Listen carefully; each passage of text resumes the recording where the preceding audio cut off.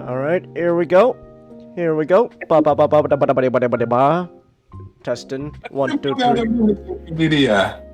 Skibidi dabba dabba dabba dabba da ghosty. Ghosty. I'm a jump.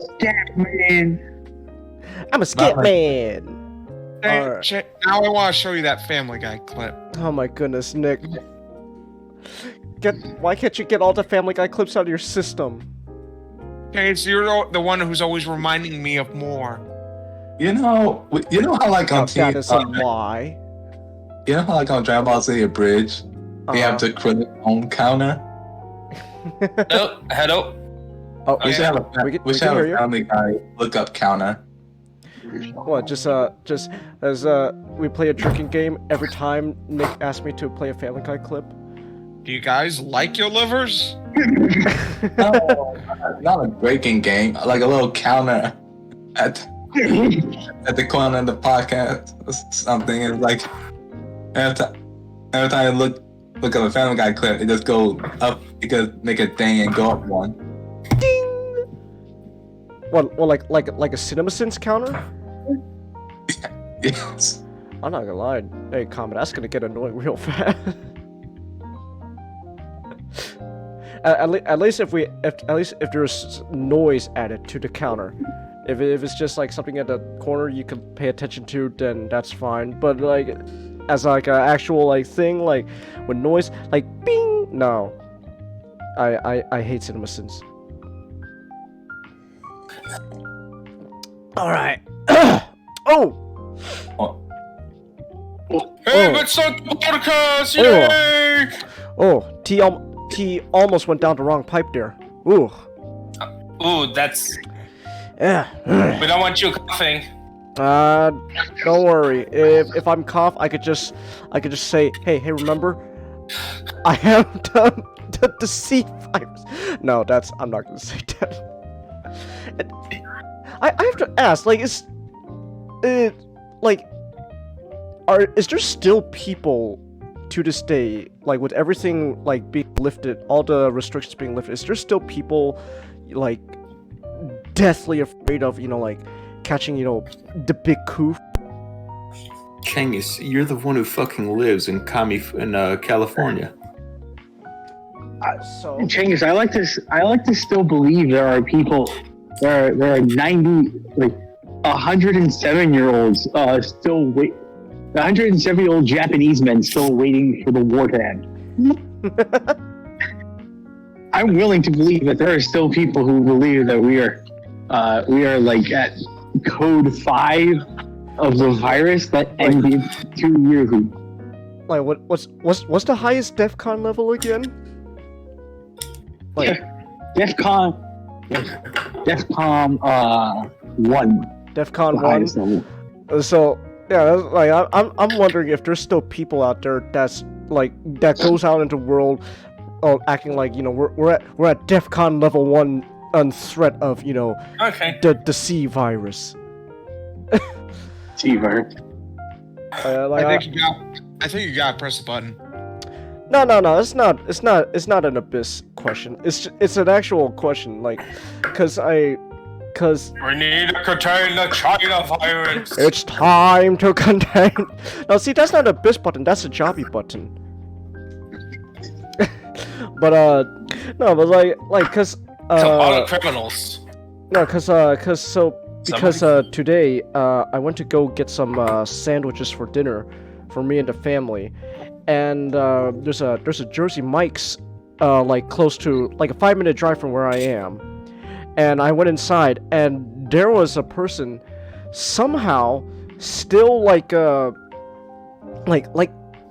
multiple kind of like 2 different kind of masks on. It's 2 different kind of masks on, and he's wearing like the silly little spit shield. No, he didn't wear the shield, though. I did see that one time at a grocery store this year.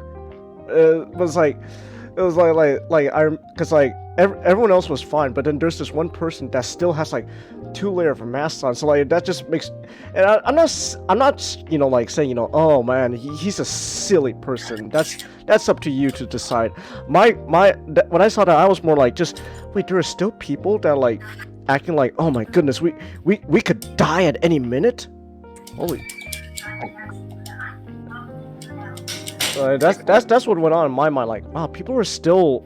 It's more like just like a sense of wonder and amazement. Like, there are still people that are still like, oh my goodness, if I take this hazmat suit off, like my body will evaporate instantly because of the big disease going around.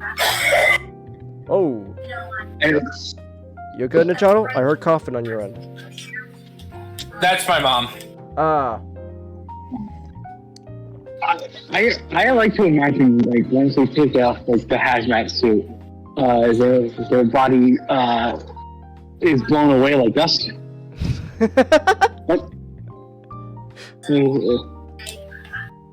like, well, that hazmat suit was 95% of me. So I guess the way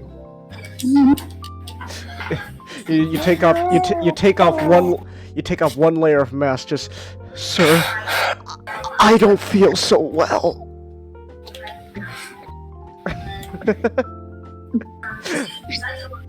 That's just a question that came to my mind because of today. Like, it's just like there are still people that are like, wow, like there's still people acting like we're back in 2020 when the whole thing started. Well, I mean, they're probably messing with it off than how it's done. Yeah. I mean, he locked himself out in like a completely germ-free environment for 2 years. You alright, Ninjato? I hear you mashing buttons crazily. Playing. Are you gonna? What are you? Well, you're gonna talk about it. You gotta put down the controller sometime. Damn, Ninjato is really into that game. It's addiction. You got addiction now. It's an addiction. That's right. We gotta have an intervention. Yeah. Oh, Kamen, you alright? You keep connecting, disconnecting. No, that was not. Okay, testing. Can you guys hear me? Yeah, I can hear you. Okay. Yeah, we can hear you. Don't worry. But all right. I've been trying to connect for the past minute. Oh, you alright, man? Yeah, I am now. Oh my It's working goodness. All right. Take a break. Take a break, Ninjato. You're gonna be speaking soon.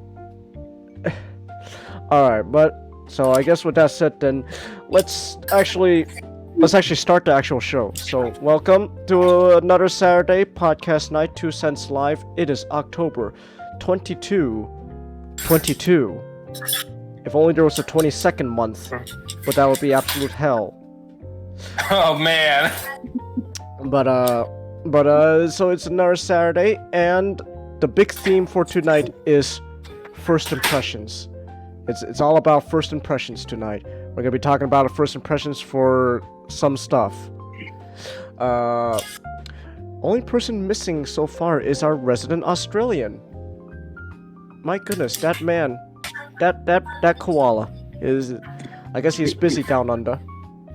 He's busy fighting bunnies And kangaroos.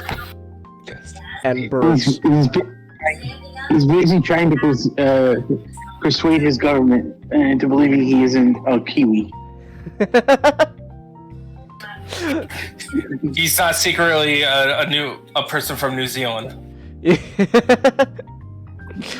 But yeah, but we'll. Then if he's proven true to be New Zealand, we'll probably have to change him to either a Kiwi or a Quokka. We'll see about that. I like him as a koala for now. But we're still waiting on our resident Australian. But other than that, everyone's here. So, other than that, only other thing left to say is just house cleaning. upper left corner of the screen, you see that counter, you see that bar? That's $50 goal for the month in worth of tips and donations, etc. through Stream Elements. So if you're feeling kind, you like what we're doing, drop a tip. Like a waiter, drop a tip in the Stream Elements link in the about section below and all that, and in the chat. Here you go. There we go. So do that if you wish. And with that said, we could just jump right into the show. John, are you gonna pause now?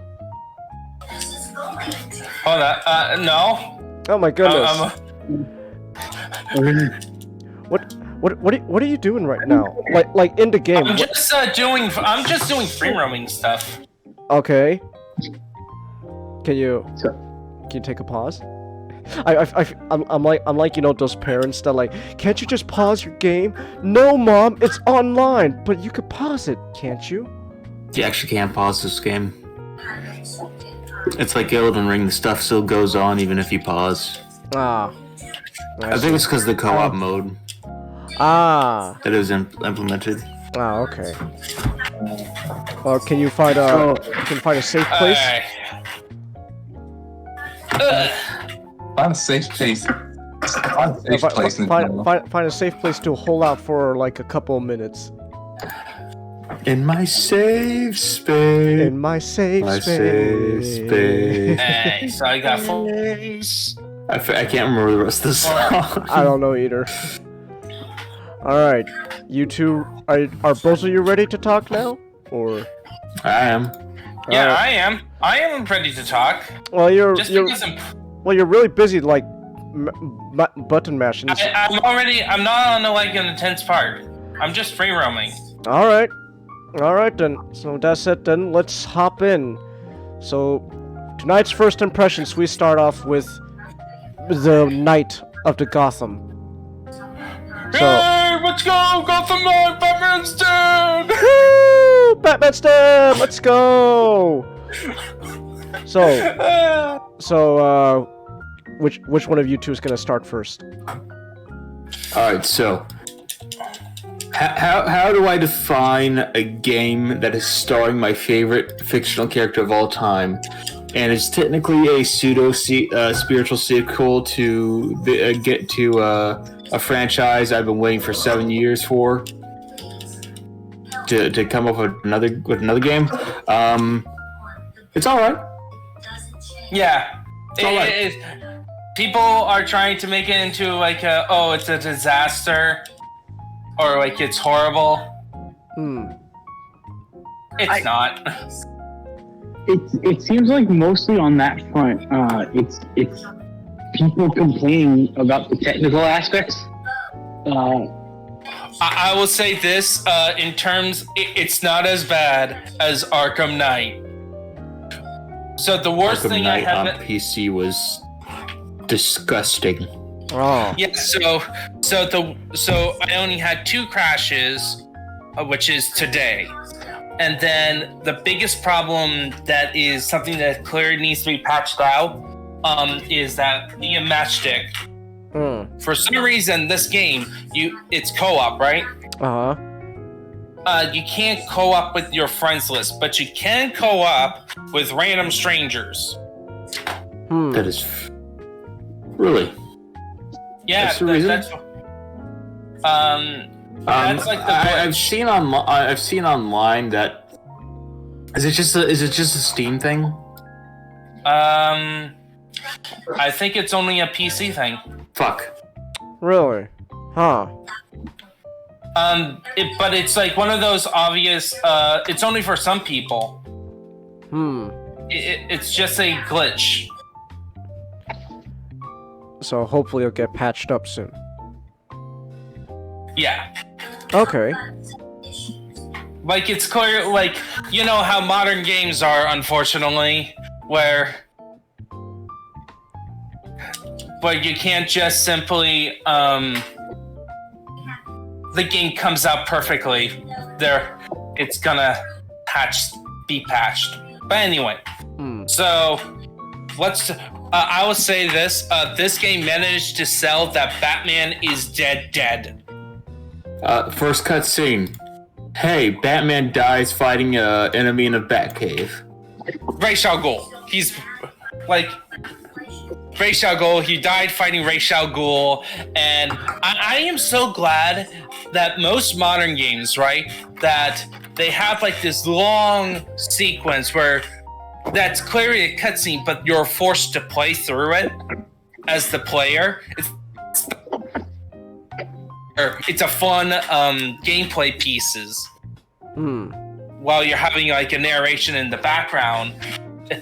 Like modern games tends to be more like Uncharted or Assassin's Creed, where it's technically a cutscene, but you have to do gameplay because of interaction. Nope, this one it's pure cutscene. Okay. And you get to see, and it's a long cutscene where you get to see Batman, a whole fight of Batman versus Ra's al Ghul. He explodes the Batcave to kill both him and Ra's al Ghul, to protect his family, and which sunks Wayne Manor destroys Wayne Manor, of course. So Tuesday, and then you get another long sequence of the funeral. And then we get to finally with meeting the character, and this game had Whedon dialogue. Not really. I would describe it as like this first scene, like the first time they interact, where usually a story that has Whedon dialogue, they start quipping a bit. They don't. Yeah, there is bad dialogue, but it's only with mooks on a street. Yeah, it's like they put their A game towards the story and the character interactions on the base, where there is a bit more of like that back and forth element, but it's mostly serious.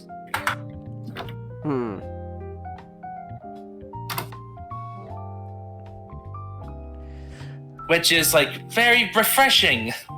Yeah, it is. You don't want to have it be like, Marvel's Avengers, which this game is going to be compared to it a lot, since that's technically the Marvel counterpart to it. And it's so much better than that game.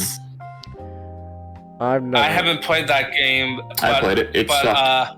Oh, you have? Oh, I'm sorry. It crashed on the fucking demo. Did? Wait, it crashed? Oh, you did the demo. On the demo. not even the regular game. The fucking demo. The part that you're selling people on. Oh my goodness. That's amazing. I could take you to play it on GameSpot.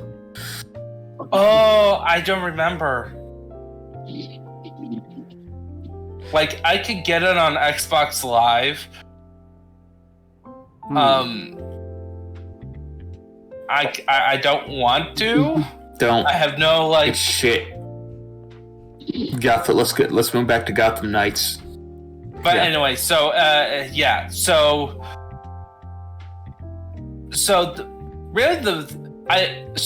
watched one review of it who did a don't recommend, but it's a don't recommend, because it's a game and I can attest to it. I kind of feel this game is like people are gonna hate it, are not gonna like it because it's 1,000 cuts. There's just a bunch of little things that it's like, it's not as polished as Marvel Spider-Man, or it's like a pretty good Assassin's Creed game in terms of quality.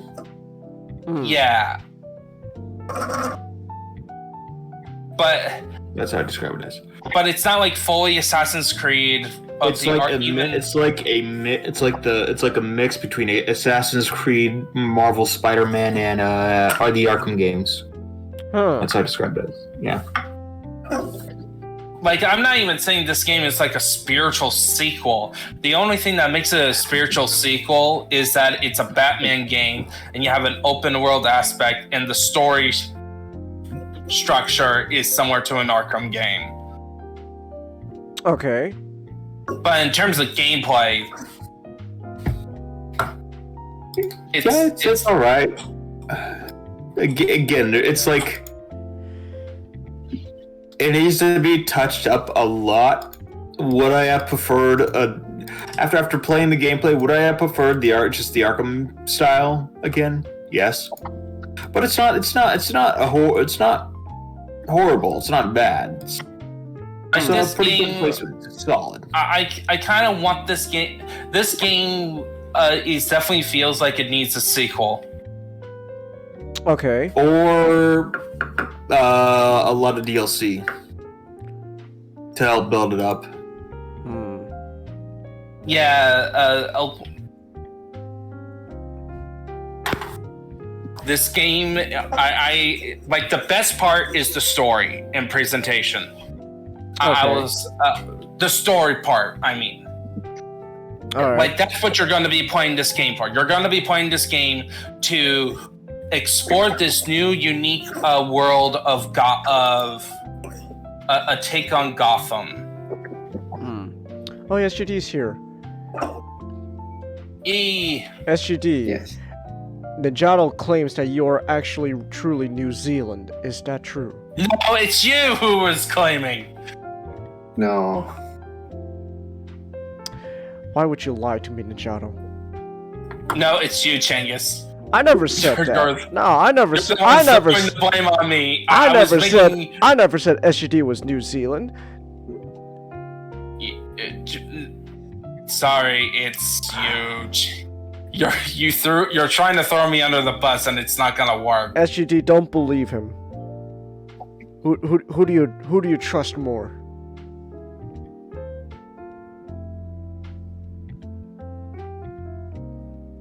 I don't like your silence, SGD. I trust Nick more. Nick, you have to determine is SGD New Zealand or Australia? Oh I don't like the silence coming from you either, Nick. I just Nick, who realized do my you mic. trust? I just realized my mic was muted. Hey, if he says he's Australian, I believe him. All right, there we go. See, no! Wait, Nick tells the truth, Ninjato. no, it's you who's doing the lie. I don't know what you're talking about. Well, anyways, tell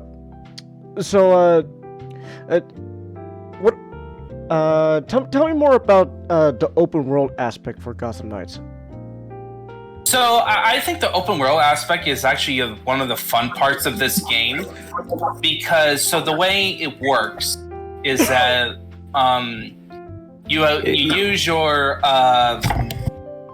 barely a detective vision to find areas of smaller crime, and then you can use your little detective vision to find specific people who are criminals. So you could choose to beat up the criminals, or beat up all the criminals, or try to beat up everyone except for the one person, and then disable that person enough so that you can interrogate them. Huh. Gotham I describe as you know when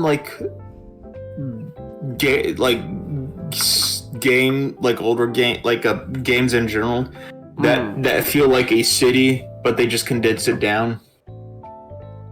This is that. This feels like if Gotham was a real world place, it would just be this map but a whole lot bigger. And they just kind of included all the important parts. Okay. Yeah, like It's less detailed. It's a lot bigger but less detailed than the Arkham games. But you know what this city has over the Arkham games? What? Actual people on the streets. Not many, but it does have them.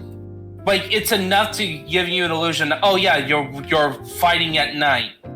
I'd say on average that probably the Arkham games had more people on the street, but those people are all fucking criminals. Yeah.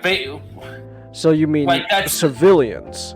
on the streets. Yeah, it feels like you're actually fighting in the streets of Gotham on a normal night.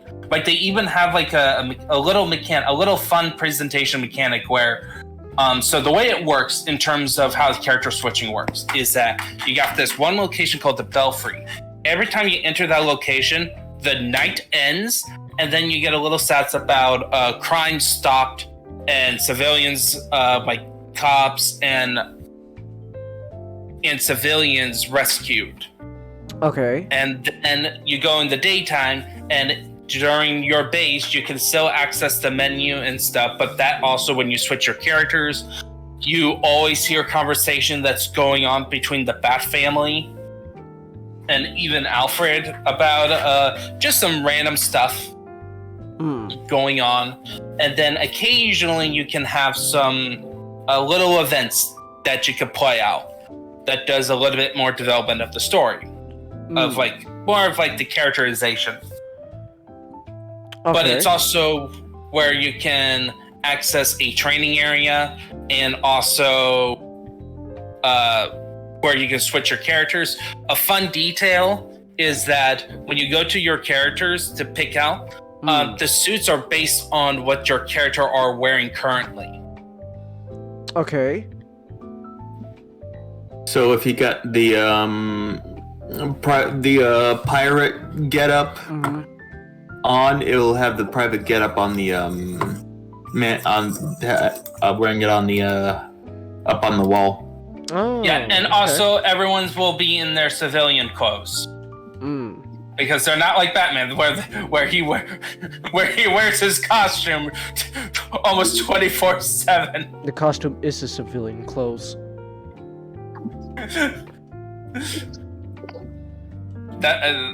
Yeah. But yeah, it's... Yeah, and then so in terms of the open world aspects as well, so once you interrogate one, it can lead you into bigger crimes. Okay. Either give you clues where once you get back to the brewery, the clues will lead to what's called premeditated crimes. So they're a bit more like actual little side mission levels. Okay.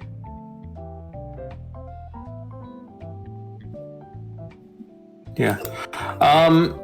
They do have a few villains in there. The League of Assassins characters are there. The Court of Owls. Alright. The Penguin.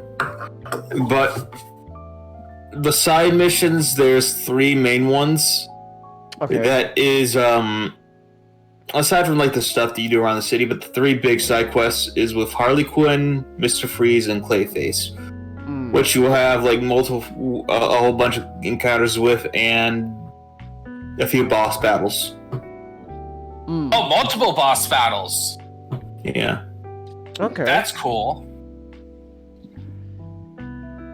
I haven't finished any of them, but I do have a good idea of what they'll end up like being like. Alright.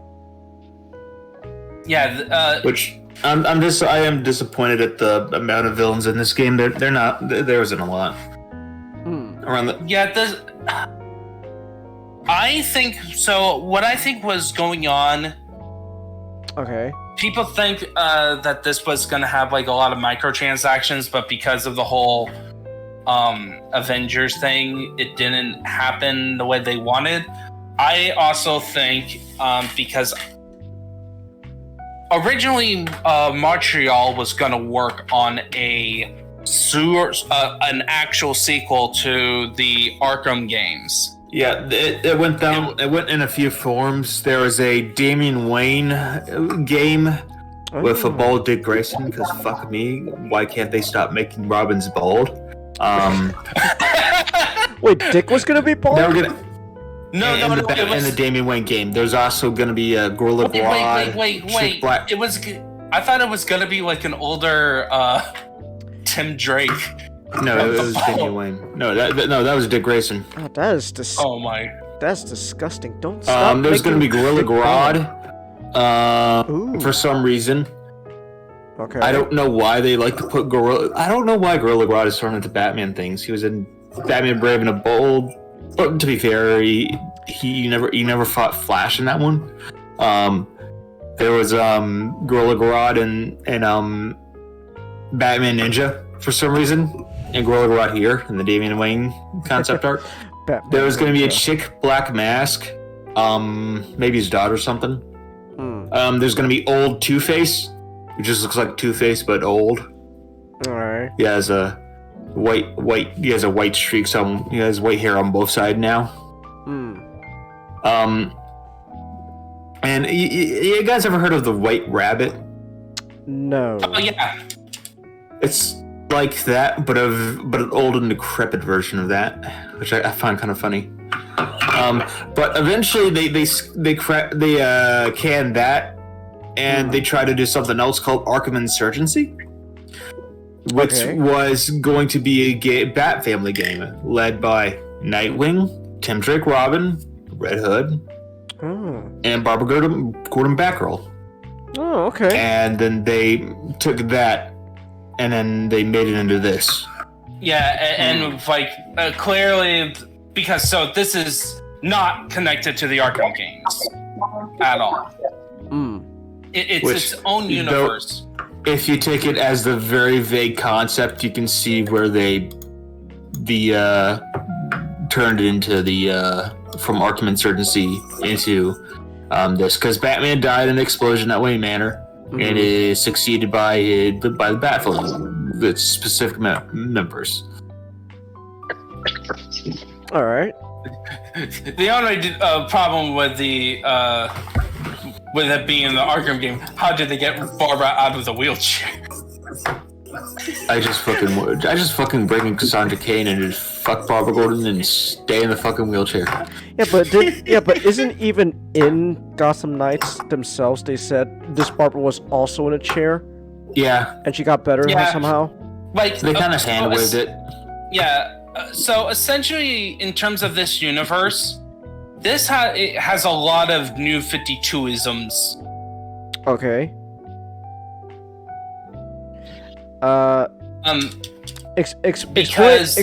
Explain. What do you mean by that?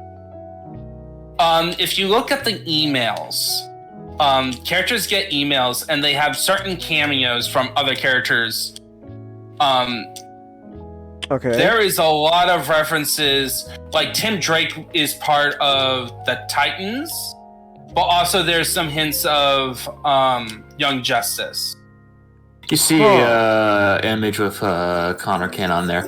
You also have hints of, like in the Arkham games, it was clearly set in a wider DC universe, and this one just goes full force with that. You get like emails from like Clark and some of the other, like Roy Harper. Oh, okay. Other stuff like that. Is Roy still doing that China Cat? It was I don't know. It was a Red Hood and the Outlaws reference. Oh yeah. So yeah, even with mentioning Corey, aka. It's very clearly a New 52 and Rebirth video game. Okay. Where the Arkham games are very much a pre-52 kind of style. Yeah. Now, like, would you say that's a this game being more like New 52? Would you say that's a detriment? It's more like no. It takes a whole lot of elements from New 52 and Rebirth. Okay. Which Yeah. Court of Owls is a New 52 thing, which They've never really been good past their first comic arc, which was just a big mystery.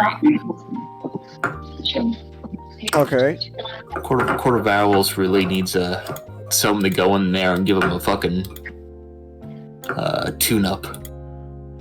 Yeah. All right. But that's just current comics. But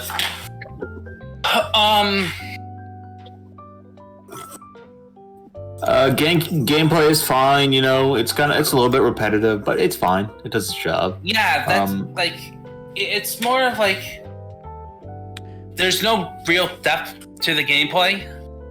like to the Okay. combat systems, to like any of the systems. There's not a lot of depth to it. Okay. It's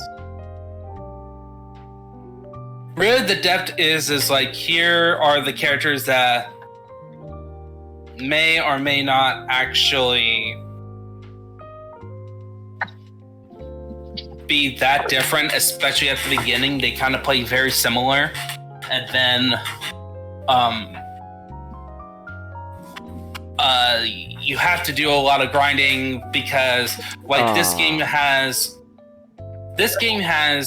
characters that can do the same level up, but when it comes to unlocking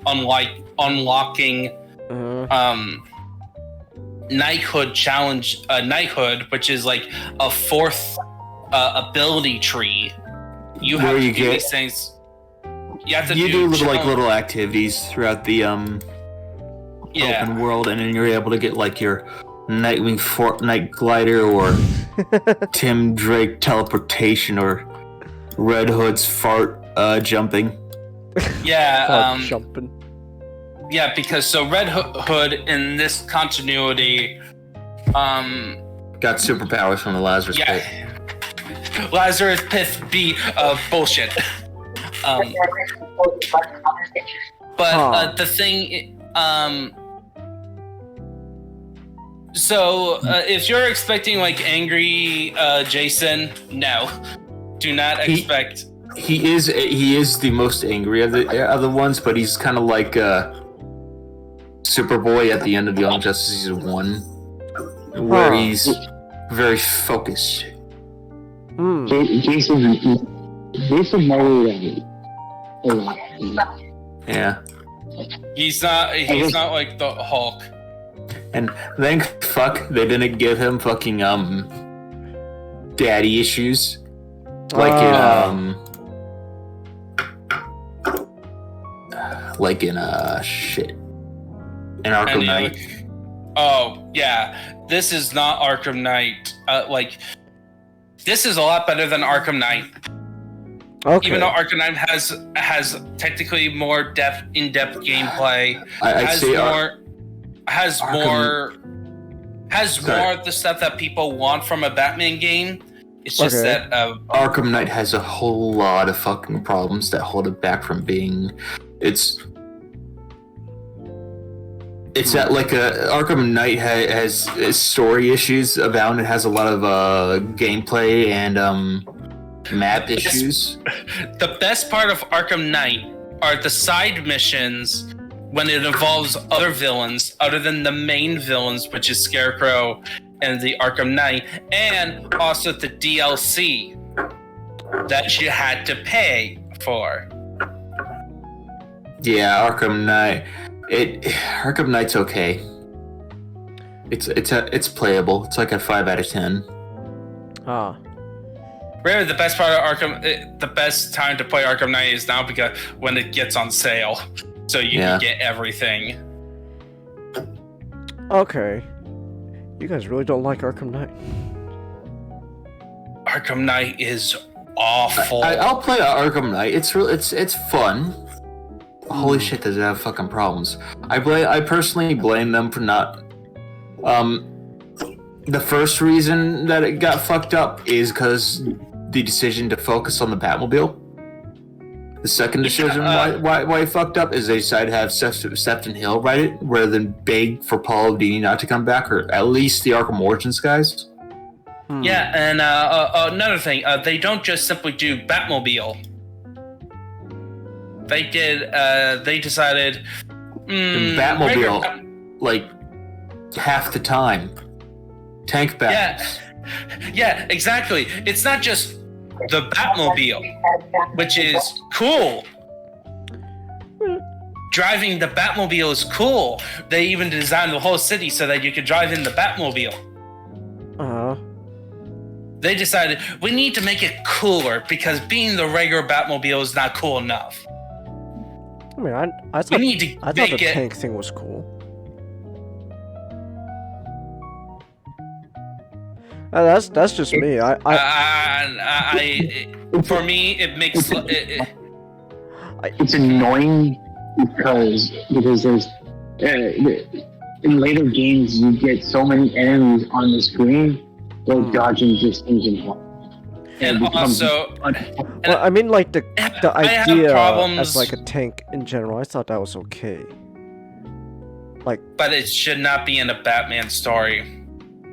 I'm of the opinion that there are certain things you put Batman, even though he can have all of this equipment, he should be limited on what he by his decision of choosing certain equipment. Like giving him a tank in a situation where he has to deal with a private military army is interesting. Okay, third thing wrong fit.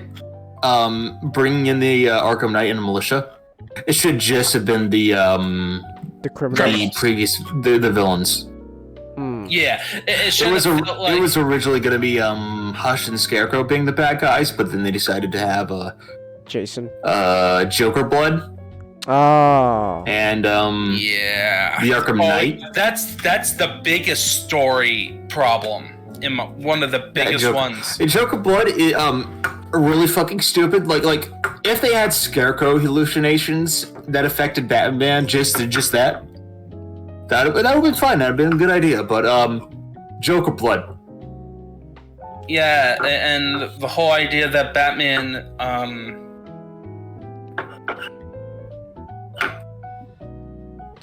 also, the way Batman is written, he's a complete idiot. It's supposed to be a story about him like being knocked down, like, you know, his final story. And then it turns out his final story is him being a complete moron a complete moron. Jim Gordon's a complete moron. On the good part, they write Dick Grayson really well.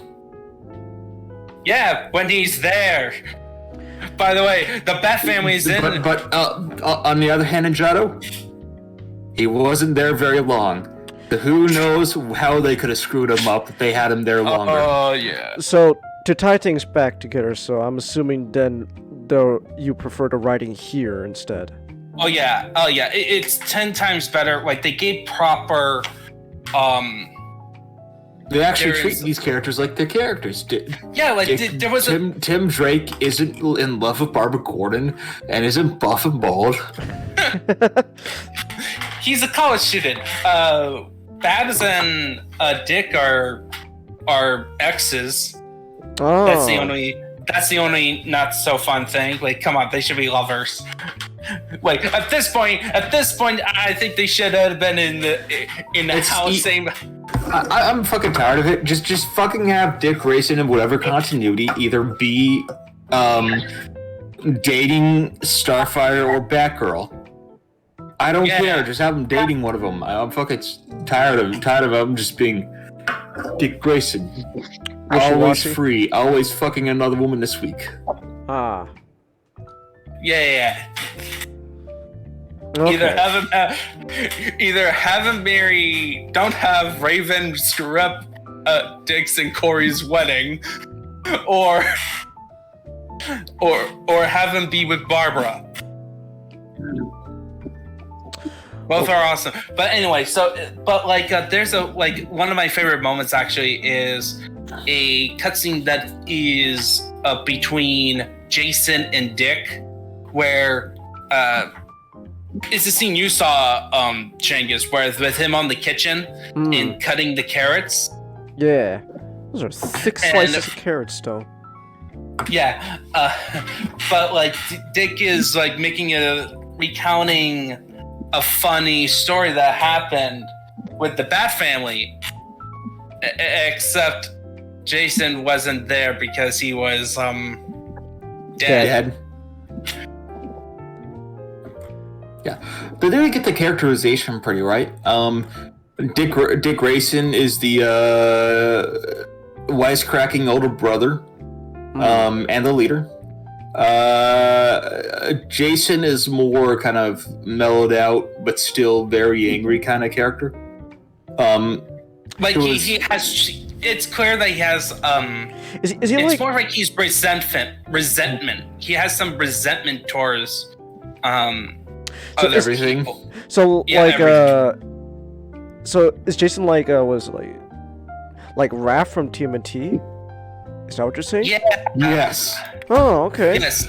Like they basically made them Ninja Turtles. Like think kind of. So you have Nightwing, he's like You see, Leonardo. they don't have Stephanie Brown, so they can't have a Mikey analog. Yeah, so they kind of split Donatello between Tim Drake and Barbara. Okay. And but which makes Nightwing also he's pulling double duty where he is Michelangelo as well. And he has a little bit. He's kind of like a balance between Michelangelo and Leonardo. Okay. And then Jason is just Raph.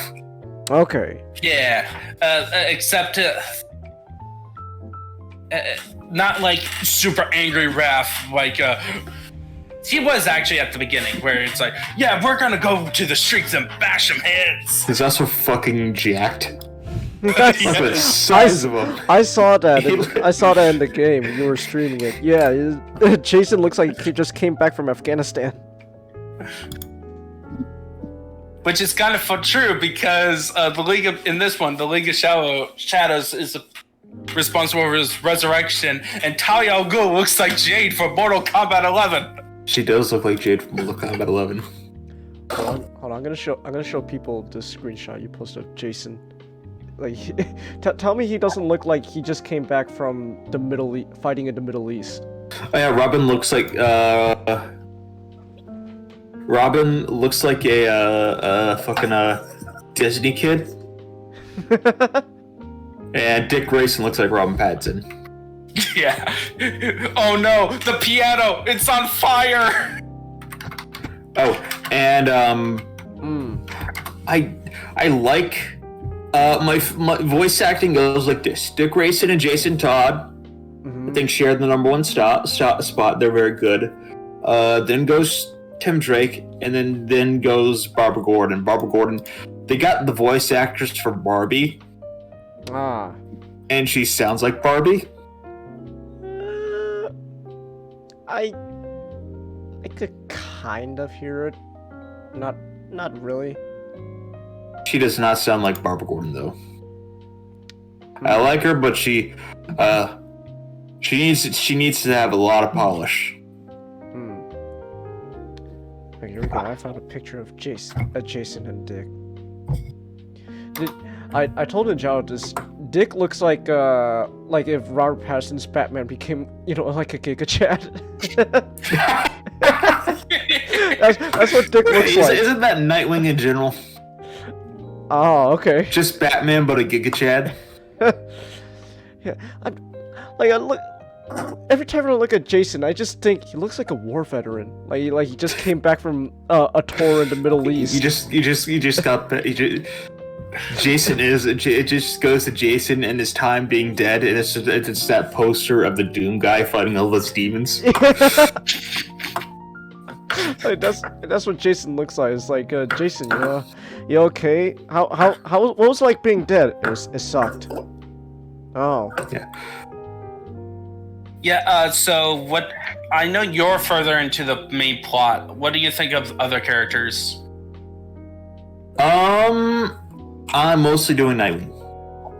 No, I'm talking about like villains? Yeah, the villains, the NPCs, the other side characters that's not the main four. Okay. Alfred's good. He's good. Yeah. He's pretty good. No complaints. He's not my top favorite, but he's pretty good. He's solid as Alfred. Montoya is Montoya. She was the Montoya in Telltale's Batman. She's pretty good. Oh, okay. Yeah, and they did some interesting things. So in this continuity, Jim Gordon's dead, and they made a statue of him. And remember me. What's so funny? Montoya says that he would hate it if he was alive. He hated it. He didn't like to be put on a pedestal. But too bad, Jimmy boy. You get a statue whether you like it or not. you can't complain. Considering Jim Gordon's luck, She would probably hate that in all universes, and probably end up with a statue of her dead in all universes. Yeah, of course. I kind of like that idea more now. Yeah. I just imagine an old Jim Gordon looking at a statue and just grumbling to himself about it. Yeah, but so anyway, he's dead, and Jacob They Kane, got who is Jacob's Batman's uncle. Jacob's Kane's wife is a new commissioner, and she's anti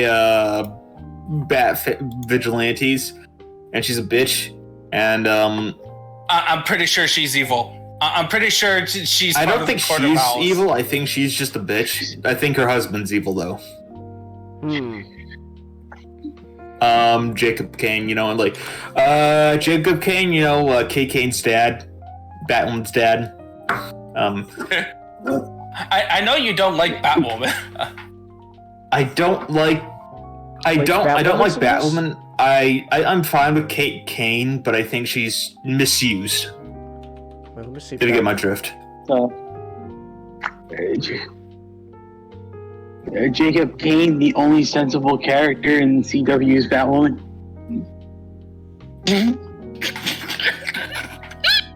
That exists. I Not you saying that tells me you've watched too much Batwoman. I watched too much Jay Longbone watching too much Batwoman. Yeah, but so what? Another. But you know what? Chingus would. Here's the thing. Chingus would love Kate Kane in Batman Bad Blood.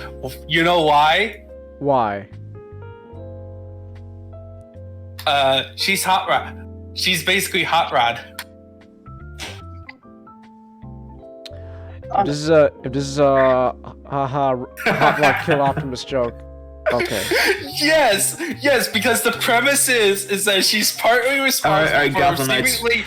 Batman seemingly die, and then it turns out no, it's a plot by Talia go to brainwash Batman. I fucking hate that Batman, the Batman Reborn era is relegated, and out of the comics is relegated to that fucking movie. Whatever.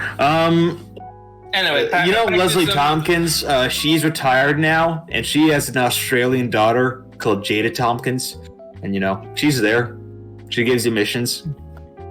Penguin is allegedly he's not allegedly, he is allegedly is not a criminal anymore, but he's totally still a criminal. And he gives you a mission to help you off his competition. He's basically Kingpin, isn't he? He looks like Kingpin in what he wears. Here. I'll look up Penguin. Okay. And we got Harley Mr. Freeze, which I haven't seen enough of him to know his character. He seems fine. Harley Quinn is she's all right. She's not the Joker's sidekick, since the Joker is either dead or missing. But so Joker would like a multiple choice on that front. I did see you play the Harley mission match, Dick. She's all right. Her voice actress is kind of inconsistent. Yeah, Kari Walgreen seems like she hasn't found her footing. Yeah. Like, yeah. It feels like she's, from what I saw, it's like she tries to speak more like she's trying to do her own thing. She's trying to do her own thing, and then try to do Tara Strong thing. And at the same time, once in a while, she'll do like the high pitch that Tara Strong's known for. I fucking hate that. I bet she did that shit out of you. Streaming backroom. Here's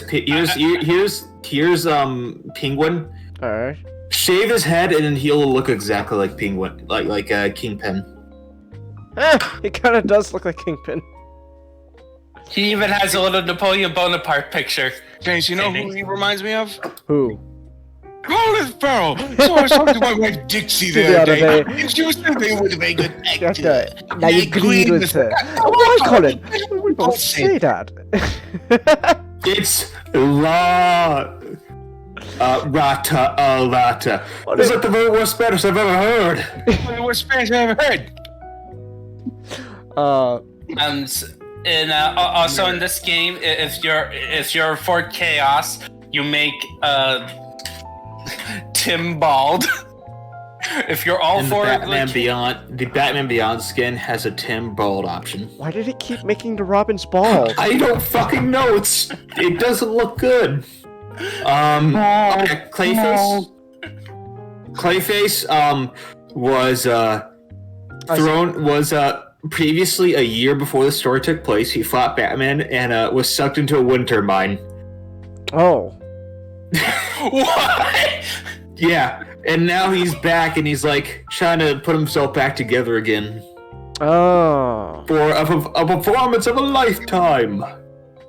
Oh. Okay, so he's not Alfred. Okay. Nope. Okay. That's about it. Oh, Lucius Fox is there. He's Lucius Fox, kind of standard Lucius Fox. Ah. Nothing special. Yeah, like this Not really. game is He's just giving nothing- out missions, stuff like that. Like that's basically our first impression. It's like it's nothing special. It's not terrible. People who say it's terrible have either super high standards, as in ridiculous. Okay. Like, oh my goodness, you are expecting way too much, or You're just thinking it's purposed- the next fucking Elden Ring. Yeah. So, would you say this game is just mid? Yeah, it's Yeah. it's It's a solid. game. It's a 7 out of 10. It's fun. Okay. Like of course people won't like it because like the biggest problem, it's not the Arkham games. And it's not even trying to be. People are thinking it tries to be. It's kind of not. It's kind of just and a lot of the things are kind of purposely answering the stuff that people weren't happy with in Arkham Knight. yeah. Bat Family is a big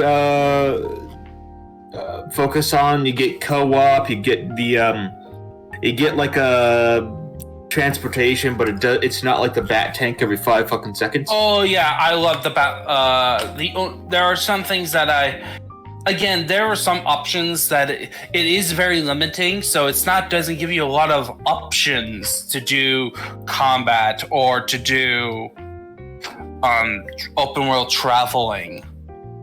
Okay. But it definitely feels like the city was designed around that. Like early on, you can only grapple, and it's slow compared to like doing a glide. But it's actually I find it very fun. It's kind of Spider-Man like. Yeah, I think it works really well once you supplement it with the Fortnite glider. Yeah, it's like clear. It's like you're only doing this part, and then you unlock now to make your traveling better. But yeah, people are way too.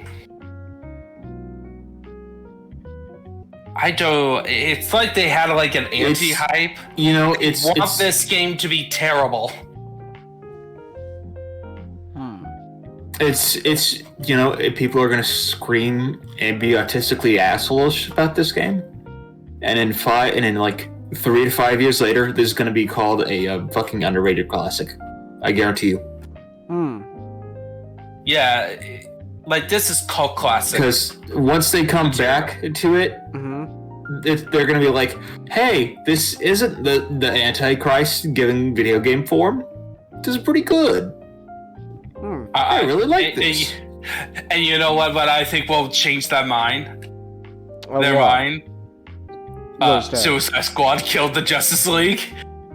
You know, I actually want to play that game. I think we should play it on stream. I'm gonna be Captain Boomerang. I'm not. think we It's should the do one. You want to stream? I I'm think it's gonna be. I think it's gonna. Ninja. I think this is gonna be my seed. My Gundam seed. Now, okay, if I play it, that means I'm gonna have to subject you, Matchstick, to something equally as torturous. But we have to play and find out if it's actually torturous. Yeah, that's true. I think the gameplay will actually be really fun. This is Rocksteady we're talking about. They are fucking no slouches to gameplay, but the story, man, it's gonna be good. I don't. The story does not. I think it's just gonna be. I think it's gonna be like Arkham Knight all over again. Yeah, except we're gonna just hit all the Justice League and make everyone stupid, and then we also have the modern Suicide Squad to deal with. So that means we're gonna have like them trying to do James Gunn dialogue without James Gunn. Changus. Yeah. King Shark's a playable character. Ooh. Okay. Which is weird because he should be dead because he died in the Assault on Arkham movie. But you know, whatever. Right. Well, here's the thing, Rocksteady. And Deadshot's black now. Rocksteady, even with the Arkham games, they kind of dropped the crap on their continuity because they had comics and stuff, side materials to go further in Arkham than Arkham Knight. No, they don't care about continuity. Huh. Okay. Also, I think we should save Arkham till later because I'm gonna be playing. There's gonna be the holiday season.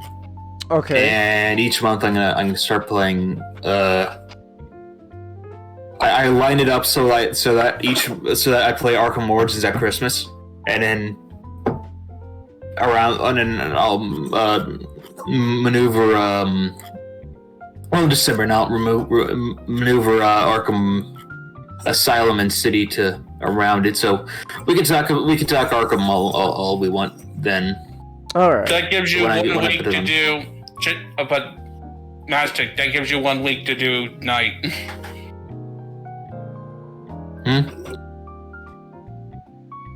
Oh no, I'm gonna do a November. I'm gonna do Arkham Asylum, and in January I'm gonna do Arkham City. Okay. All right then. But yeah, I think that's it for like Fun, nothing special, but if you play it, you'll have fun. yeah, it's not worth the. I don't think it will. It's kind of. Wait till it's on sale. Yeah, it's more of a wait till on sale game. I know you can get it on sale right now at Green Man Gaming. But I for mean, PC. like bigger sale, Yeah. like $30, I will say. 30 bucks. Ooh. I'd say around 45, 40. Let me see here. Okay, I'm looking up PC right now. Okay, so Steam has it for now. Pretty much 60 bucks. Wow, you're asking for like 50% off their channel. Dang. I'd say 15% off.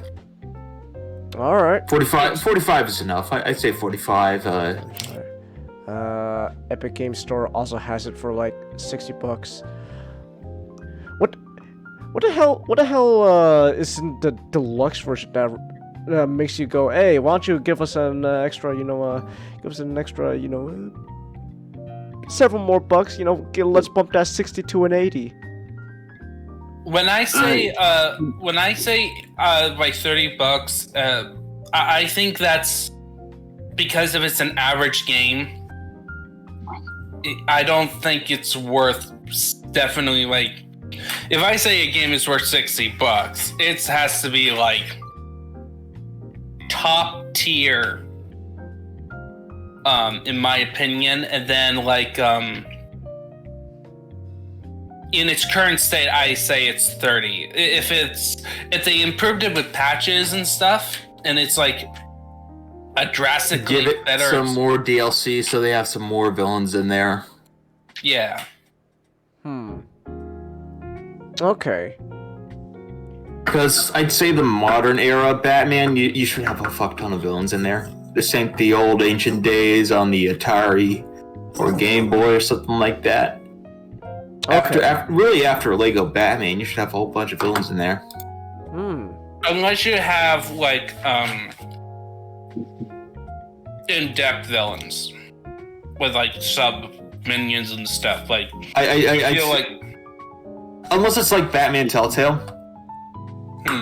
where it's the nature of the game that you don't really have very many villains. Okay. What's up, Ray? Okay, but so I guess just to put a cap on this, so would you recommend this? Yeah. Yeah. yes. All right. All right then. Okay. Also, real quick, Chelsea, I told you in the chat, but just to remind you again, the red guy, that's Red Hood. The guy with the red head, that's Red Hood. That's Jason. Also, Jin 77. Some of his mask looks like Deadpool. Also, Jin 777 was saying, when does Superman sell cocaine to Bane? I don't know. I don't know if that's a reference to something. That does sound like it's a reference to something stupid. Ah.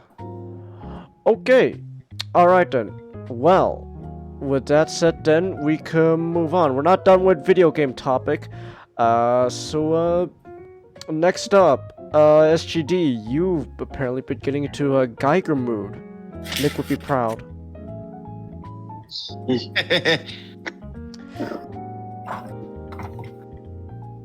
Yeah, so Scorn is a first-person biopunk survival horror adventure video game by the Serbian developer Ebb Software, who are essentially founded to make this game. They founded it back in 2013, but development didn't really start for a while. 2013, wow.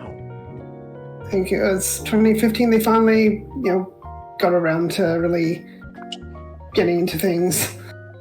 Huh. And my experience with this game is I largely went in blind. I remember hearing about it a couple of years ago. It was not the 2020 gameplay trailer that I saw, but I saw a little bit of gameplay, and like the aesthetic was enough to sell me on it. Because it takes big inspirations from the artwork of Zdzisław Boczynski and H.R. Geiger.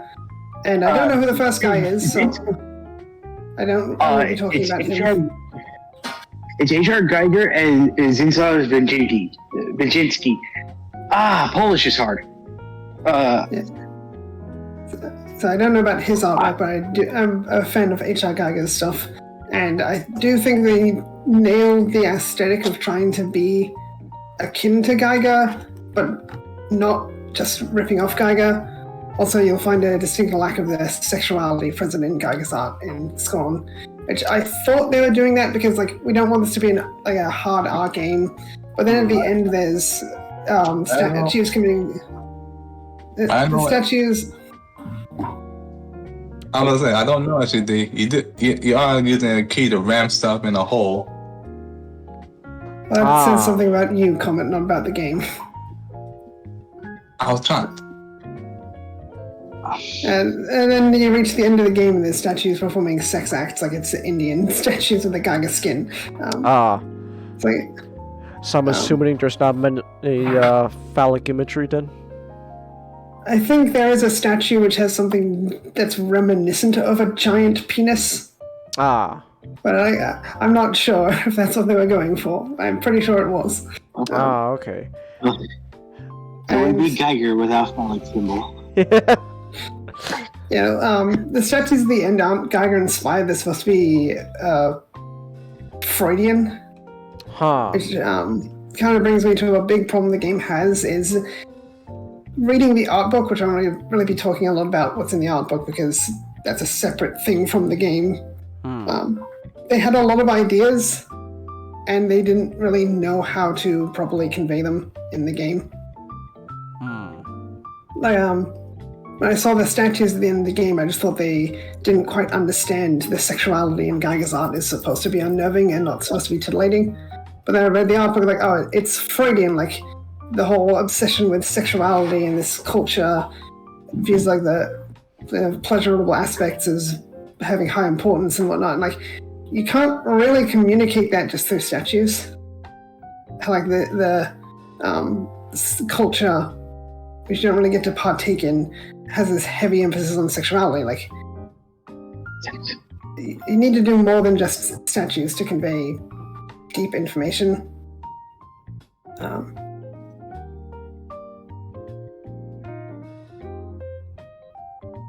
But the gameplay itself, like the idea is like don't just extend to like concepts and stuff, but like I think the gameplay in general. Because I think the first chunk of the game I really enjoy, and then we get to the combat sections. And the combat sections, I did not. I was reluctant to do a second playthrough because I did not enjoy the combat in any way. Can I? Oh, sorry. I have to add that it really sucks it when you're on the last bar of health. And you kind of get stuck. There's three main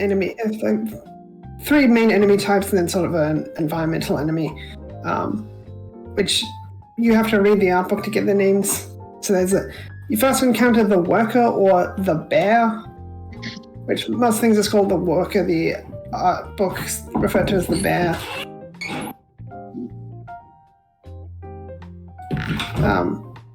And they have a medium range spray attack, like the upper range of medium, so it's almost a long range. Then there's a tiny enemy called the chicken, which has a very long range spit, and then a brute which will charge you with melee attacks. And what's annoying is the first weapon you get is the tool gun, which isn't it's not a gun, it's more of a pile bunker. So it's a hydraulic pokey stick. Yeah, that's what I was talking about earlier. I forgot the name. And I don't know who did the balancing, but I'd like to have a word with them. Because the tool gun has 2 charges. Workers they can survive 5 hits before dying. And that's really annoying. So it takes 3 full charges to kill a worker, and you can miss once, but you really don't want to miss. And God forbid they send 2 of them at once. That's 10 hits between them. Oh. The game does get pretty cheap with ambushes. Yeah. And so and when you do start encountering the crater creatures as they're collectively known by the art book, there's also this flesh growing over the architecture, and there's vines and pillars of worker bodies that are just all connected together, and that really takes away from the aesthetic the game is going for, because they look a way of like, these things don't belong here. And I think it's one of those things that you have 2 contrasting things, it can very easily ruin both of them, and I think that's what it does. Because they're not even fascinatingly grotesque, they're just very middling.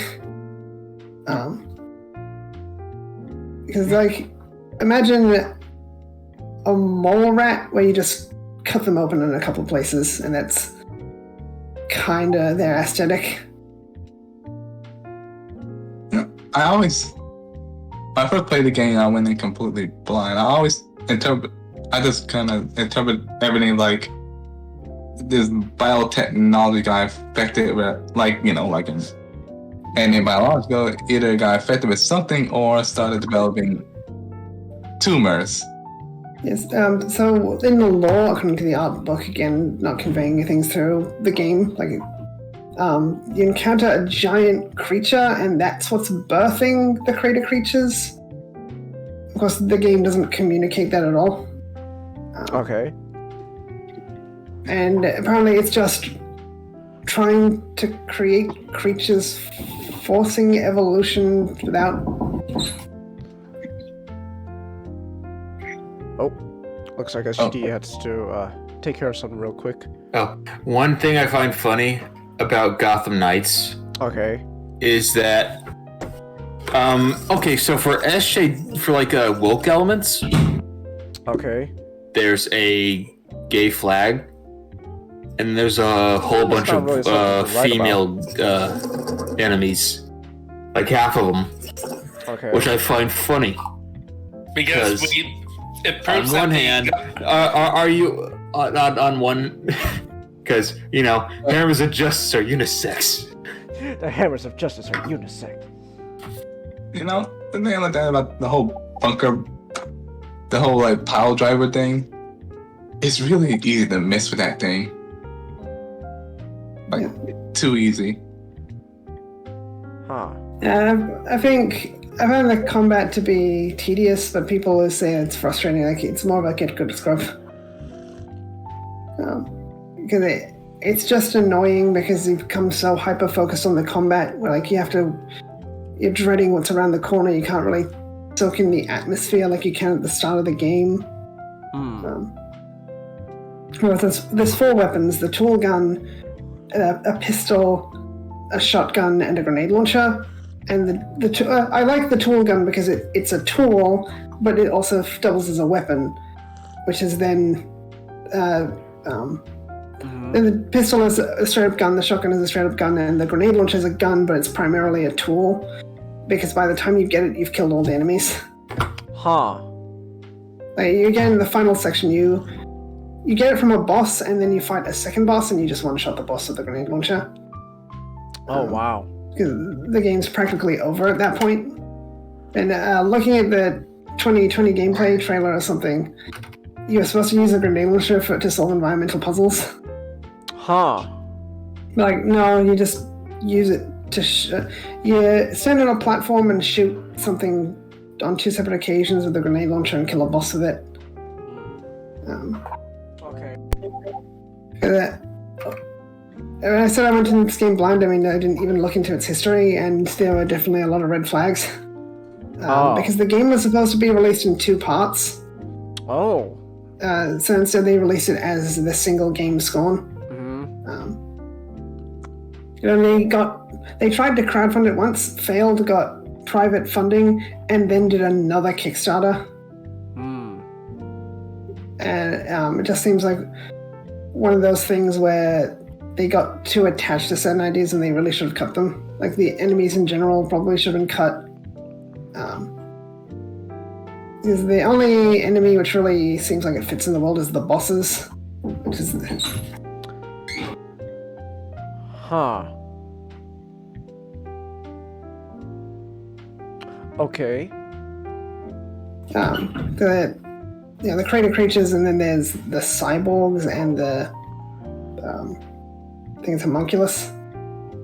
Put a homunculus inside the cyborg, and that's the boss.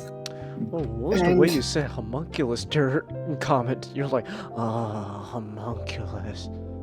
No, I would have found it disturbing because they're like literally like little babies. It just like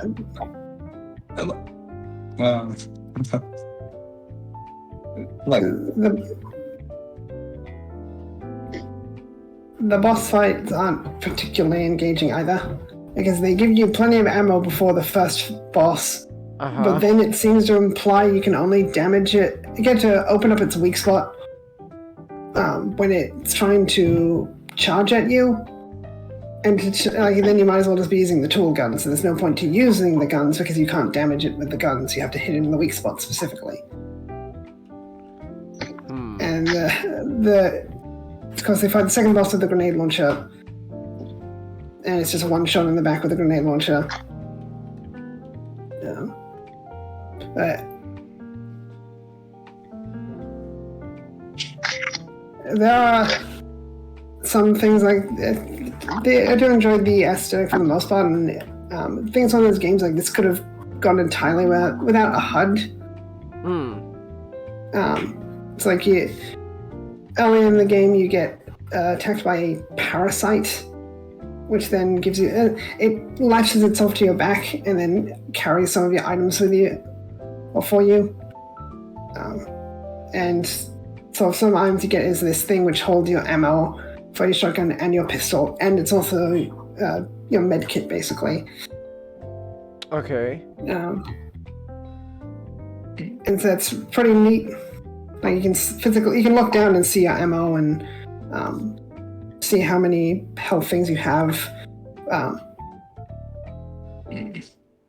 But there's also a problem the game has is false advertising. Like they promised there would be an open world game, which is absolutely not. It's incredibly linear. It would be open ended, but like no, it's single ending. The only meaningful choice you have is at the start of the game. Like, how do I get this mold person, or whatever it's called, out of his pod? Like, do I scoop him out and kill him, or do I saw off his back? And then that's basically just to get a different achievement. That's the only branching thing in the game. Wait, were you trying to say Kamen? Oh, I was trying to say also they try to be tricky with that part. Okay. It's like essentially you think this machine would get the mole person out, but it doesn't. It'll be the machine that you think will kill the mole person. Well, there's a hole by the scoop. There's a hole by the scoop, so clearly something's being dropped into the hole by the scoop.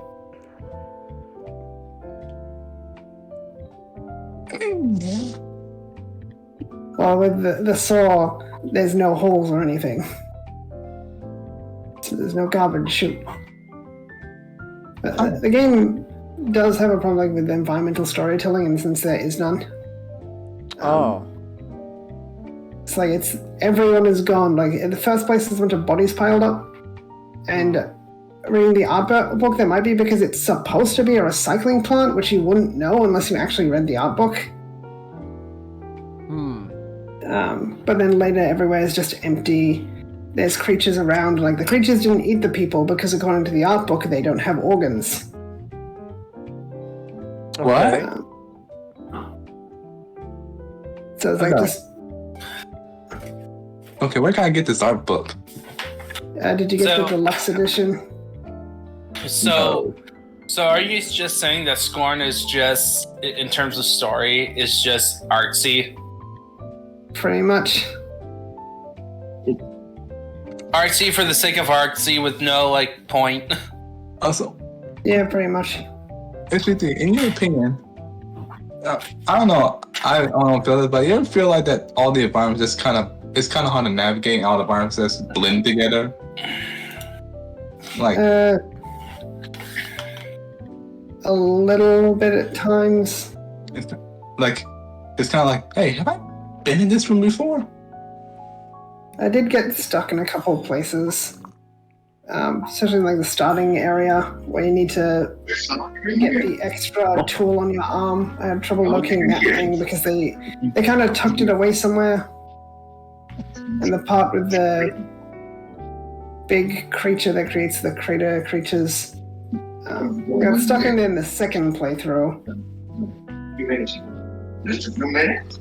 Something? People say that is environmental storytelling, but like I don't think they understand what environmental storytelling actually is.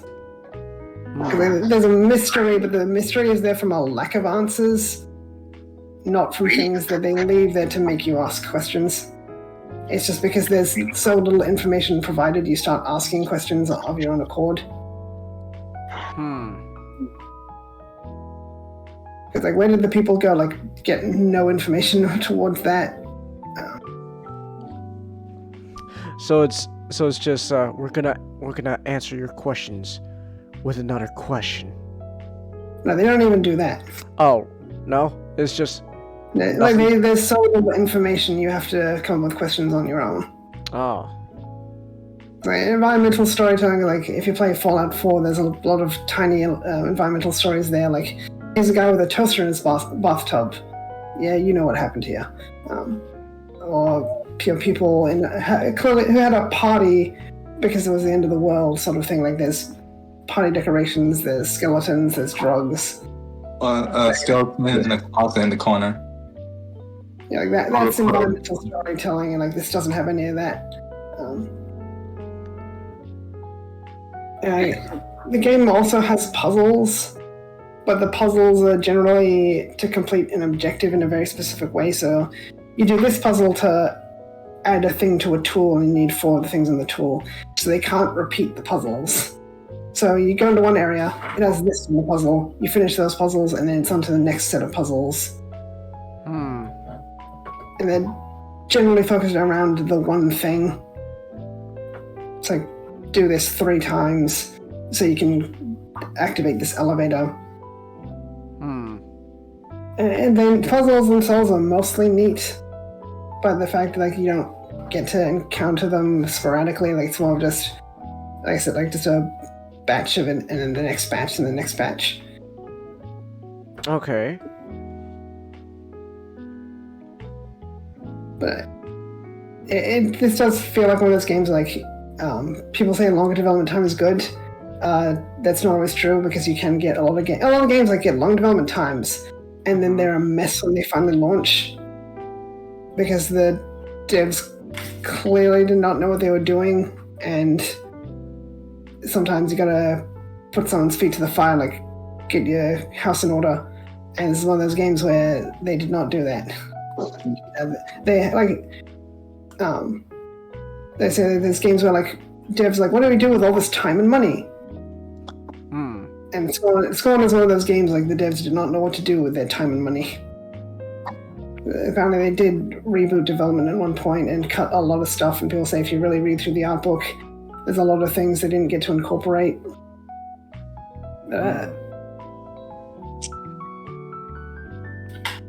So it's not a particularly good game.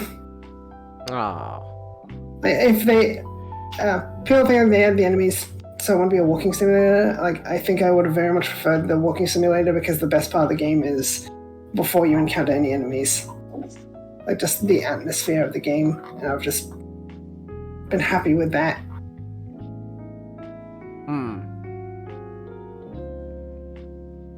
I kind of wish they were more generous with the ammo. If you're running out of ammo, you're clearly playing the game wrong. Because the weapons are supposed to be a fallback, not your primary thing.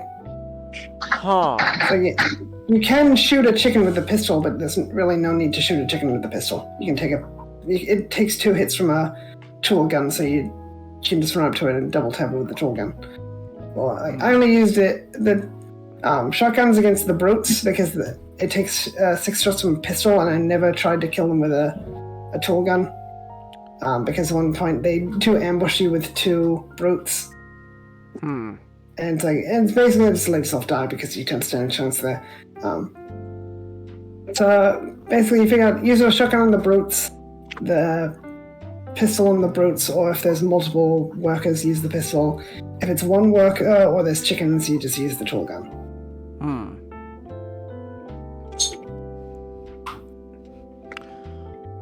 Okay.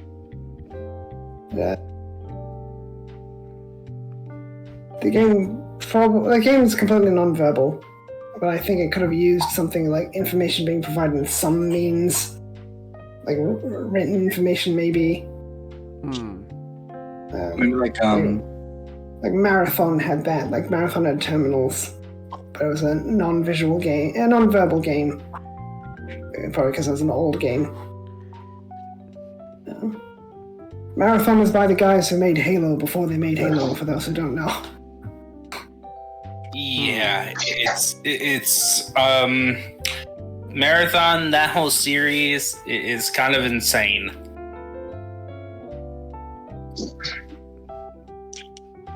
Alright.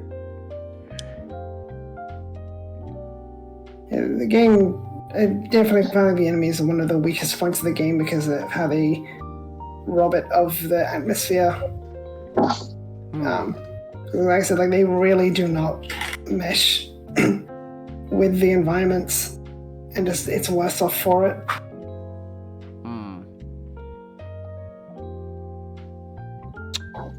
Okay. But yeah, I don't think this game is worth the $40 on Steam. It's like $40 US. I think 30 would be better. I can look it up real quick. Scorn. Yeah, it's like it's $40 US on Steam. But like, if you want to buy it, like, don't buy it for any more than 30. But you got deluxe edition. That's 50 US bucks right there. Which is Yeah, it's mostly just like the art book and the soundtrack, I think. You paid Australian dollars. You paid more technically. Oh, there we go. We're back. Okay. We're back. Chelsea, we good? Chat, are we good?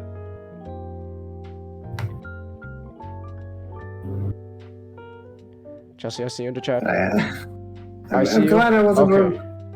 I'm glad I wasn't one of the people who backed this game on Kickstarter. Because I've seen on Steam discussions, like, people are pretty not happy about the final product. Yeah, especially since it's one of those games where the devs were very uncommunicative. And it's disappointing for me because, like, I really like Geiger's art style. So someone finally decides, like, let's, really go into the Geiger inspirations, and then they kind of fumbled it.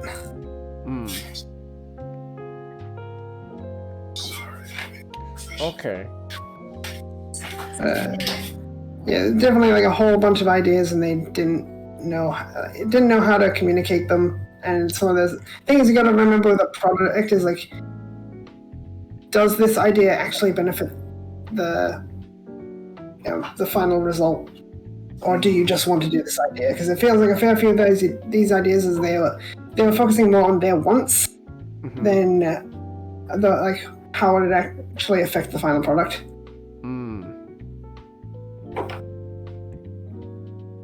Okay. That's a creative. You need to be able to tell yourself no. All right. Ooh, excuse me. That was me burp. But that's a shame. I was kind of admittedly looking forward to this game. I was interested in it. Okay, this seems interesting.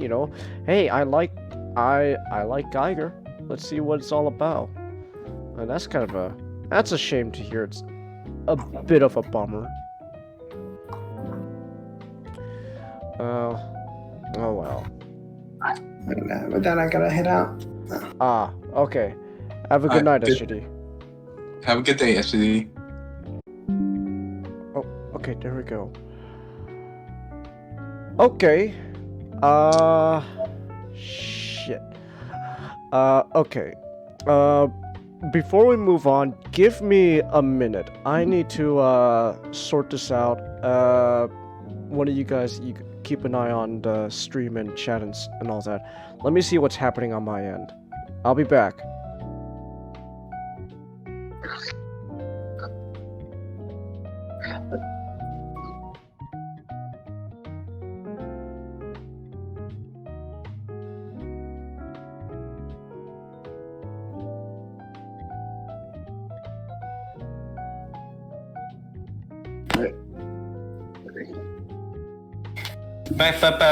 Testing. Huh? I was testing.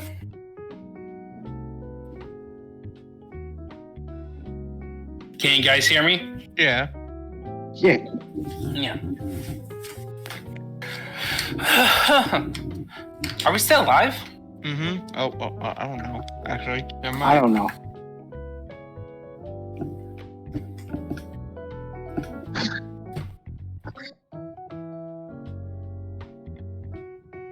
Okay, we're still live.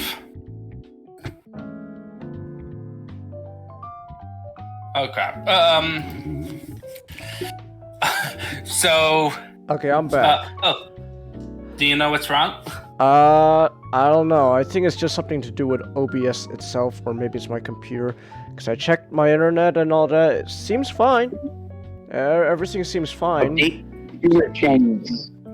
So, I don't know what's going on. Maybe there's too many things going on. I closed a bunch of stuff, but like, so right now it's just only Discord and OBS. But I don't know. We didn't have this problem. Like, I don't know.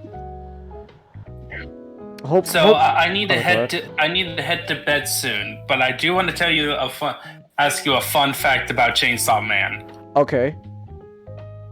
So I assume you've seen Power. Yeah. Do you know who the mangaka based her on? I know this one. Also because my friend wouldn't shut up about it. Who? Just guess. It's a source you will never. That is like, what is the most unlikely source? I don't know. May I? Do Can I tell. take a guess? Do it with the song. A song? What? Oh wait, can I take a guess? Take a guess, Kamen. I'm guessing either an ex or a mother-in-law.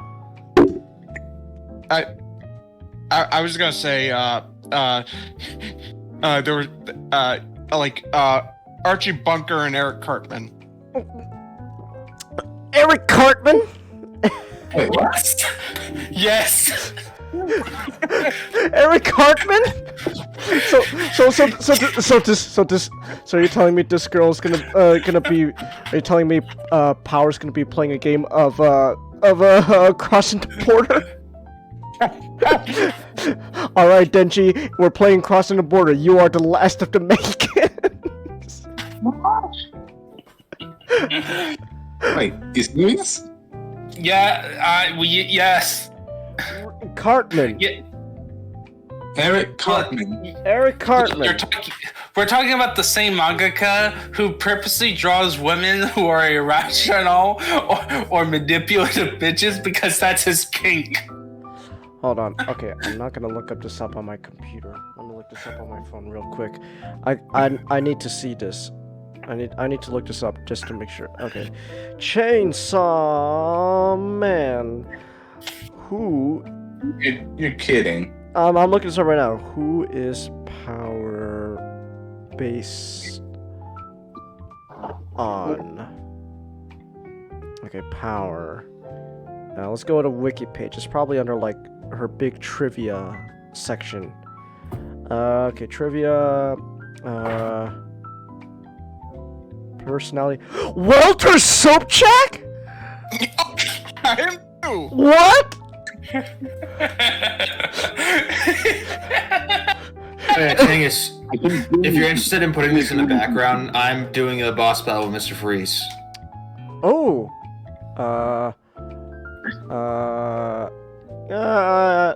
I'm fine. But that's okay. But that's amazing. Power's based off of Walter. That's one of the best things I've heard. Oh, what a lie! I'm sorry. I'm sorry, Denji. That was a foul. That was over the line. Mark it 0. Well, yeah.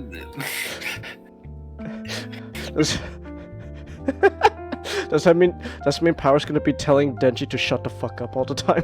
Shut the fuck up, Donnie. We have here, dude. There's a bunch of, you know, well, I can't say the word, a bunch of gay eaters or with towels on their head riding tanks. This is not a formidable threat, dude. Oh, that's amazing. Okay, you know what? Okay, so this does tie into my first impressions of Chainsaw Man, so we might as well move on now. Okay, so moving on. First impressions of Chainsaw Man. Let's go. Woo! I'm sorry. That's I'm still amazed. That's one of the best things I've heard today. And with that, I need to head to bed. So. All right. Have a good night, Charo. Have a good night. Talking about a man's quest to simp for one of the worst women you could ever simp for. Well, no spoilers, man. I've only seen the first 2 episodes. Well, that's the only 2 episodes out. So no spoilers, man. All right. Have a good night, Charo. You too. All right. But man, now I just want to look up a bunch of Walter Sobchak quotes again. To the house. You can't drive. You can't Wiki drive, dude. page. Oh, was that not? I can't drive, dude. It's Shabbos. I don't. What time's the tournament, Denji? Saturday. No, I can't do that. Saturday is Shabbos, the day of rest. That means, I don't do laundry, I don't cook, I don't drive, and I sure as shit don't fucking row! Sheesh. Shomer Shabbos!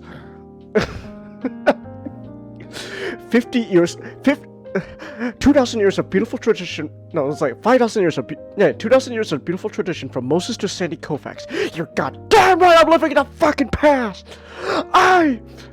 Jesus, dude, what happened here? all I had to do, I'm just on Hound's TF Wiki page. How's TF Wiki? So first I want to say, I'm covering you. If I stop covering you, it means I'm dead. Gonna happen. But that ain't gonna happen. Son, this is what happens when you fuck a stranger in the ass. This is it, dude. This is it, dude. 15 mph. Let's take that hell. Ah! He died. He died as so many young men of his generation before his time. And the wisdom lord, you took him. I got buddies who died face down amongst so you can enjoy this family restaurant. Alright, that's it. I'm on here. Oh, come on, dude. Where are you going? I'm on the fucking toe. Has the whole world gone crazy? I didn't want Who gives a shit about the rules?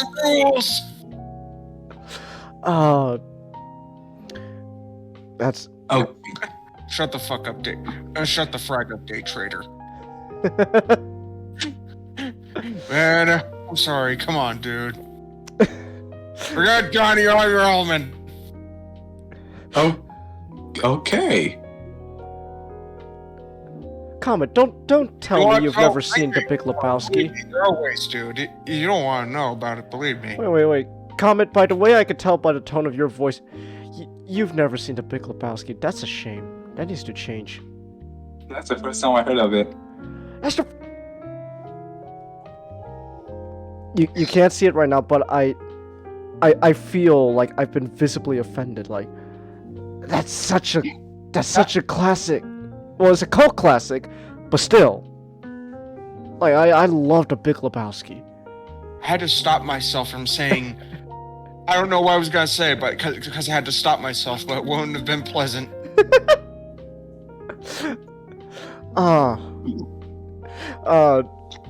But wait a second. I didn't know it was a movie. Yeah, it's a movie by the good old Coen brothers.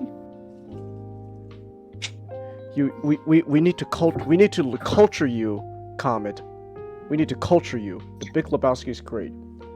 I'm already cultured. I don't know if your muscle girl fetish is considered a culture. I wasn't talking about that. I know about Gundam. Okay, fair enough. But still, you and Pokemon. Yeah, but you should also add Big Lebowski to that. I will. But anyways, but to tie everything back together, though, this just means, you know what? I think Power's gonna be my favorite character then. If it means that she's based off of one of my favorite fictional characters, then I think I'm gonna like her. But anyway, so as you can see, I am I've been watching the Man of the Chain. So Chainsaw Man is a manga, and it's still ongoing. But this year, recently, just 2 weeks ago, the anime adaptation came out, and I have not read the manga, so I don't give a shit about anime to manga comparisons because I've never read the manga, and I'm solely going off of the based on the anime. Maybe I'll check out the manga if I have time, but right now I'm just checking out the anime adaptation, and so far the 2 episodes in, it's solid. I like it. I will say obviously I haven't got to do anything that like apparently what people say makes this like amazing and like, oh wow, this is like the next big big hit in manga, let's go. Like I haven't gotten there yet. It always seems like it always seems like the next big hit in manga is always 2 months away. There's always a next big hit in manga because that the manga never stops running.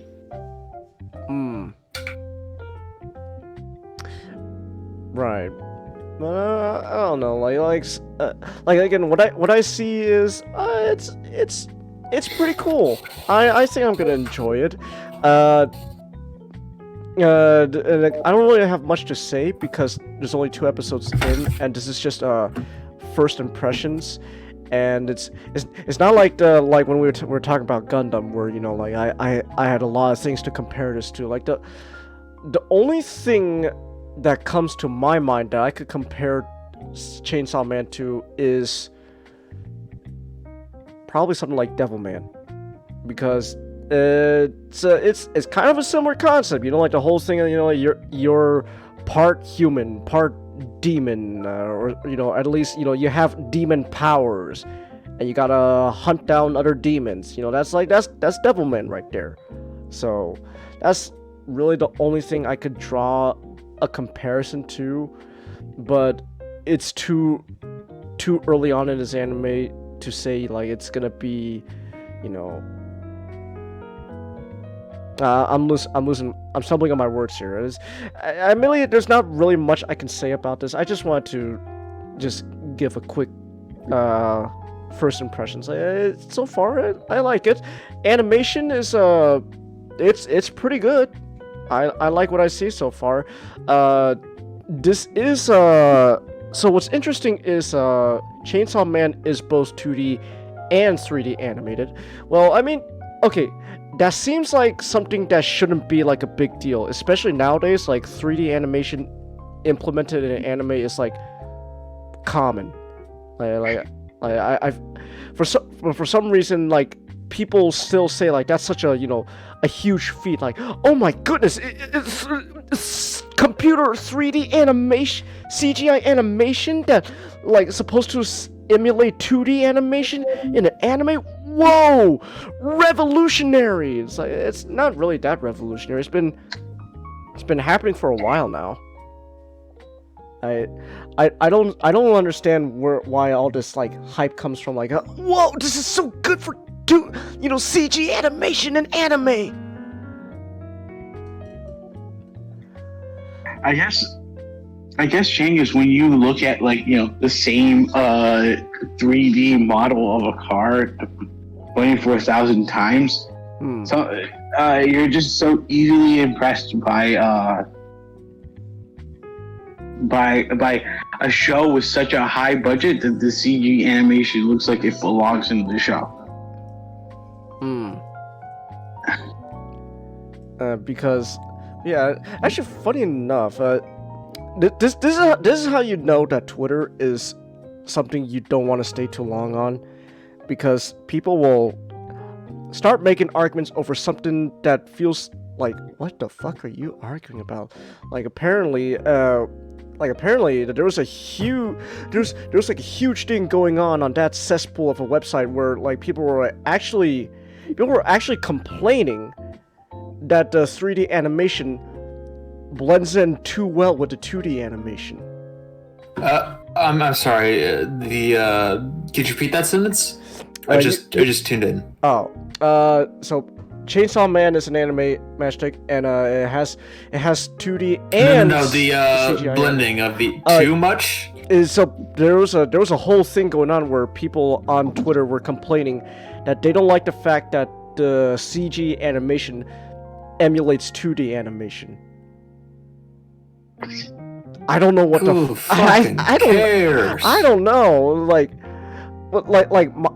my mind went to wait. So in a genre, in a medium where everything is primarily 2D animation, and there's a huge bias towards 2D animation, then would it not be a good thing that the 3D animation blends really well with the 2D animation? Well, you see, Chang, that sounds like an argument I would make, only because I'm pretentious and a boomer. Because I really prefer like cell animation, which to be honest is really like anime hasn't been cell animation since the late 90s. So it's it's old man yelling at clouds, but it's like I don't mind if computer generation looks almost identical to 2D, because it shows how far we came with computer imagery, where it can blend seamlessly into a show and look like it belongs in the show. And well, like, to me, like if that's the goal you're going for in your show, and then I would say you succeeded. Therefore, I would say that's not a bad thing if that was your intention. Like if your intention was, I understand why they would use 3D CG animation, because I'm pretty sure they don't want to animate forever, frame by frame, a bunch of chainsaws whirring all the time. But not to say that hasn't been done before. It can be done in purely 2D animation, but it's just so much. It's just that the fact that it's going on all the time, 24/7 in this episode, is really difficult to animate. Yeah, so I would understand why they would resort then to CG animation. Cutting a few corners. Yeah, cut corners. And at the end of the day, that's what anime is. That's what anime always does. It cuts corners whenever they can. Like that's animation in general. Animation in general has always been about trying to cut corners wherever you can and still make a good product. Sometimes it turns out well, sometimes it doesn't. Sometimes it doesn't. But just look at some of the animes from the 70s and 80s. Well, like the amazing thing about anime is it really hasn't changed since the 60s. The way it's animated has never really changed since the 60s, because anime has always been animated on 3. So it's always has such a low frame rate in the West, but they've adapted so much into tricking the viewer into looking like, how this one single scene here looks so fluid and amazing and all that. It's like, that's just trickery. Like it's not that it's not that they somehow changed their style. It's just they figure out a way to keep doing what they're doing, but make it look more more expansive and amazing.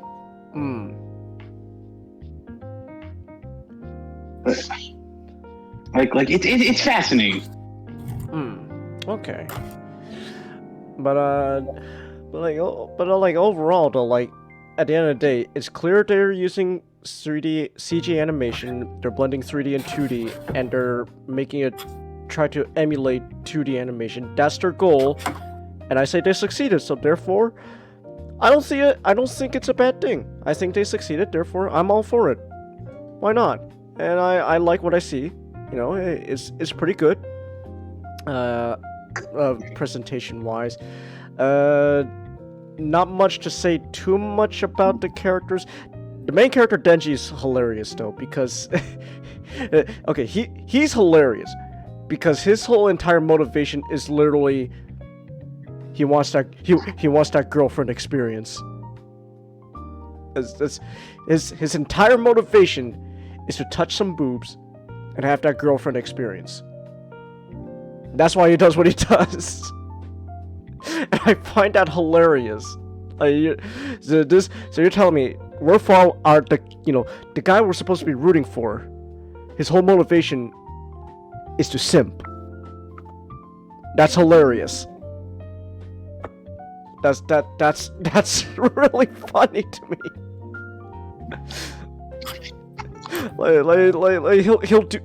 He'll do anything just so he could lay his hands on some nice soft woman's breast.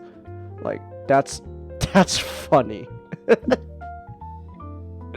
It reminds me of what was it? What's the anime I watched? Oh, I remember. It's Kotetsu Shinji. This pseudo sequel to Steel Jeeg, and the main character there. There was a whole episode where he would to motivate him to be a better fighter, is to promise that he gets to touch a woman's boobs. But then you take that and that's this character's entire motivation.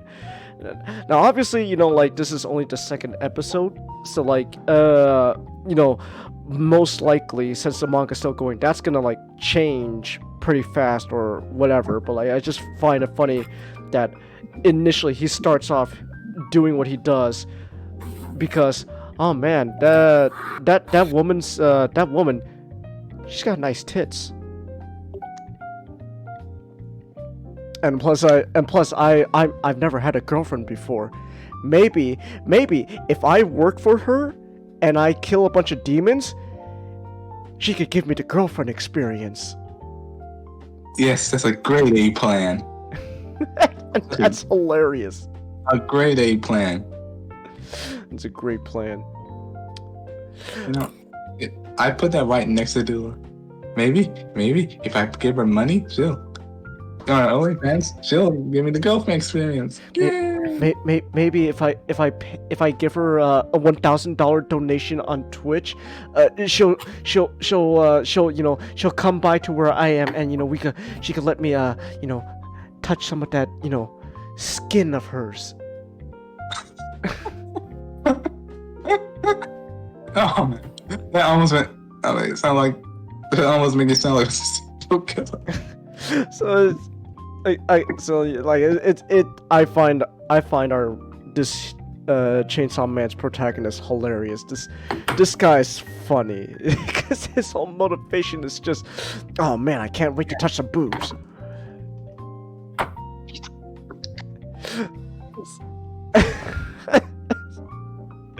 Grab me some boobs. Yeah, but other than that, so far, there's nothing too special to write home on about. As for premise wise, it sounds again like something like Devilman. You get devil powers, you fight demons. It's just while Akira, he did it because he's a good guy at the end of the day who just wants to do the right thing. Denji here, no, his own motivation. Man, those are 9 bobs I want to touch. Well, also, son, since you go ahead. Since you mentioned power, look in voice chat box real quick. once it. The post it in the back room. Stream back. Yeah, that's what I'm gonna do. Okay. So Changus, why is 1997 the way it is? 1997? So the entire story takes place in 1997. And Really? I love that. Yes. So this is a minor thing. So there is a minor thing. Okay. Not too much of a spoiler thing because everyone knows about it at this point. Basically, everything is linked to a demon. Huh. So events, ideas, and people are just linked to demons. So every time a demon gets killed, that idea kind of just gets erased from the world. So in this world, we no longer have the concept of, in that world, we no longer have the concept of the Holocaust, AIDS, and nuclear weapons. Because Are you saying Chainsaw Man has an in-world excuse to deny the Holocaust? yeah, because the demon died. Wait, so you're telling me there was a Holocaust demon? What the Wait, fuck? I started paying attention again. What the fuck are we? What the fuck? So, did I just walk into? So apparently in the world of Chainsaw Man, there are demons that represent ideas, and if that demon is like defeated, destroyed, or whatever, that idea ceases to exist in the world. So apparently the Holocaust doesn't exist anymore. So that implies that there was a Holocaust demon. Huh. Thing is, what kind of body wash does Power use? I don't know. From what I saw, I guess something that appears out of her body, like she can manifest weapons. Old Spice. How you wearing shoes inside? Are you start look all the dirty jacket? Hey, we got a raid from Fizz Giggity. Hey, welcome. We're talking about Chainsaw Man and how the main protagonist's motivation is simp. Oh, and apparently the Holocaust doesn't exist anymore in this world. I posted the picture in the stream back room. So the the Holocaust doesn't exist anymore, and in general, World War II doesn't exist anymore because the demon of war had gotten his ass kicked so many times that World War I is the only thing we remember. And like war. In this world, World War I really was the only great war.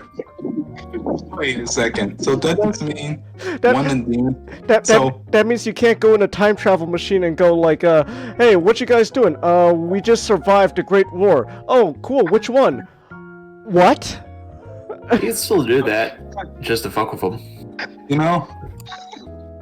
So wait. So demons represent ideas, right? So potentially, yes, and that include people. So does that mean that somewhere in the Chainsaw Man universe, whether there was a Starfish Hitler, or the equivalent of Starfish Hitler? Probably yes. Oh, does that mean then there's no because there was no World War II, we don't get Kamen Rider or Gundam? Oh, that's kind of a shame. Well, you lose Gundam. The Soviet Union is still around. Oh, really? Yeah, it's 1997, and Gorbachev didn't tear down the wall, so the Union is still alive and kicking. So the communism demon didn't appear yet.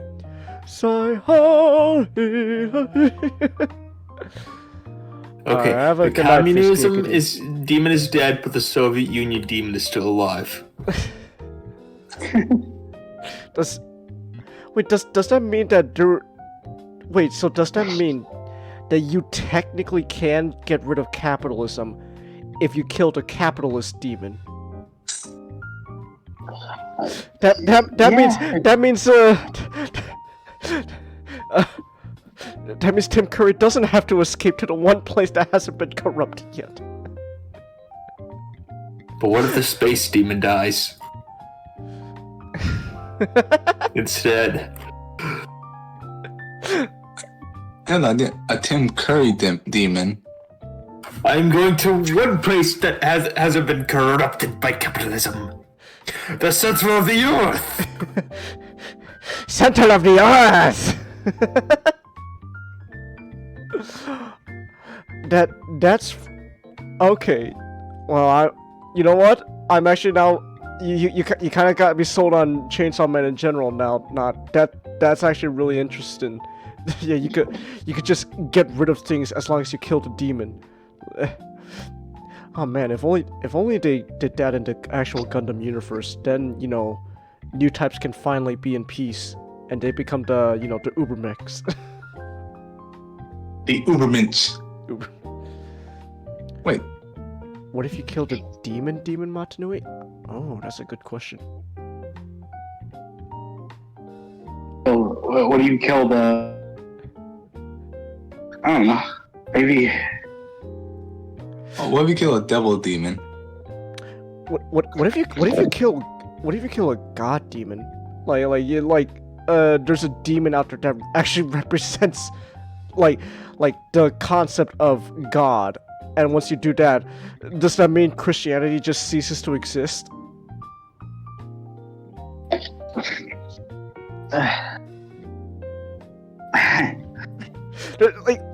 When you Well, I hate to tell you this, James, but that's blasphemy talk you're talking right now. I understand that, but I'm saying in the context of Chainsaw Man.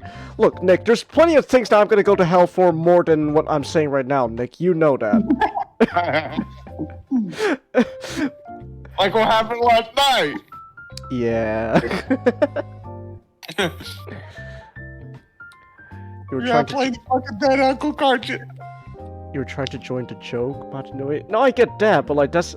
No, but I get that, but like the thing is like... there's so many implications to this world then. That you, there's so many implications. That like you you could just get rid of something if you killed a demon of it. Like there's so much implications that could happen in this world.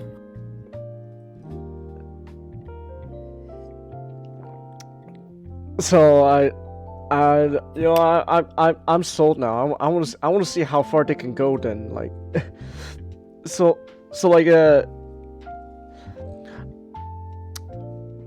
I hope at least Transformers. Now Transformers was kind of inspired by Gundam in a bit, at least design wise. So, darn it! That means Transformers doesn't exist in Chainsaw Man. That's a shame. Now if we will it. Man,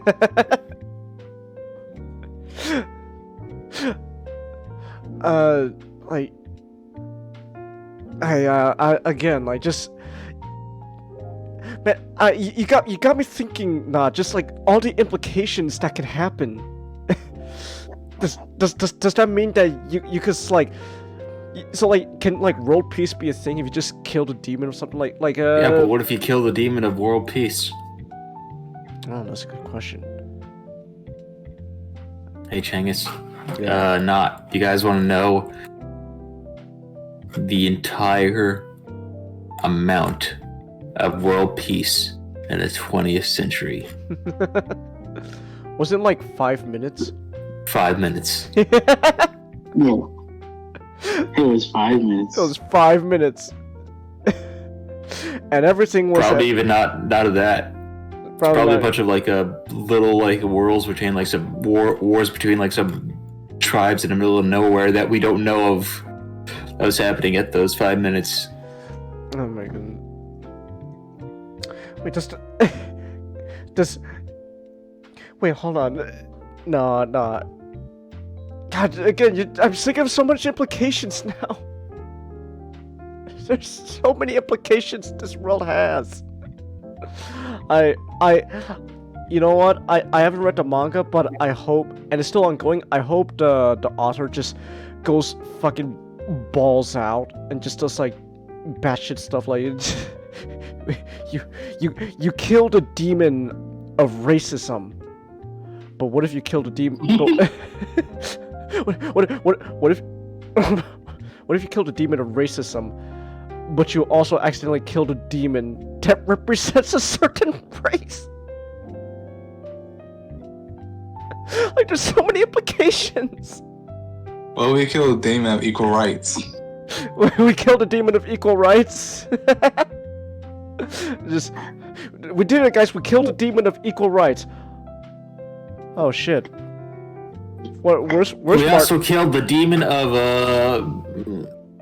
prejudice. How does that work out? I don't fucking know. I don't know. There's just so many implications there. We just killed. You thought this would be short, Chelsea? I thought it would be too, but now, like, just again, there's so much stuff to think about now in this world. That all takes place in the year of 1997, apparently. Oh, damn it! Oh, damn it! Then Godzilla doesn't exist anymore in Chainsaw Man. Hey, Gojira, you hear that? You don't exist. You don't exist.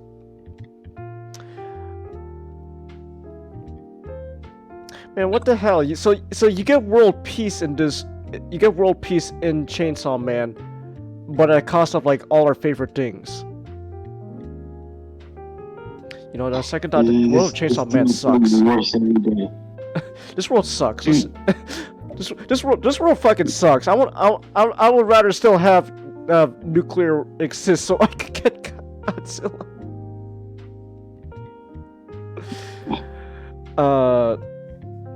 But as for like just the anime alone, like I'm fine with what I saw. I'm like, I wouldn't say like I'm 100% like sold, like on board with like, oh yeah, like this is the best thing ever. Like but it's interesting, and I'm looking forward to it. I'm looking forward to seeing more from it. I'm still more invested in Gundam though, but that's bias. That's just bias.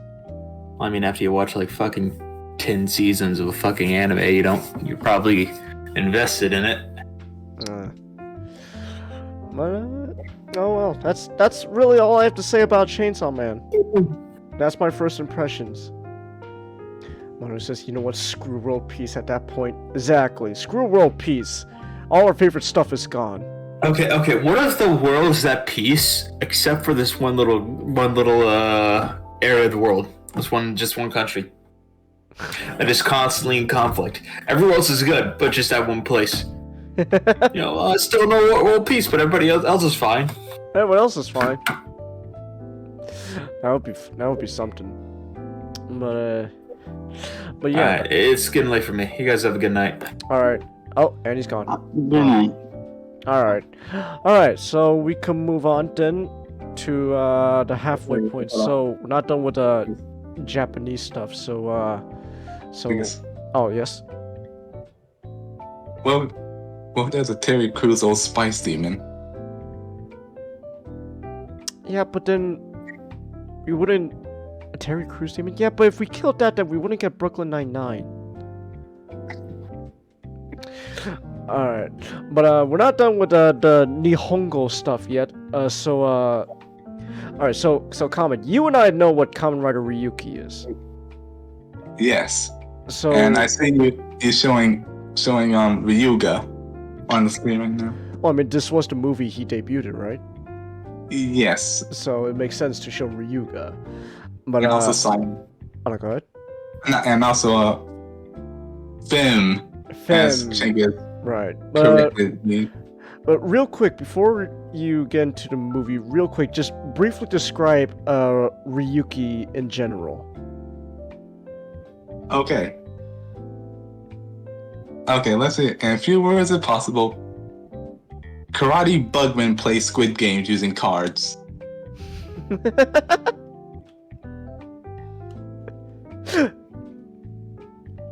Okay, sure, let's go with that. Okay, but it's in this. Okay, 13. okay, 13 people are chosen to be writers. They each made initially it was like, okay, Ryuki, Soldier, Scissors, Guy, Oja. 11 writers? Before the movie? I think there was always supposed to be 13 writers though. I think they just never showed all 13 though, because because all 13 were completed when the movie came. Okay, so, let's go with that. 13 people were chosen to be Kamen writers to participate in this tournament called the Writer War, where a fight to the death, where only one can stand on top and get their ultimate wish get their wish granted. Now each of these writers make a contract with these mirror beasts, which reside in the mirror world. Now the catch with these, and the catch is that, and it's simple. They give them power so they get their suits. In return, they feed them. And you don't fulfill that contract, depending on the mirror beast, they eat you. Mm-hmm. And they mostly fight in the mirror world. But they can't stay in the mirror world for too long, otherwise they dissipate. Disintegrate.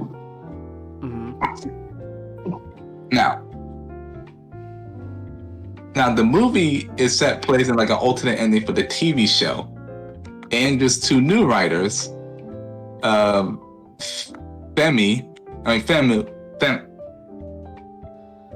writer Fem, Mm-hmm.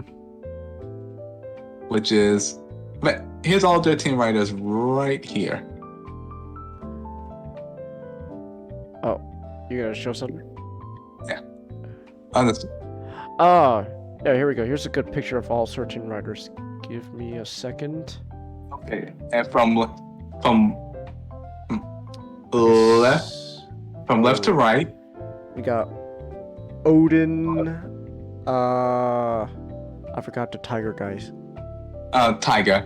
His name is Tiger. Oh, just Tiger. Fem. Yeah, Tiger. Scissors. Oja. Knight. Ryuki.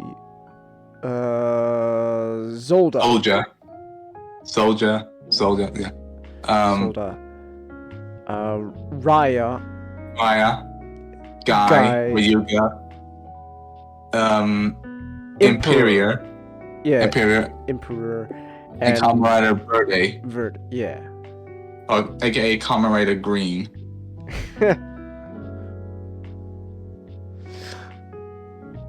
Yeah, so just, now no, go ahead. Now he doesn't appear in this movie, Kamen Rider Verde.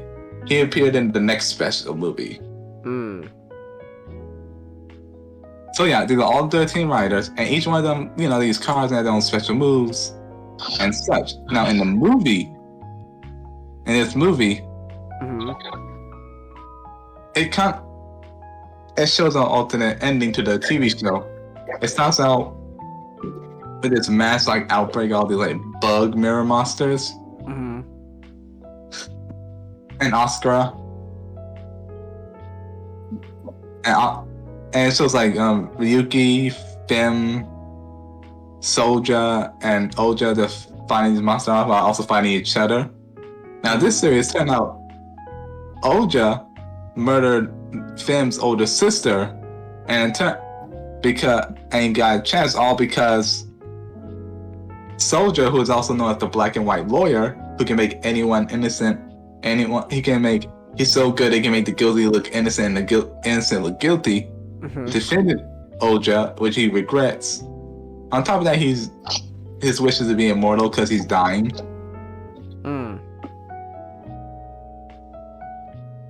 And such and such.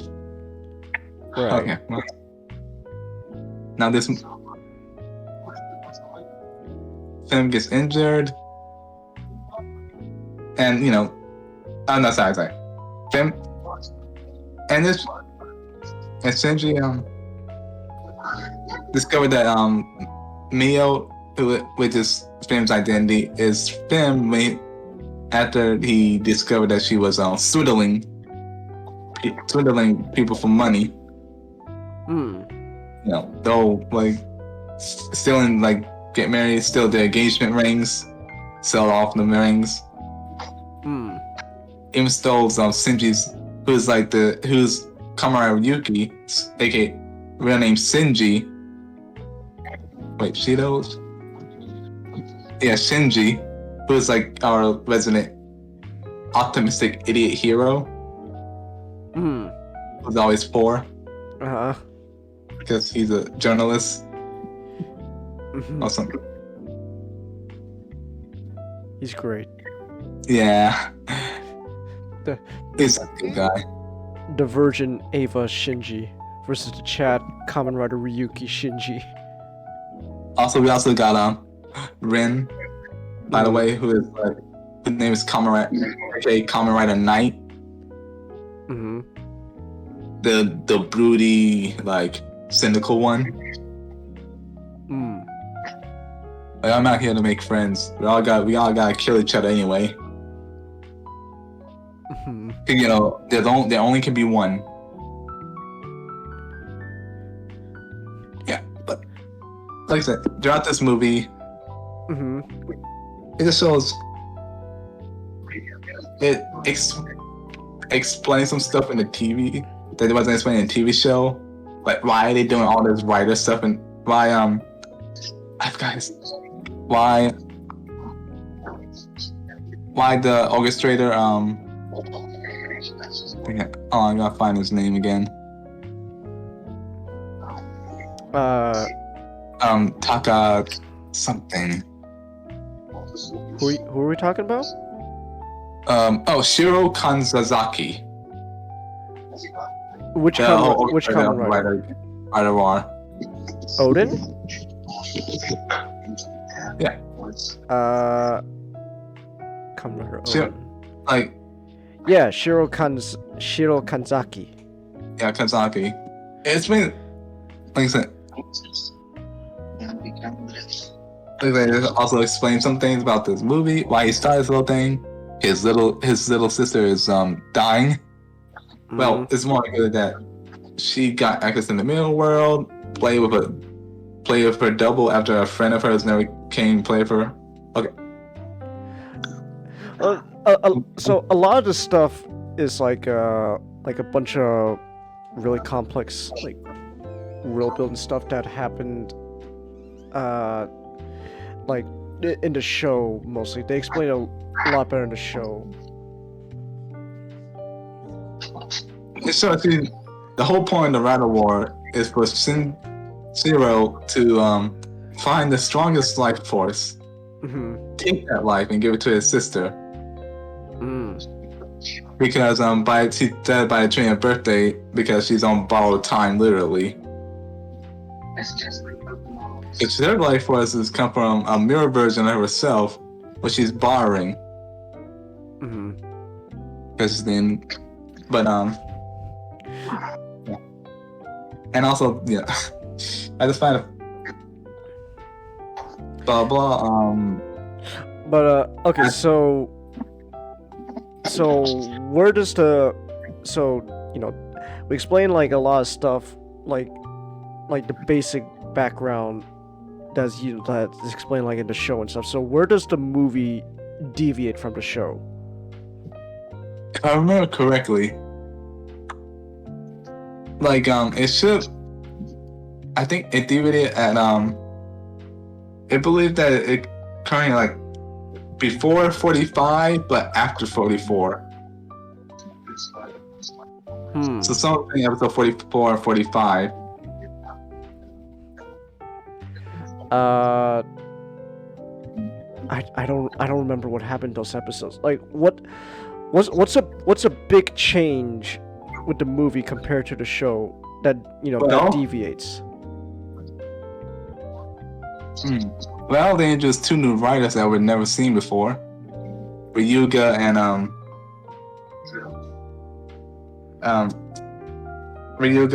Them. Also introduced that turned out Shinji and Zero Kakazu's sister, they met when they were children. that's her name, you. They met with their kids, but Shinji can't really remember.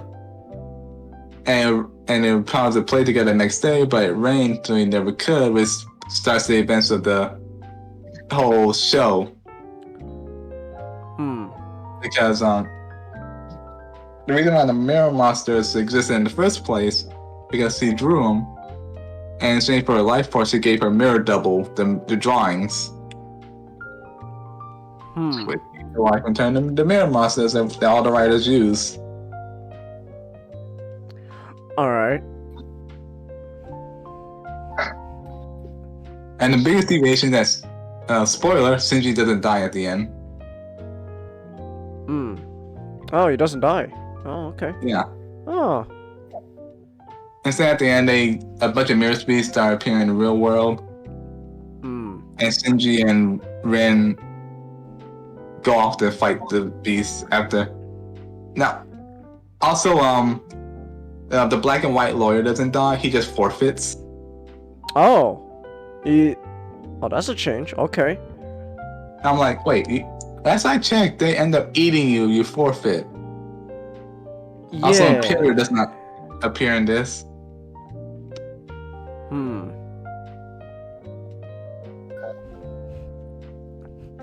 Okay, I feel like, also, like I said, Ryuga appears, and his whole thing is like, he wants to be real. You know, be able to survive in the real world, not just in the mirror. So he's trying to fuse with Shinji. And yeah, Ryuga is vicious.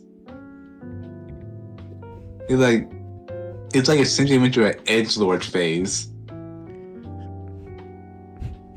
It's edgelord phase. Oh wait. Really, it's like seeing like this lookalike character that's trying to be all dark and like evil. It's like when you know Shinji would be all this like this goofy guy, good-hearted guy. It's kind of comical. All right. And also, I just like how he just beat Oja. And Finn. And apparently Finn and when she was saved by Shinji, she's like, yo, I'm alright, and just falls in the bushes and died. And people just walk by her. Like, okay. It's kind of like you don't notice, like, no one's gonna call an ambulance, you're just gonna walk past the body. Then again, they probably assumed she was like out partying late at night or something. Okay. Yeah, but I have to ask, did they explain how Ryuga came to be? Honestly, no. So there's just a version of Shinji in the mirror world that's just, hey, I'm here now. Yeah. It's like,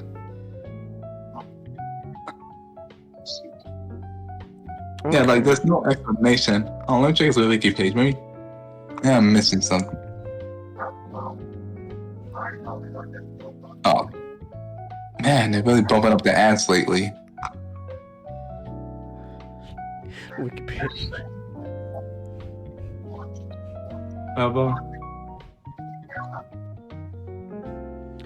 Yeah, there's no. He just appeared. Interesting. Now in the sick universe, it's a figure. Apparently, it was like let's see. Well, wait. Oh wait, never mind. I thought it was something else. It was a similar story. I believe there was yeah, he just appeared, you know? There's no explanation. He just, well, I'm just here. Okay. So you said this movie serves as an alternate ending to the show. Yeah. All right. Yeah, alternate ending, and also hinted at this is like Ryuk Odin has this thing called time bend. It's hinted at that this is just like him using his time bend again and again, and trying to do all these different things to get the result he wants, but he doesn't get the result he wants. One of them he tried to do is try to make sure that Shinji just not become a Kamen Rider, because he always been a Kamen Rider, and that's the commonality that caused him to mess up, not to get save his sister. But no matter what he does, how many times you reset the time, the timeline, Shinji always becomes a Kamen Rider. How many timelines are there again for Ryuki? Because I think 3. 3. Well, I feel like the whole timeline thing is a mess now with Ryuki. Like, there's so many different versions. Well, it's more like the TV show is. You can just watch the TV show, but consider the TV show the main. Like, the TV show, the ending of the TV show is like one outcome, while the movies are another. So, like, the TV show is like the trunk of a tree. The movies are like a branch from that trunk. Okay. With the TV series ending being one of the branches.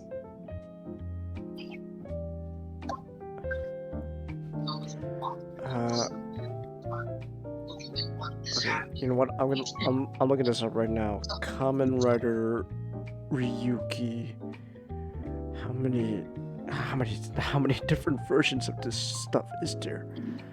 Let's see. Yeah. So. Story track. No, that's Dragon Knight. That's completely different.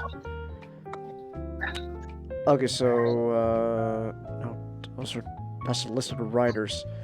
Oh my goodness! I just want to know how many different timelines are there of Ryuki? There's like only 3. I think it's only 3. The main story, the main TV series, the 13 Writers special, and this movie I'm talking about right now. But like, isn't there also a bunch of other timelines thanks to like their appearance in like other Kamen Rider shows? Like, I wasn't Oja in like X8? Oh yeah. And then there was the whole thing with Geo. My goodness, just let's come to conclude that Kamen Rider is timey-wimey. Time travel's bullshit. I know. Time travel's no, that's bullshit. Like okay, so like here, so like I'm looking up Shinji Kaido. So okay, so there was 13 writers, episode final. Oh, that's right. The Advent calendar, even though I was only told in, like, toy bios, that was technically another timeline. World of If, and then Geo. Time travel's bullshit. Yeah. Also, there's a nice the main characters from Agito cameoed in this movie. Huh. As a customers at a restaurant. Yeah, like I said, it's like one of the mini timeline that it's another alternate timeline. Out of how many? There's too many timelines. I think they need to cut the trim. And plus Decade alone causes like a bunch of other timelines as well. Decado. Oh no, that Decado. I think time travel in Kamen Rider was a mistake. Yeah. It's too confusing at this point. I'm saying, Kamen. Yeah, like I said, Ryuki, the movie, it's good. gotta sell those Gotta sell You know, those rider belts. yeah, you gotta sell those rider belts. We got 2 new riders. We got 2 new riders. You got a new one and a repaint. Yeah. We're taking some notes from Hasbro now. Yeah. Yeah. But like I said, I'm real it's a good movie, Oja's still Oja. Mm. And also there's one thing though that and like you and also at the end you also you Shinji is like rejected what Shinji's trying to do and committed suicide by slitting her wrist. Oh. Well, it was her 20th birthday and she was dying there. And Well, that got dark. Yeah. Huh. I don't know how I feel about that, to be honest. That feels a little. I don't know. I don't know how I feel about that. They don't show it. The only thing they show is like The bleeding blood. coming from. Yeah. But I don't know. That feels kind of. That feels kind of, look how edgy we are. I don't know. Yeah. But it's still a good movie, It's not the best movie and there's somebody that'll scratch your head. Like, I didn't think you could just forfeit in a writer war without being eaten. Maybe he got eaten off screen? No. He went on to go on a date. Ah. He's like, I want to just enjoy what time I have left. I'm just gonna put on my nice suit and just enjoy life. Huh. Also, in fact, the actor for Soldier played a Gundam was the artillery guy in Gundam Seed. Huh. What's his name? One of the druggies? Which Gundam? The artillery one. The heavy cannons. The Calamity? The one that huh? Calamity Gundam? Yes. Wait, hold on. Give me a second. Oh, I had an answer for Gundam. Is it this Gundam? Comet?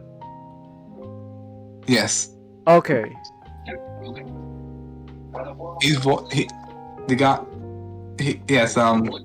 Soldier voices the guy who pilots the Calamity Gundam, which is kind of funny because 2 times he voices a character that uses heavy artillery.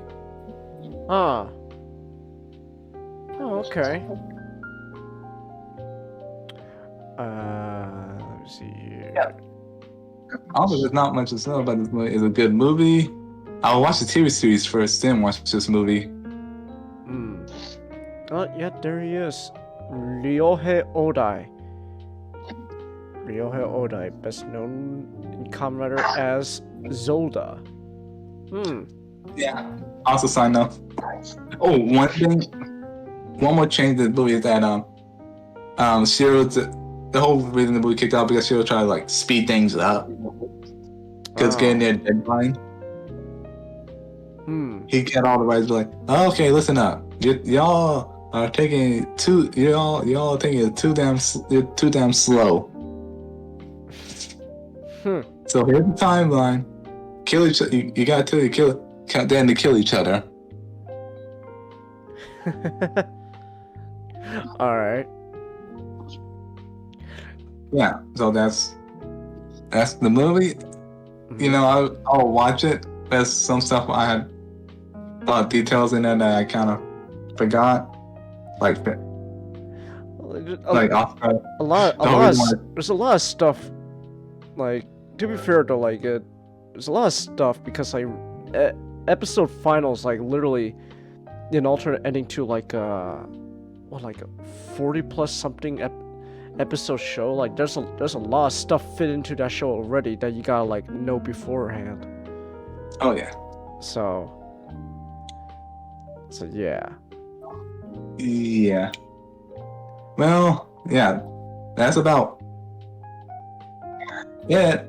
And I also got a banger theme song. Yeah. Dun, dun, dun, dun, dun, dun. Dun, dun, Dun, dun, dun, dun, dun, dun, dun, dun, dun, dun, dun. Yeah. And Alright. honestly, the Dragon Knight is my first Kamen Rider series. Well, after my first Japanese Kamen Rider series was Agito. Then I watched Ryuki. Love Ryuki. One of the cosplays, one of the writers. Yeah. Did you ever get a refund?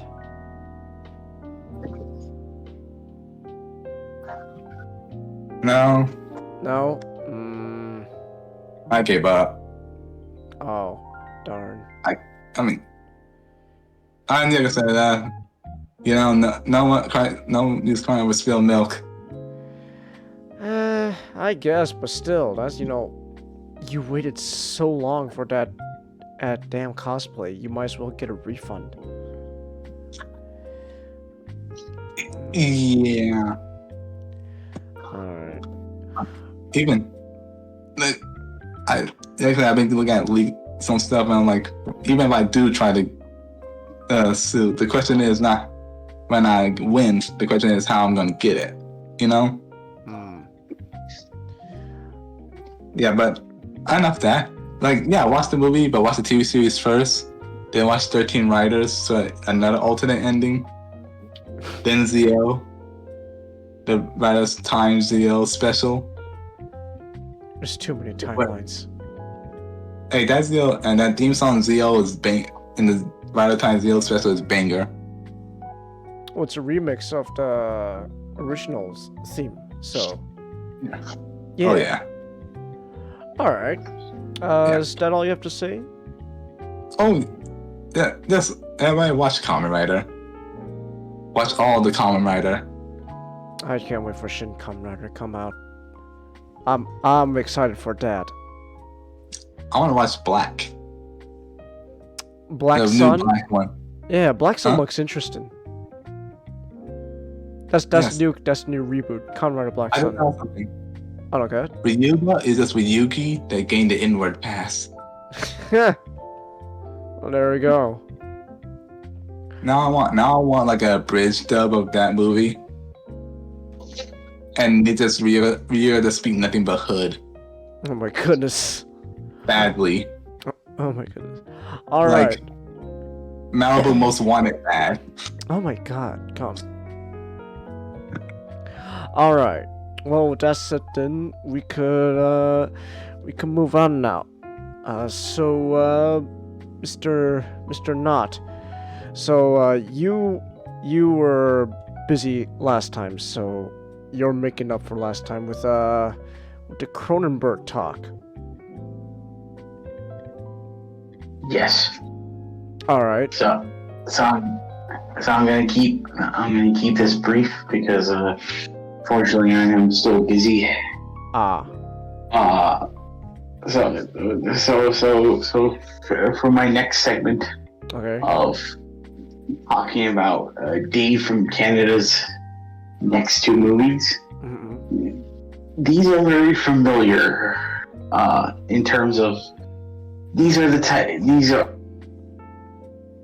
and Scanners. It's the movies that Cronenberg has made that like elevate him from his normal like plain Jane genre trappings to bit of an interesting artiste.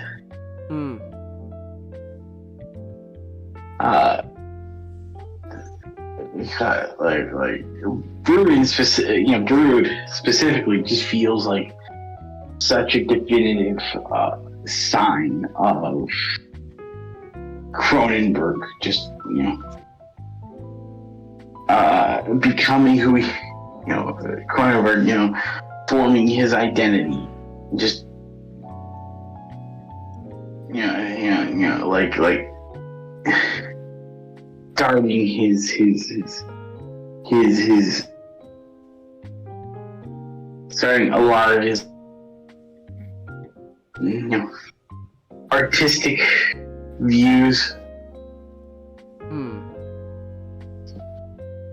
So the Brood is about a man and a woman going through a nasty divorce. In the middle of it, their daughter is suffering from this nasty divorce, mainly because the wife is incredibly unstable. Oh. And demands, just like and is institutionalized as a result, under the watchful eye, one of the most suspicious therapists you can ever get. I don't mean to interrupt, but I wanted to post these really quick. Okay. Alright. You found more Pitbull pictures. Yeah, they're cute. That's. Aww. Yeah, pitties are great. Yeah. I remember when mine was that small.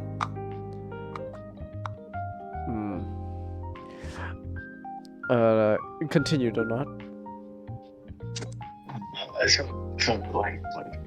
She's under the care of a therapist who has very unorthodox ways of treating his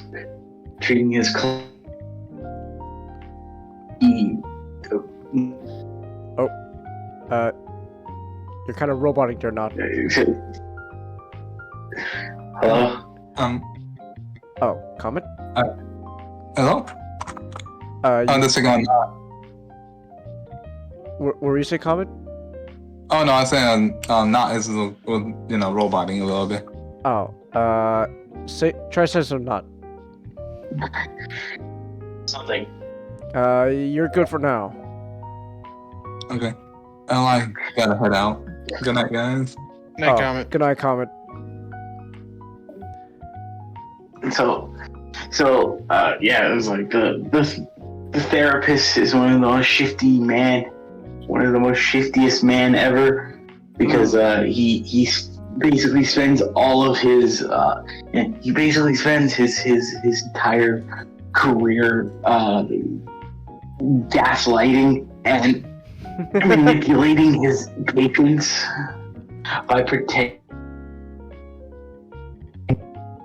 Oh.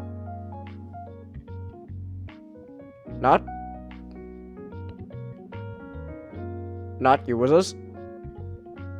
Yes, can you hear me? Yeah. You kind of broke up there again.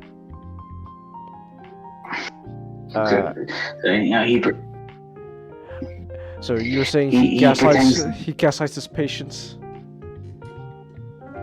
He gaslights his patients by pretending to be people, the people in their lives that have caused them, great anguish and stress.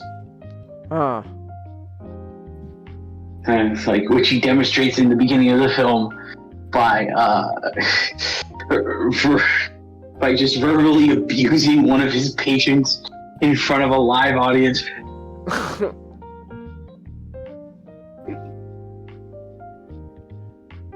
All right. So we're not dealing with Patch Adams here.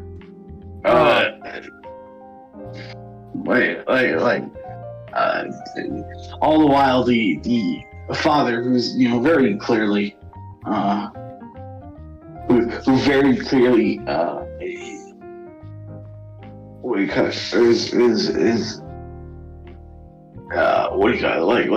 concerned for the well-being of his daughter.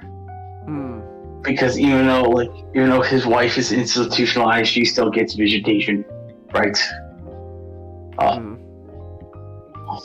So it's like something must be done. I need to make sure she's in a safer environment, away from my crazy soon to be ex-wife.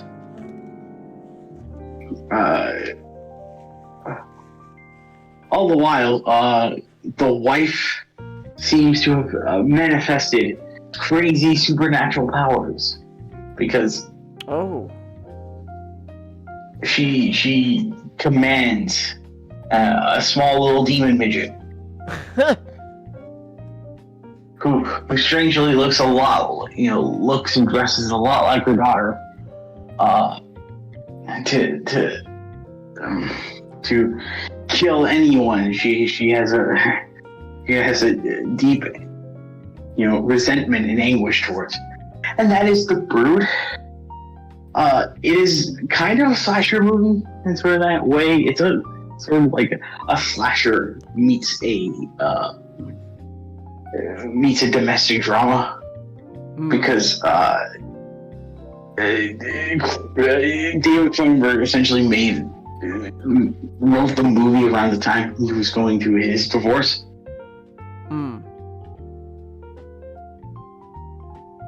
So it's like it's influenced by that, but it's also influenced by funny enough, around the same time, David Cronenberg sat down and watched the 1979's Oscar big Best Picture winner Kramer vs. Kramer. A movie that he really disliked because it was very it showed very like optimistic view of a separation. When he was like when he thought to himself, this is just bullshit. Like I'm going to create an entire movie to basically show how bullshit this is.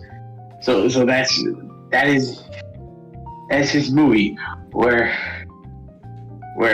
and he takes a lot from in this movie. He takes a lot of elements from Crimes of the Future, the original 1971, not the 2022 movie. He's not a time traveler. He's in David Lynch.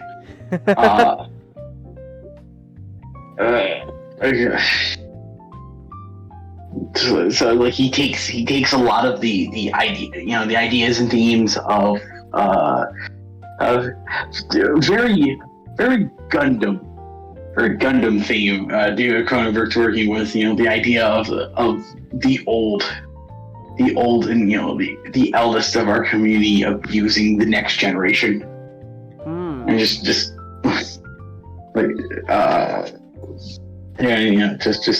causing harm. The defenseless.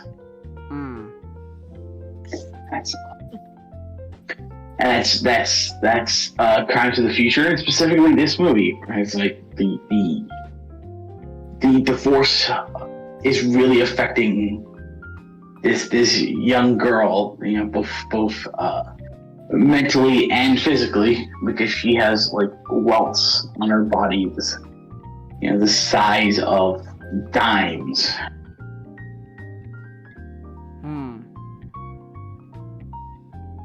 So it's like Genghis is okay with it. And it's like, okay, she's getting abused. He's like, yes, I see. Fascinating. Tell me more about the abuse. More about the abuse. So, it's like, obviously, like, the Brood, in this case, the demon child she manifests is, a representation of her using her child to get back at her husband, and sort of creating this demon destroy all she loathes and hates.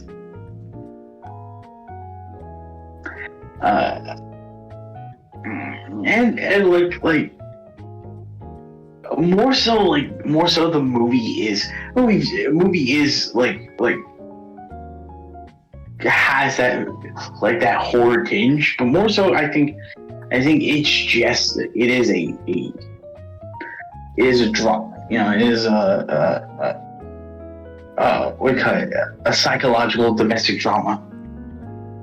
So in between the moments where you get like a little demon child, tenderizing the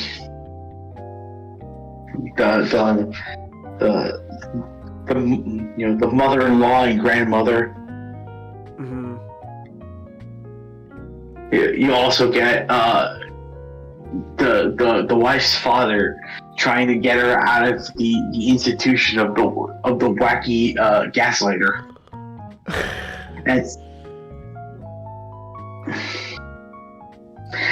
That's sort of like the main part of the movie, and that's sort of like the main part of the movie.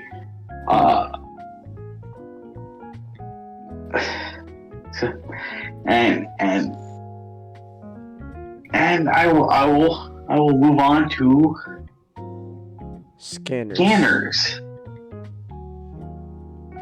All right. Almost as batshit insane as Video Journal, a movie I will get to next time. Huh.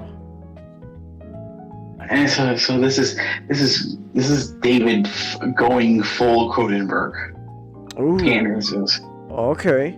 So it's like you have this this cabal of superhumans who are basically they're new types.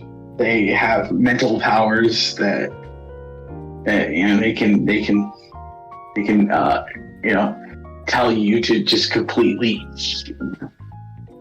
shutter your throat and stop you from breathing. They can send they can send migraines and and aneurysms,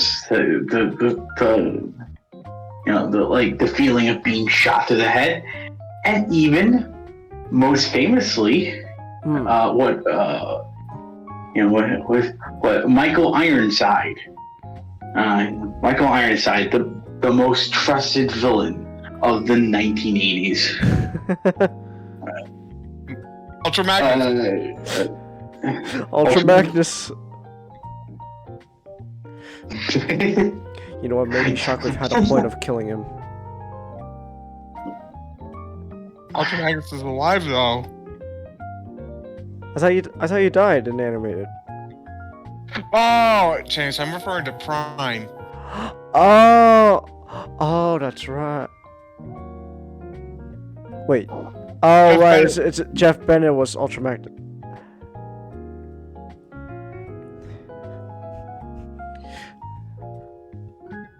No, he's alive, but you got a hand missing. So. I'd rather have one bum hand than one good eye any day. So what's Michael Ironside doing in Scanners? Not. So Michael Ironside is creating this revolution of like-minded people with these special supernatural powers to overthrow the government and hack the planet or whatever. He just wants to cause a revolution using his ultra special super mind powers, which famously I didn't know this was just charged counterattack.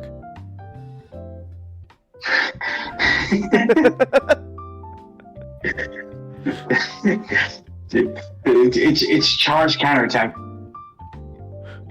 It's the greatest head explosion scene in the history of cinema.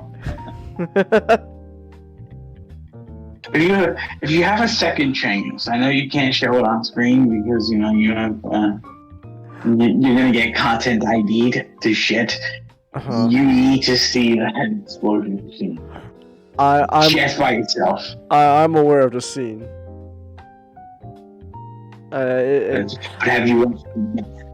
I have not seen Scanners, but I have seen, you know, that head exploding.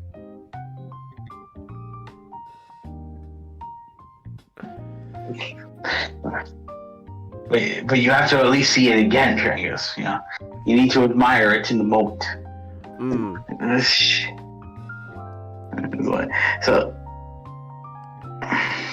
So like in exchange, the secret governmental employs this drifter who has the very same powers as Michael Ironside in this cabal.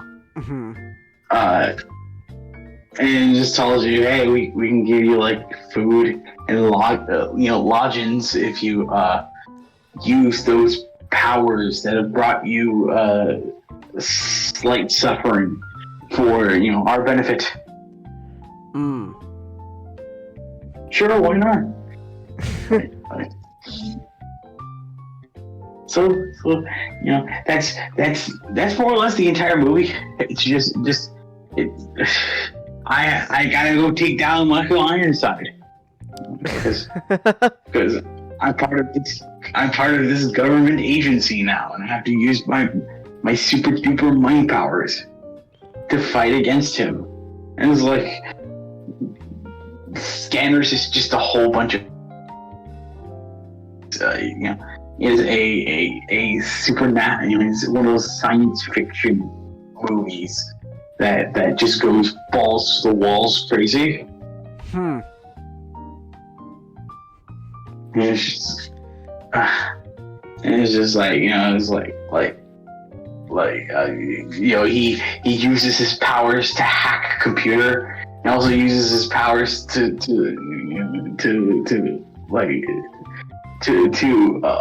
make a computer explode at just the right time he needs. So it's like, so it's like, so it's like you're dealing with the big brain intellectuals who like. I keep getting reminded. I don't know why, but I keep getting reminded of that South Park scene of Mark Zuckerberg coming in and just start like pantomiming to people.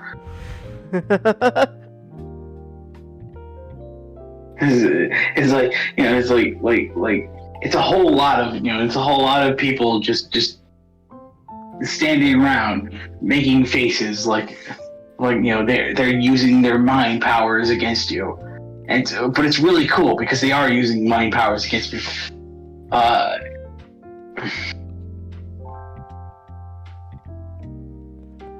All right.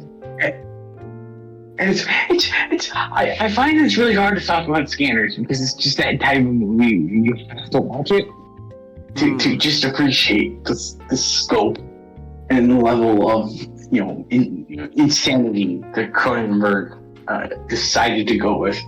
I think I'm also gonna have kind of a hard time talking about Videodrome in that same perspective. Okay. I'm gonna try because I want to talk about Videodrome. It's great, but it's just like when Cronenberg goes full Cronenberg. Magical things start to happen, and you get the wonderful scene like the head explosion. All right, like Michael Ironside and the hero getting into a psychic laser battle. To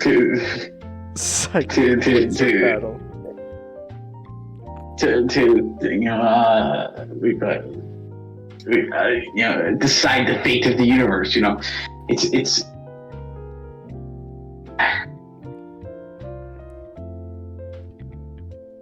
all right. And I should mention that it also takes elements from his student film Stereo, where it's like, the deepest recesses of the human mind brings about like sensations and a bonding. So it very much is like New Type. Right? It's just like, like it opens up like these new sensations and these new means of connecting with each other. And it causes this complete metaphysical, scientific, spiritual connection. Huh. So like, there you go. I wonder if Yoshiyuki Kamino has been watching a lot of Cronenberg.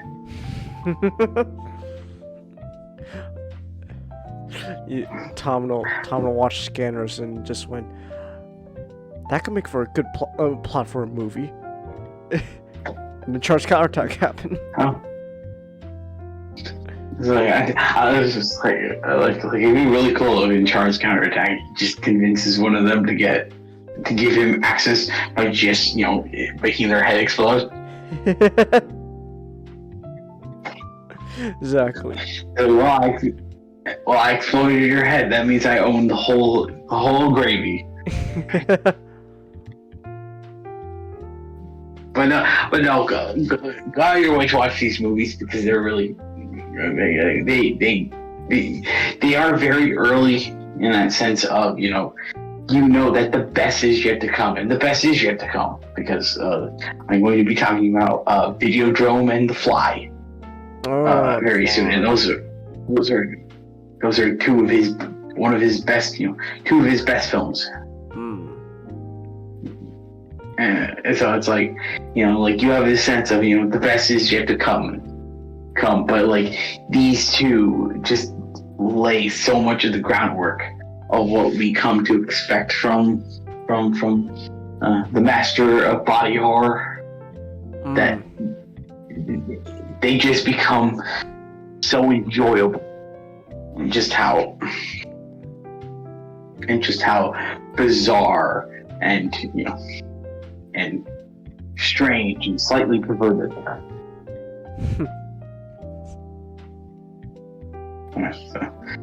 So it's like, I recommend them go out and watch them. That's it. I'm over. All right. Okay then. Before we move on, kind of related to all that Gundam talk, just found out all of HMS Team is now on YouTube. So, yeah, so you could go on Gundam Info on YouTube and you can watch HMS Team there. So, neato. That's real neato. Alright, and secondly, before we move on, Nick, I need to use the bathroom and I am out of tea. So I'm gonna get more tea. Alright. I'm going to log off because It's I late for you. got stuff I need. And it's late where I am, yeah. I'll be right back as well. Alright. Have a good night, Not. Night, not. Have a good night, guys. Alright. Give me a minute, everyone. Well, when I say a minute, I mean maybe 5 to use the restroom and get more tea. And I'll be back.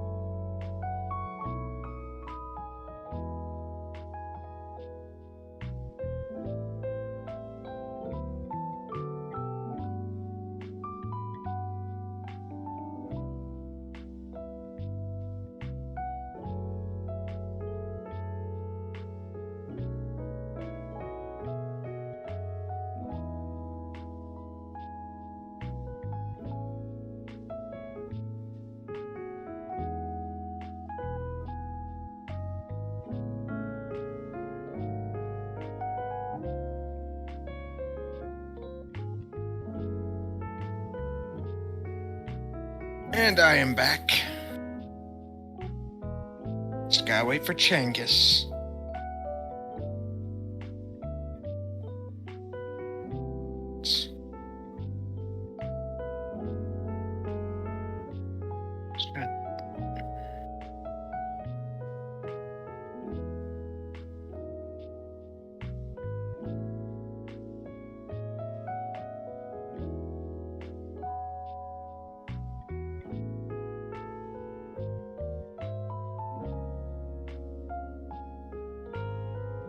Ego potty heat. Chelsea, I get what you're saying, but the way it's read, I hope not.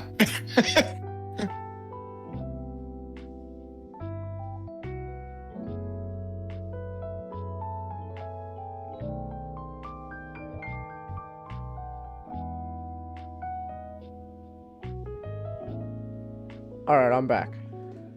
And he's back. And I'm back. No, Chelsea, I did not go potty. I just had to... Well, no, I did go potty. I said I had to use the restroom, so... I got tea as well. And so, read how... Chelsea, I say it not to make fun of you, but it is funny how it's written. Okay, hold on. I didn't read... Let me see. He go potty eat.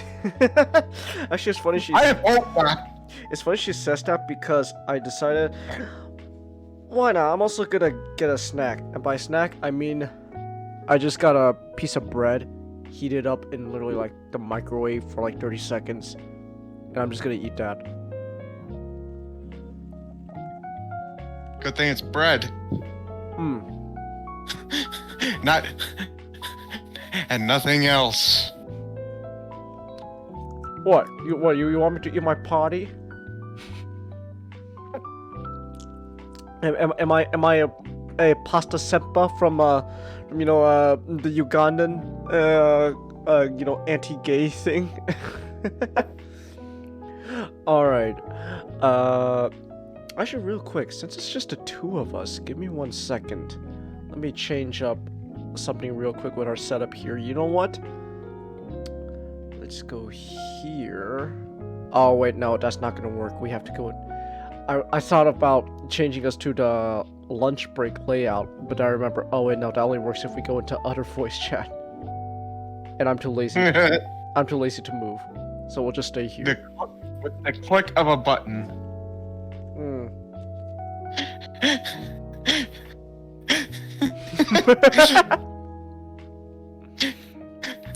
He doesn't want to click a button. Uh-huh. I want you guys to understand that. He doesn't want to click a button. It's good bread. Alright. So this is the third, and most likely the last time, at least for a good while, we ever talk about Transformers Express. So, I guess we should probably ask, what do you want to talk about Express for this? Because we can talk a lot. I don't know. What did we talk about last time? Do you remember? Okay, see, here's the thing. I don't remember because we talked so much. Dang it, Nick. Let's see here. What? I at least know we talked about Bludgeon. We talked about Bludgeon? Okay. Let me see.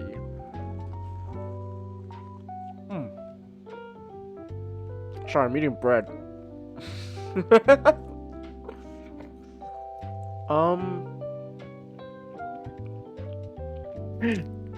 I guess I could start with an idea I actually came up with for Express. Like right now? Yeah. Okay, shoot. Optimus gets cyber flu. And everyone's freaking out. It's like cyber flu. Oh, come on, guys. You know it's not that bad. Optimus, do you know what you're like when you get cyber flu? It's a nightmare. here's the thing. Optimus is like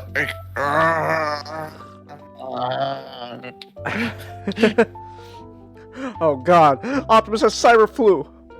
he's gonna have to go through all 7 stages, and we all know what that means, right? Everyone looks sad. Another chance to ask for whatever we want.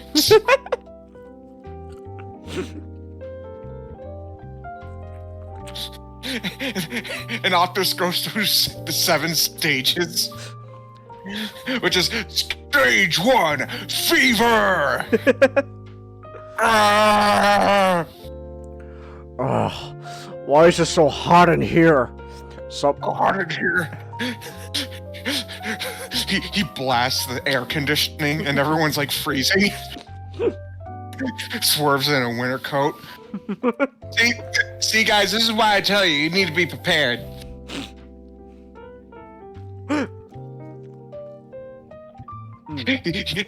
Swerve just has a coat and a thermos, because he's the only one that prepared for the fever part.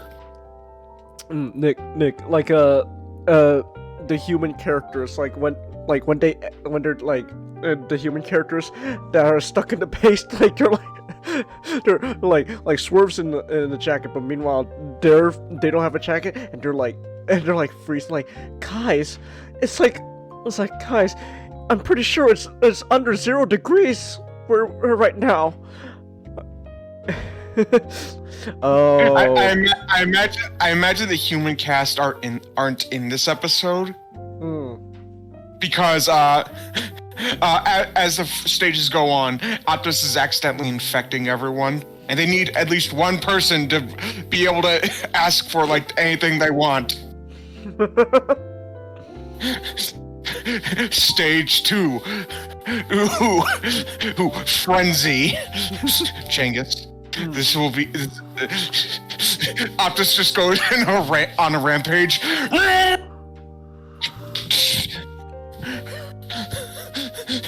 Like it's just. It's like movie Optimus. It was funny. I was thinking of that time Patrick went on a rampage, the Valentine's episode. I despise you, Heartman. I defy you, Heartman. I was laughing and coughing at the same time, and then a piece of bread got stuck. I'm fine, don't worry. What is this fridge doing on my way? After the smash. While everyone's trying to, stay away from him. Ironhide has like a stapler pointed like a gun at Optimus. Please, Prime, stay away! Stay away!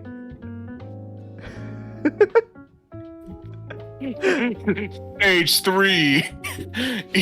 Lovesick. I love you guys so much. No, don't touch us! Oh, Swerve. You're my favorite. You're my favorite of the crew. That's a lie! Swerve just yelling, no! While he's hugging him. No! Oh, why do you lie to yourself in this one moment?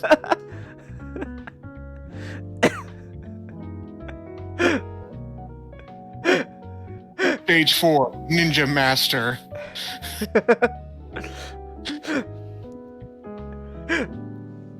Was this when Optimus learned Cyber Ninja stuff? Honestly, Jazz is one who says, "That's the thing, he didn't."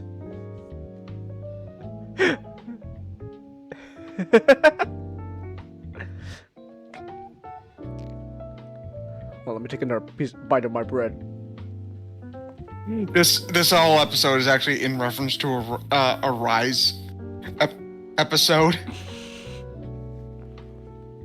I love Rise. Have you seen the episode where Splinter's sick? Mm-hmm. Pretty much that.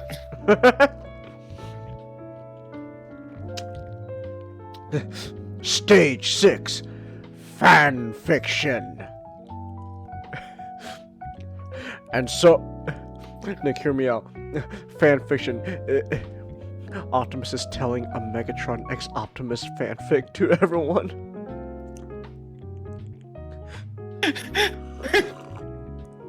And so there I was, and I saw Megatron, someone I viewed as my brother. But no, it was more than just someone like my brother. It was someone I must embrace. And so we interlocked our mousing units together. And it was a passionate moment. Hear me out. Everyone's like either like, oh my goodness, I'm bored, or like disgusted.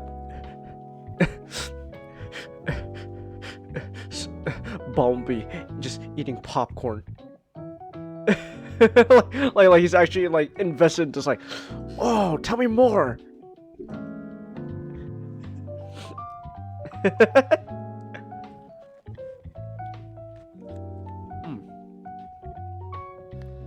Most was this piece of bread. Hold up.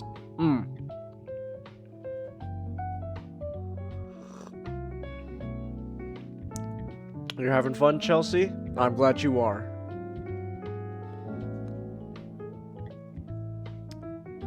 Hold on, Wilson.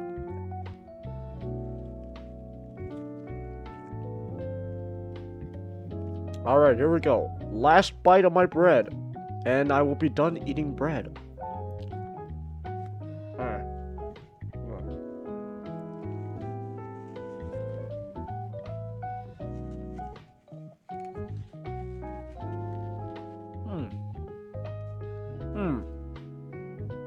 Sorry, my sister was telling me something.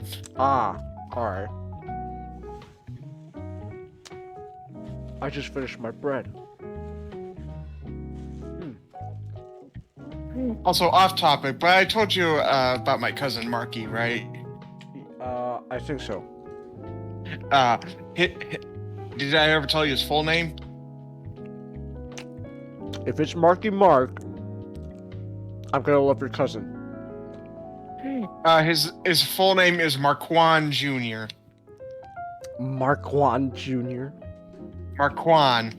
And no, he is not Marquand. And no, he is not black.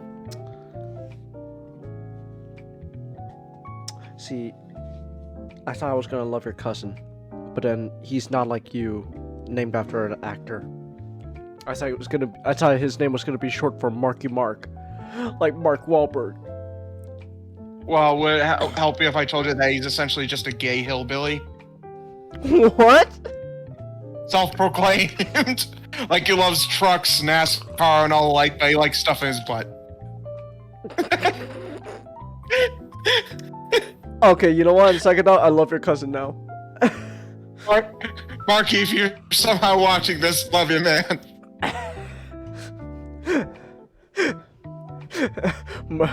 Your cousin Mark. There's one thing I love more than a good dick up my butthole. A truck.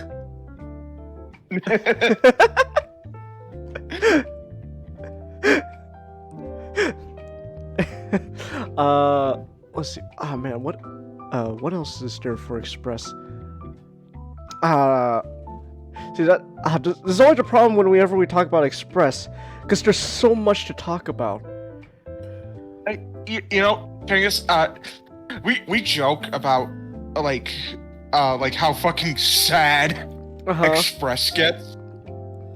But the funny thing is, Express is at the same time one of the most uplifting, like, Transformers stories. Yeah. Because one of the themes is trauma. But it's also getting over it. Exactly. And our characters all get a happy ending. Which is funny, because I remember I pitched the original ending for, like, Express in general. I remember I telling you, it's gonna be kind of a downer.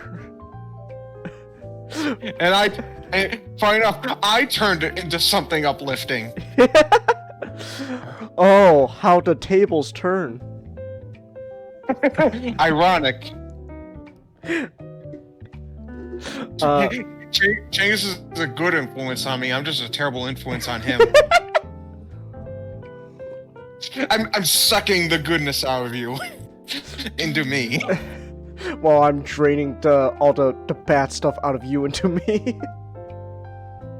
No, I'm sucking that into you like a cobra. Oh, you mean injecting? You really are a parasite. I'm like a vampire. Scrape and lick. Scrape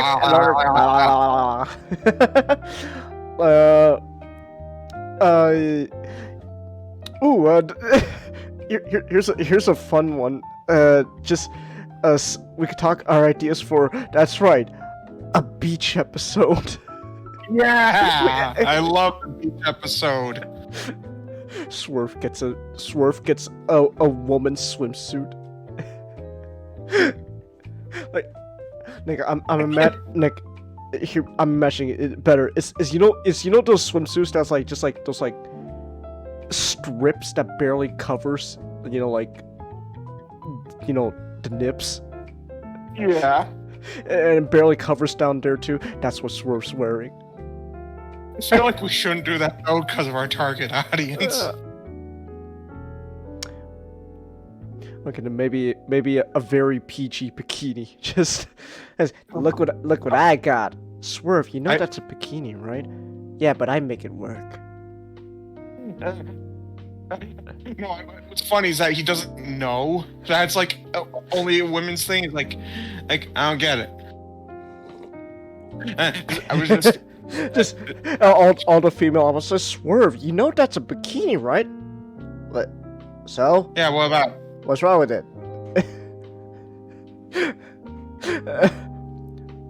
One of my favorite parts was Swerve is the part where he flirts with he flirts with Velocity.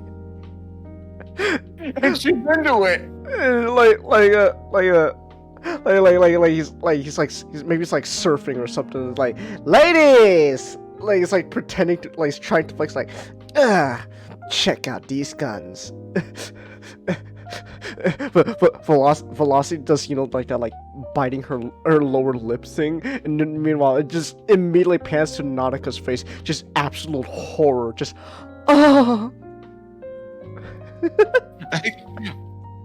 like Velocity of all people, why him? I like to imagine it's less disgust with Nautica, more just horror, that mostly because that Velocity actually likes it, just and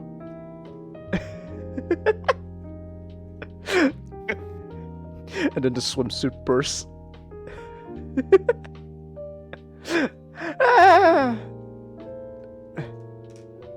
Oh yeah, and then we also had a Top Gun moment in there where they're just playing volleyball.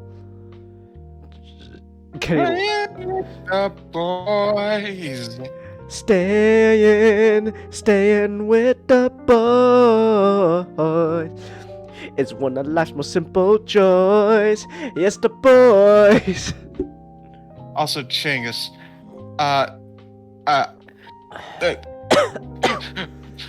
Swerve and Velocity's relationship is just this. Hold on, give me a second.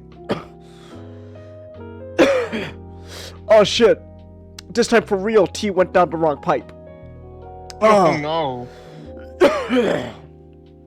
Oh, excuse me. Don't worry, I'll live. Let me see this. It's a TikTok.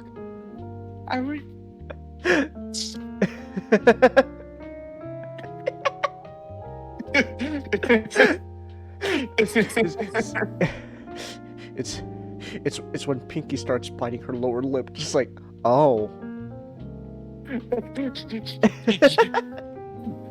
Again, for those who don't know, Weird Al canonically fucked Pinkie Pie. I want you guys to understand that. In My Little Pony, Friendship is Magic, Pinkie Pie did Weird Al yank of it.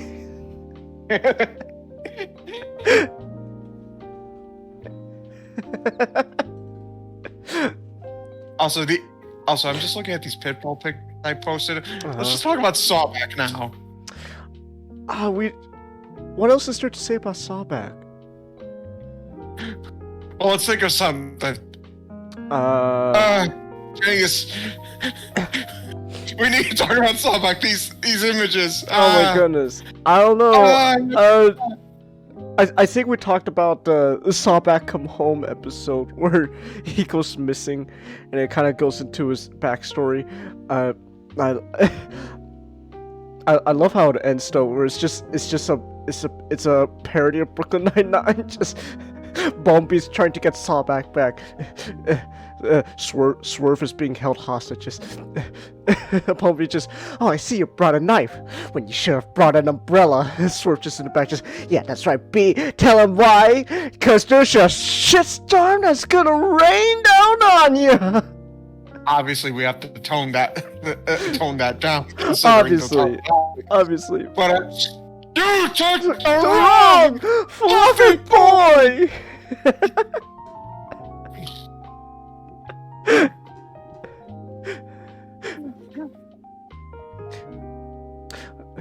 Wait, Nick. Bombi, hear me out. Bombi and Shadow Striker. When Shadow Striker joins the team, their relationship ends up being just today's command. Me and Shadow Striker are on better terms now. In fact, we even have a game night every Saturday. I teach her how to play, and she teaches me how to trash talk. In fact, the medic came in. The test results came back positive. You're a stage 5 dumbass. You've come so far. I guess another thing we should talk about is technically the fact that Soundwave and Shadow Striker are technically for the late part of the series Autobots. Oh yeah. But to get to that, there's, you know what? Then here we talk about the positive stuff, but now we gotta talk about season 3, Nick. Yeah. season 3. Oh no, go ahead. Something I do want to add though is technically the fact that that they're technically on probation. And they haven't, and like it takes them a while for them to actually be, Autobots. Or at the very least, a civilian again. They're technically not civilians. They're prisoners. Yeah. I was thinking about watching Cyberverse and how at one point Soundwave tortures a Quintesson, not Quintesson, Quintesson. And Hot Rod's basically calling him out on it. I'm like, I see this happening in Express. Because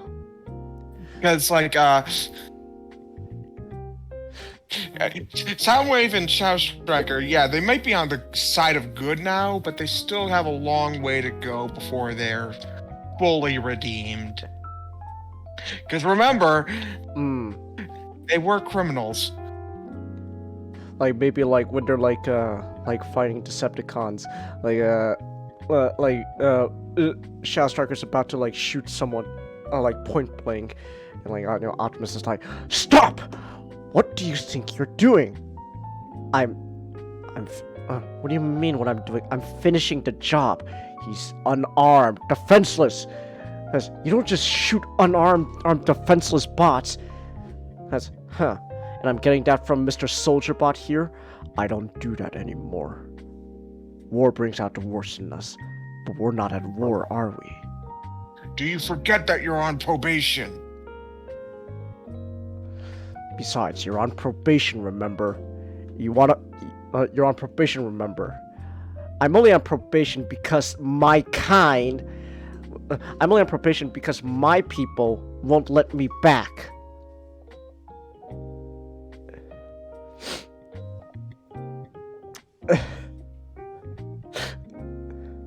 So, okay, yeah, like something like that.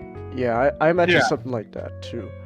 How about we? But to explain why they even are Autobots, okay, so we kind of need to explain. So actually, we need to go back to the oh, excuse me, the season 2 finale. So in the season... or something that happens during season 2. I imagine season 2 mid finale. Really? Like the midpoint. That's when Shadow Striker gets blown up. Oh, we're talking about Shadow Striker. Yeah, so she kind of gets blown up, and then and Shockwave turns into a Frankenstein monster. I imagine more like, hear me out, Nick. Because of the Shockwave reestablished, I imagine it's less of not comedy Shockwave, just I lied. Enjoy life, Frankenstein.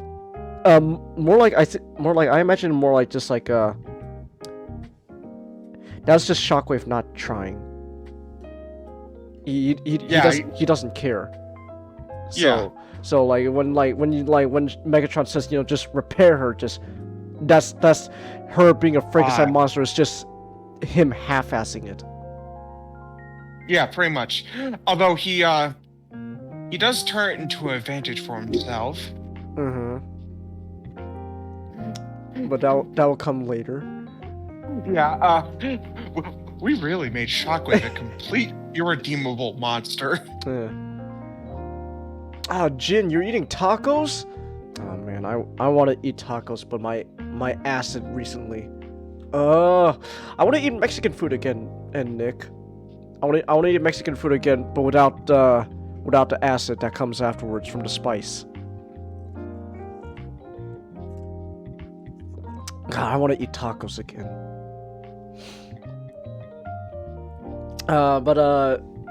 And so that leads into it, and then so in the season 2 finale, long story short, the Autobots, they save the day and all that, they get the Allspark, are safe and stuff, but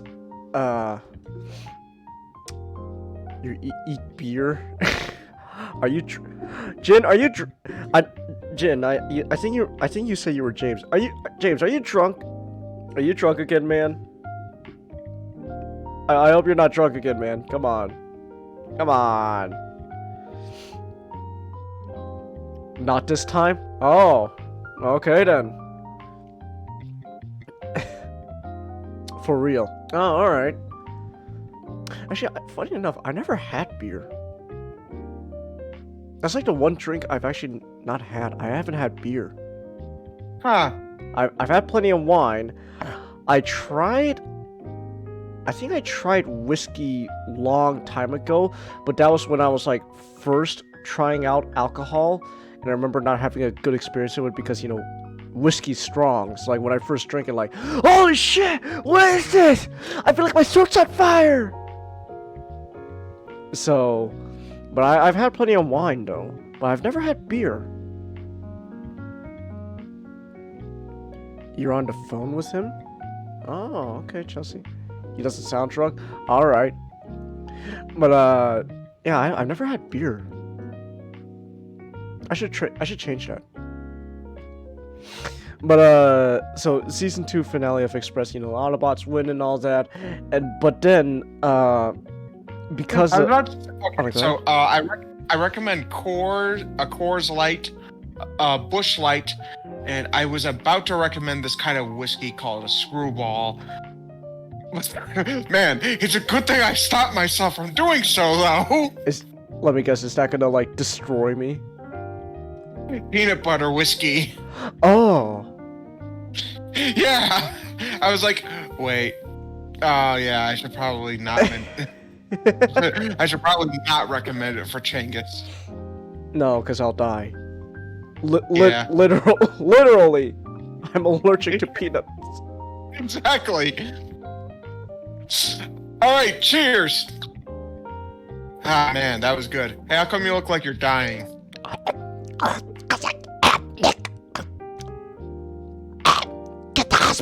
Oh. I couldn't quite hear what he said, so another round?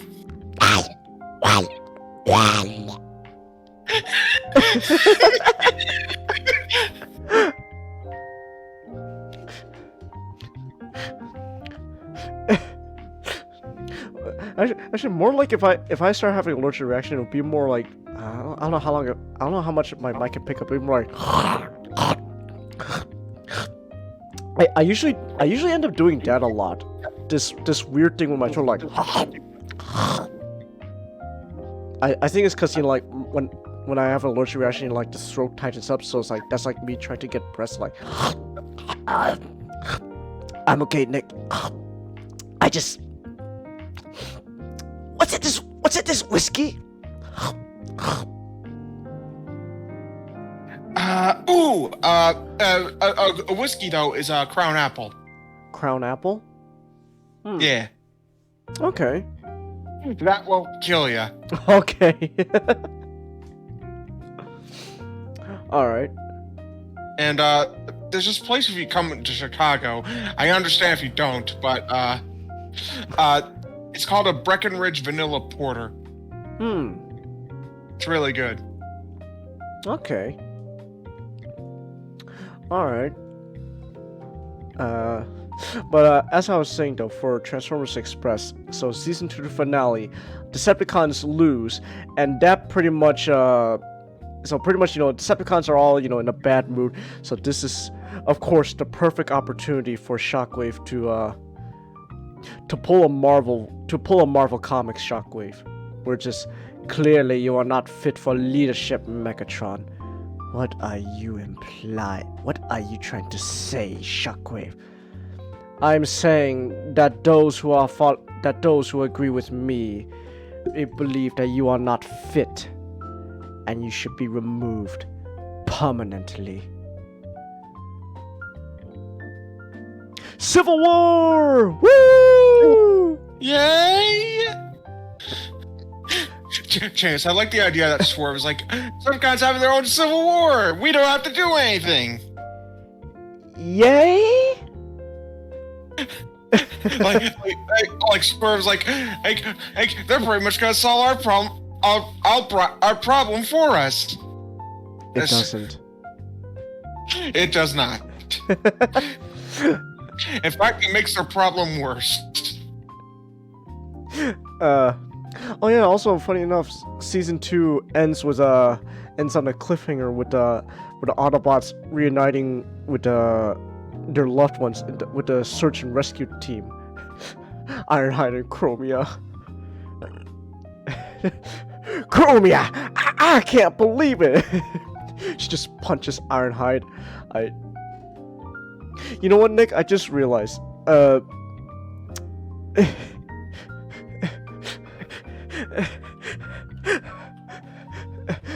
What? Nick, Ironhide and Chromia, their relationship is just Cleveland and his wife.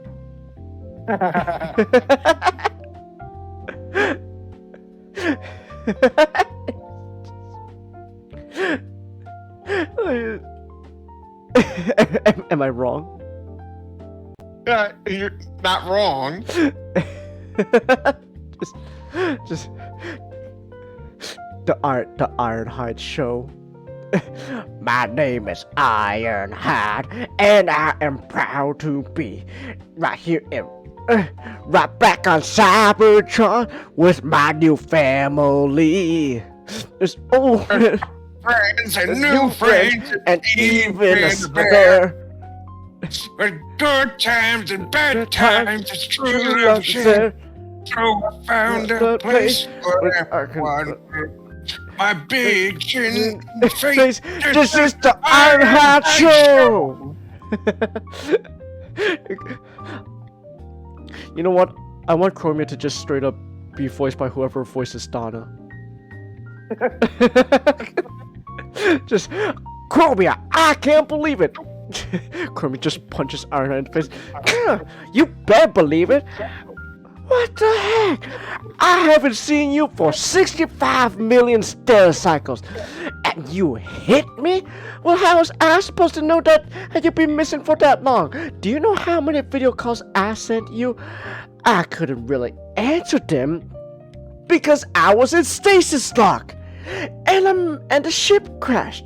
And then it blew up, along with the video calls. Well, no one ever told you to go crashing into the middle of nowhere in the universe. Now, I had to drag my tailpipe all the way here to rescue your sorry afterburner.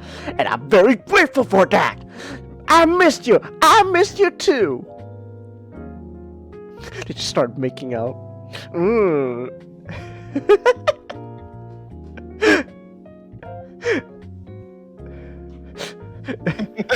The relationship in a nutshell is just this. I don't understand. Bumblebee's talking to Optimus. I don't understand Optimus. How do you think they're always fighting with each other? Just wait for it, Bumblebee. What? I don't know what you mean. Oh, I see. Oh wow, they're getting really at it. Yeah, I think at this point you should cover your eyes, Bumblebee.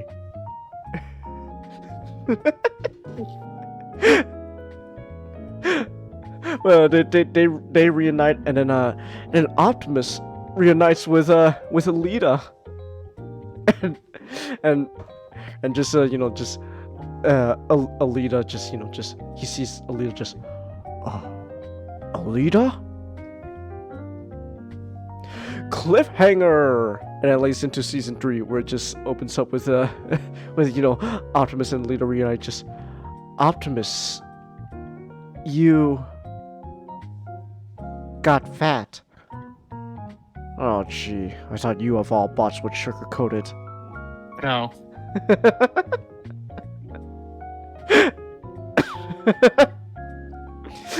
But so with that said, so season 3. So we said that season 2 ended with a civil war with Decepticons. Surely things will go better now, right? No.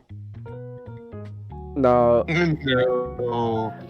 Cause it's a full-on gang war between the Decepticons, and how gang wars usually go, there's always gonna be collateral damage, especially with giant robots. Yeah. Like the worst case the worst case scenario really is imagine the damage caused to Mission City in the first Transformers movie's final fight, but that like on a daily basis whenever the Decepticons fight each other. It's not fun. It's not fun. It's not. Yeah. That's what it's like when you get in a Decepticon gang war. It's like Transformers 2007 all over again, but on a daily basis. and so it's split between those who are loyal to Megatron and those who follow Shockwave. I imagine they follow Shockwave, not out of loyalty, but out of fear. Except Blackout. And technically Shadow Striker, but the reason why is kind of fucked up. Yeah. But so remember when we said go ahead. he turned fixing Shadow Striker into a positive for him? It's because he did some experiments. Yeah. But actually, real quick though, before we get into that, so when Decepticons who are on Megatron's side and Shockwave's side, surprisingly, Starscream stays on Megatron's side. Yeah. And that's because we got a really interesting going on with Starscream. Yeah. Long story short, Starscream has a reason to stay on Megatron's side, and it's not just out of, and believe it or not, it's not out of fear. It's for a completely different reason. But yeah, so like they're having a gang war and all that, and then also a big part about season 3, Blackout. Blackout is we made him scary. Yeah. For those who remember the opening scene from the first Transformers live action movie, imagine that but worse. Where he just destroys an entire military base. Imagine that. Like, imagine the episode Blackout is introduced. It starts off just like that. And then it cuts to a news report saying this is like the 3rd military base in a row this week that has been utterly wiped off the map. It's like, oh. And unlike Transformers 2007, there are no survivors. Yep. And long story short, really the big thing for this is why Blackout is doing this is a Transformers conflict. We don't want humans getting involved. If we take them out of the picture, then that solves that problem. Now it's just between us Decepticons.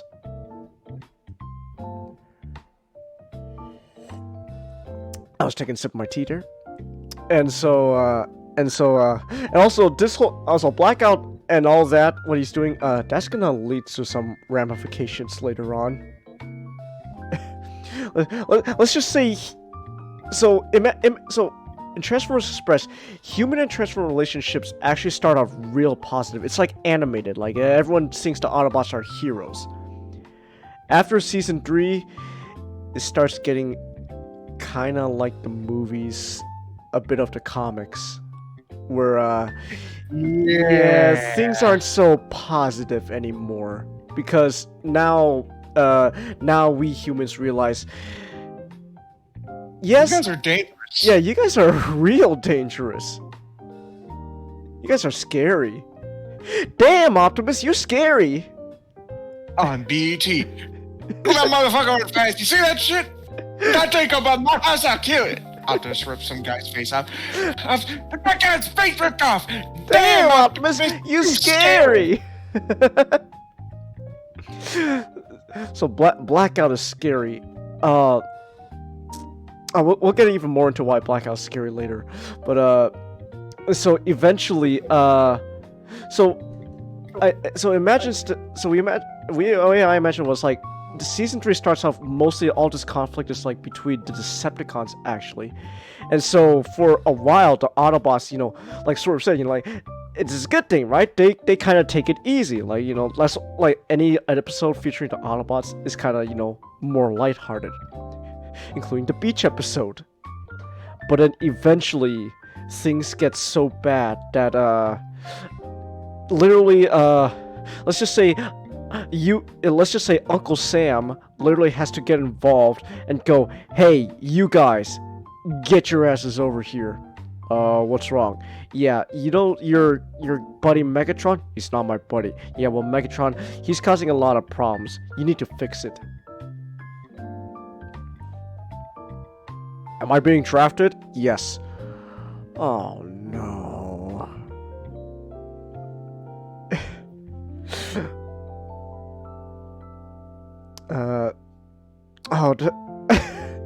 I forgot. Also, before that happens, immediately after the beach episode, we have Ratchet's funeral.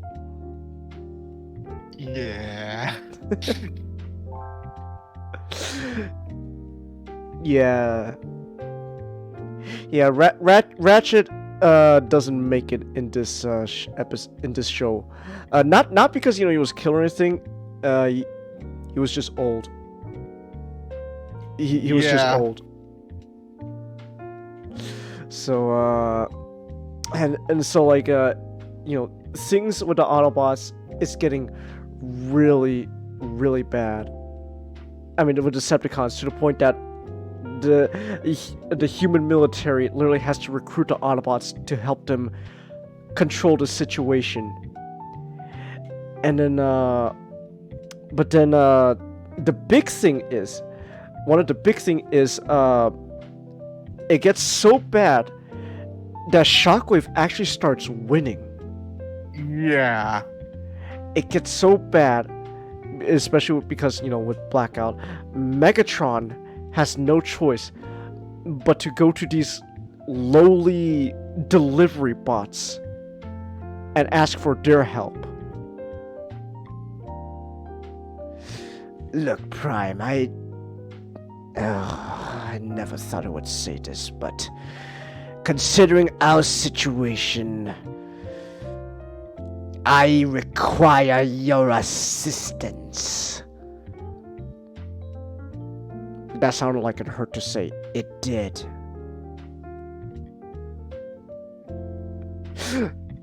So, yeah, that's how bad things are getting. So now we can get into Shadow Striker. with all that build up, now we can get into Shadow Striker. So, long story short, it's oh man, I didn't write down too much, but I remember what you told me. So it's mostly a two-parter. I imagine it would be like a two-part episode. Are you going to bed, Chelsea? Okay, have a good night, Chelsea. Night, Chelsea. But yeah, long story short, Shockwave decides, you know what? We're winning. Let's rub some extra salt in that wound. Hey, Shadow Striker, come here. No. Fine. So Shockwave kidnaps Shadow Striker, and it's worse because it technically all I had to do was just press a button. Yeah, and she just walks away. But everyone thinks, you know, Shadow Striker got kidnapped, and this episode, and so these two episodes is it's gonna dive into why Soundwave cares so much for Shadow Striker. And so like the whole episode, Soundwave is like, for at least like the first episode, Soundwave is, you know, intermingled with like several like flashbacks to the Soundwave's past. Everything is, you know, like about, you know, Soundwave trying to figure out where Shadow Striker is. You know, he's doing detective work and all that, and then it ends, and then the first part ends with a huge thing. Soundwave, in order to save Shadow Striker, decides, you know what? I can't follow you anymore, Megatron. Are you going to bed too, Jin? Alright, have a good night, man. But yeah, so that's the thing that's happening. Soundwave actually has to go against Megatron. Cause Megatron pretty much tells Soundwave like, she's gone, she's a lost cause. There are more pressing matters at hand. No. I have to find her. Soundwave, you have been my most loyal soldier. Never once did you ever think to question my actions, and now you do?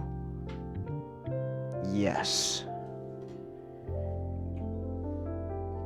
You better reconsider right now, Soundwave, just what you think you're doing. I know exactly what I'm doing. Do you now? Yes. Let me get this straight, Soundwave. If you walk out that door in search for her, you will never, I never want to see you here ever again. Kangas, this is how I always viewed the conversation. Soundwave was about to leave. He doesn't say anything. Because it's gotta be like how he did Bludgeon. He didn't announce that he was leaving to go take out Bludgeon. But Megatron's like, he's like, I know where you're going, Soundwave. You are one of my most loyal soldiers, and I respect you for it. And he says a bit of a speech. However, if you walk out there, if you walk out of here, do not come back. Well, I imagine the speech would be kind of similar to something like, hey, you are my most loyal soldier, but she is a lost cause, and I cannot afford to lose any more. So, like, I imagine Soundwave is like, he's listening, but he doesn't say anything, so like, he just continues walking towards the door, just, Soundwave, I need you to reconsider what you're doing. No, I imagine he doesn't say that. Really? Megatron says firmly, like, if you, like, basically when he says, if you walk out that door, do not come back, he's also pretty much saying, you could, that's pretty much saying, hey, if you walk out that door, you're betraying me, but hey, if you don't, you're with me. That's pretty much how it is. And Megatron, after saying that, Megatron also leaves. So basically, so Megatron doesn't watch Soundwave leave, if he does. So more like, he could still say, like, Shadow Striker's a lost cause. Yeah, pretty much. She's a lost cause. You saw the surveillance footage, Soundwave. She walked out on her own. I cannot afford to lose any more of soldiers. So I'm only telling you this once, Soundwave. If you walk out that door, do not ever come back. And then Soundwave leaves. Like that, I imagine more like, it's like this like really uncomfortable long pause. Like Soundwave actually has to contemplate like what he's doing. Yeah. But then like, and I imagine Megatron doesn't actually see it happen. How like how he was talking with Thrust near the end of Armada. Like he says what he has to say and just walks away. But like Soundwave, he's still like at that doorway, like he's still thinking just for like really long time, and then eventually he steps outside the door. So like that's such a really interesting thing we did, where like Soundwave actually goes against Megatron. Soundwave, who is arguably one of the most loyal Decepticons out there besides G1 Shockwave, is like he has no choice but to walk out that door and go against someone he pretty much followed for millions of years. And like millions of years, and while million years doesn't sound much to like a Transformer, that's still like, it's like decades right there for them. Like 65 million years is probably like serving Megatron for like maybe like maybe like 30 years or something like that. To them, like as for like a frame of reference, like that's so like it's still quite a long chunk of following this guy, and ultimately you go against him because you just want to, all because you want to save your friend. And then I think you told me this, Nick.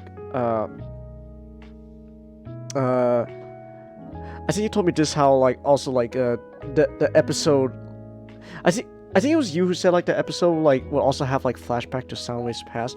I also imagine the last flashback, the last flashback, when Soundwave walks out of doors is when Soundwave first met Shadow Striker. I think that was you who said that. Yeah. And so the second part, yeah, Soundwave has to go fight in Shadow Striker and, you know, save her. And I remember you telling me this, how he also needs Jazz's help here as well. Yeah. Like No, wait. No, it's the second time he needs Jazz's help. Right, it's the second time. We'll get to that. Well, we'll get to that. That's right. Shockwave. God, we made Shockwave such an asshole that Soundwave has to go through all this twice. Shockwave has to go through it twice. Poor Shadow Striker. Oh. Also, hey, anime guy. Oh, yeah, anime guy. Well, it's worse for Shadow Striker, but we'll get to that. Obvious. Yeah, we'll get to that. But like the second part, eventually, you know, Soundwave, he finds Shadow Striker, and then, you know, let's, you know, they escape. Hear me out. I like to imagine that they don't free her of the mind control thing. I imagine it's... Actually, you know what? Let me go back and revise something. I don't think Megatron... I'm gonna say the Decepticons don't even know that Shadow Striker left on her own accord. They all think she escaped. So, but the point still stands, you know, like, she's a lost cause. She's missing. You gotta move on, Soundwave. But, and so, like, when they when Soundwave finds Shadow Striker, you know, like, he rescues her and all that. But, I imagine, like at the end of that episode, like, there's like a hint that, you know, Shadow Striker's still not okay. You know, something's wrong. Maybe like her eye glows, like her you know, her big mono eye glows, and then, you know, like, just like, and like it resembles, you know who. Yeah. Also, I imagine it's not because there's mind control. It wasn't just a mind control chip he implanted in her. It was a fucking bomb. Yeah, that's right. So that actually, but we'll get to that. So then there's like a whole like mid-season like event going on where, you know, everyone has to fight Autobots and Decepticons have to fight Shockwave, and as I wrote down Shockwave is like a Dark Souls boss. He's got two phases. Phase 1, everyone's got to fight Blackout. And that's not a fun experience. That is a terrible experience. Should we mention, because this is technically this would be the second time they're facing Blackout. So the first time the Autobots face Blackout, things get so bad that it's a slight nod to a recent trend with Bumblebee, but let's just say he almost gets his voice box torn out because of Blackout. Like, I imagine like Blackout like has him like in like a neck lock. Like he's holding onto a Bumblebee by his neck, and he's like slowly crushing it. It's not so much like Bumblebee's being choked, but like you can see like, you know, like there's like sparks flying, and you can like hear like his voice. His voice box isn't destroyed, but you can hear like static noise coming from like, you know, like a TV being broken. Like a distortion. Yeah, like a stop. And like yeah, Blackout's not fun. So I mean, for us. Yeah, well, it's fun for us, but not for them. No. We should also probably mention because of like all this just say because Cybertronians are getting bad publicity now. Bumblebee kind of. Oh, that's right. We had it like one time, like there's an episode like Bumblebee like just like driving around in like this in the same city that he's used to, the same city that, you know, hailed him as a hero, and then like Bumblebee's like, oh, like everyone's like backing away, and Bumblebee actually literally has to be the one like go, okay, what's going on? What's wrong? Did I do something? Like Bumblebee, I imagine like Bumblebee would actually look visibly hurt, like what? He thinks like it's something his fault. Like did I do something? I'm sorry if I did. I didn't mean to. I don't know what I did. And then I imagine like someone just like says, "B, haven't you seen the news?" No. And then that's when they learn about like what's going on with the Decepticons and Blackout. And that I imagine that's the same episode that they get recruited and all that. But that's like the episode where Autobots realize we can't step out. We thought this would be better. It's not. It's not. We also had an idea where one of the human companions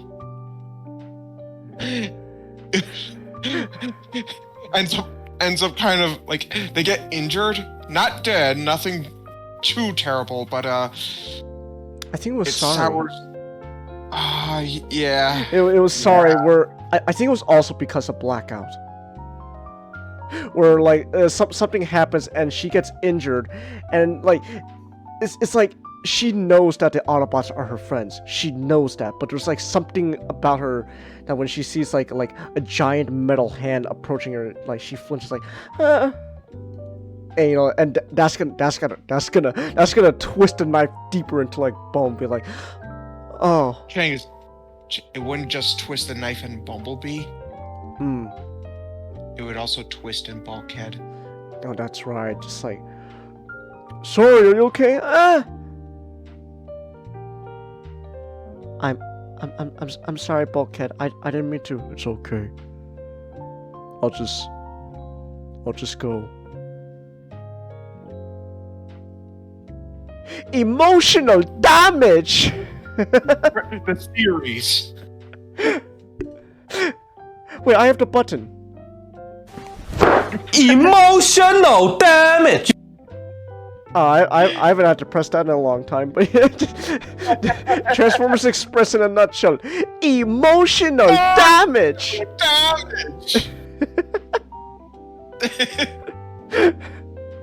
And so this is the second fight with Blackout, and long story short, Bumblebee ends up getting the kill. Do you remember how you said he kills Blackout? I imagine Chance somehow Bumblebee gets the drop on Blackout. And he uses someone's weapon, I don't know. But just starts fucking wailing on Blackout. Like shooting, or like just like whacking him, like just like stab, like just ah! Yeah, definitely the latter. Oh, just ah! And we should probably mention something about Blackout. So I imagine eventually, it's got to be revealed to everyone. Like I don't understand, why isn't he going down? Don't you? I imagine this is the part where Shockwave starts getting a little boastful. He gets more boastful later on, but like he starts getting a little boastful, like simpletons. I simply altered Blackout's brain module, I altered Blackout's nervous system. He feels no pain now. He is the perfect weapon. So the thing is, Blackout, you can still hurt him, you can still kill him, but he's unstoppable because he can't feel it. Yeah. It's like if you stab him, he'll just keep going because he doesn't feel the pain. Like he's like the Terminator, like just walking through the fire after it exploded. Yeah, pretty much. And so when Bumblebee finally is able to kill Blackout, right before he does the finishing blow, I feel. What does it mean? Who knows? Up to your interpretation. Yeah. But we said Also- Shockwave is like a Dark Souls boss. Oh, Also, no, go ahead. also, this doesn't. Also, Bumblebee does not feel better after that. No, it's not cathartic at all. It's In fact, you could argue he's worse now. Because technically, what he did was cold-blooded murder. let's just say season 3 is all about war sucks. War sucks. Killing someone isn't a fun thing. I think you remember, technically, Bumblebee is technically the Cybertronian equivalent of a minor. Well, So, I mean, I imagine our Bumblebee is more like, at the very least, like he's like a college freshman, where Yeah. he's like a young adult, but he's still fairly, new to the world. I imagine he's at least in his high school years. Well, he did attend a university. Maybe gifted child. Bumblebee? Not in that sense. Like as in like he was gifted in intelligence, so he could get into university early. Yeah, that's what I'm implying. I don't know. Maybe. He ain't that smart. Well then why is Bumblebee in university then? I imagine I imagine Bumblebee couldn't go to university because sideburn. Wait, hold on. I have to scroll all the way up in our document and look at Bumblebee's backstory again. What we wrote. My goodness. Bumblebee. Bumblebee, I have a mission for you.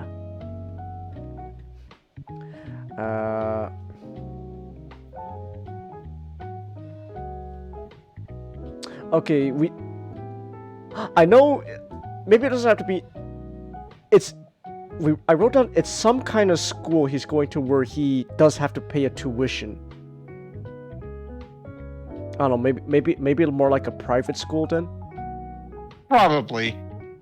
So something like a private school.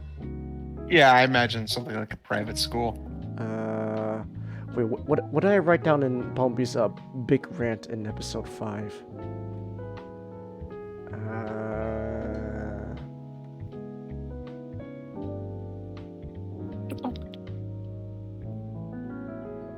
No, I think I implied that he was in university because this whole rant is like, in order to get a good paying accounting job, you had to graduate university, which I couldn't do that. He never got to go to university. Alright. And remember, like, let me. I'll change that. I can make just I'll just add a really quick addendum, like, oh, you need to graduate university, but I couldn't do that because That's because I couldn't attend. Because I couldn't even attend one. And now I'm here with you, Lucknuts.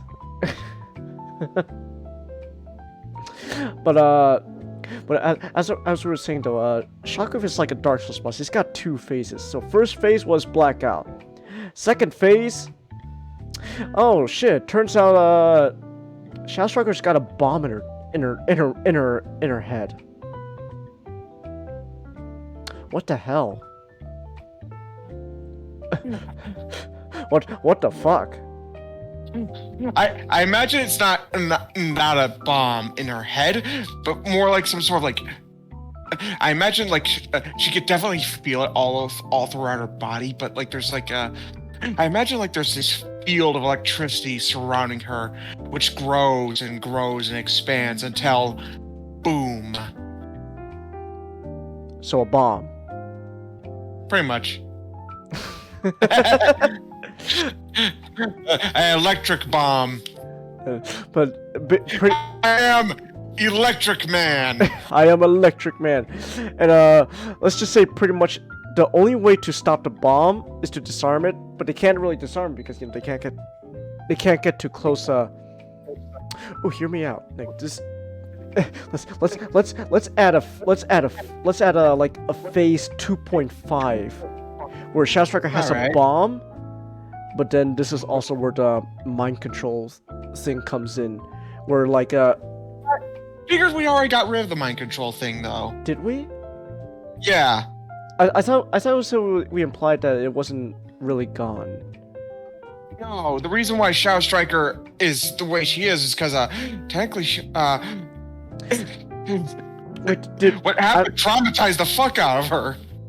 wait do we That's ever? why. Wait, hold on. I don't think I don't think we ever said how Soundwave disables the mind control. Then Oh, we did. we did. Yeah. What was it? He basically said something in, that triggered her, that basically snapped her out of it. Oh.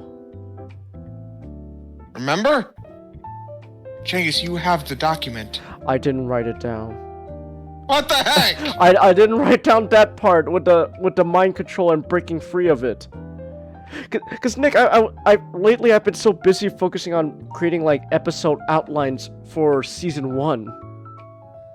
I've admittedly been neglecting the latter seasons. Here, let me write. I'm pretty sure we wrote it down in like I- the. You know what it is? I think we wrote it down during the whole slash thing. I think it was the slash. I think it was the slash thing that we were talking about the mind control. It wasn't just no. With Slash, she's fully aware. It's her body she can't control. With Slash, Ah. Chase, you came up with that idea. Yeah, I did. This is my writing partner, people. I don't write what we say. Hold on, let me write this down real quick then. I gotta write this down real quick then in the rescuing Shadow Striker two-parter thing. Two-parter flashback and with sound. Alright, hold on real quick, let me write down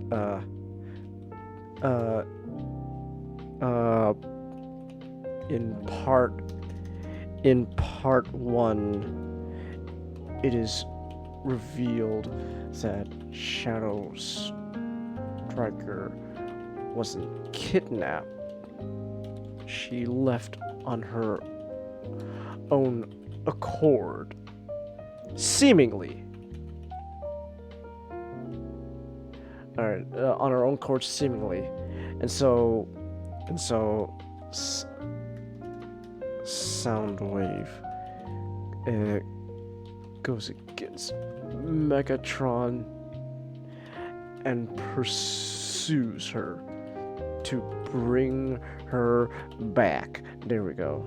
And then part 1 ends with flashback of Soundwave first meeting Shadow Striker. The second part, Shadow Striker and Soundwave escaping together. Soundwave frees Shadow Striker of mind control with maybe like a phrase or something. Yeah, it was something that basically by saying a phrase or something that show me the document, because I the worst part is I remember us writing it down. Hold on.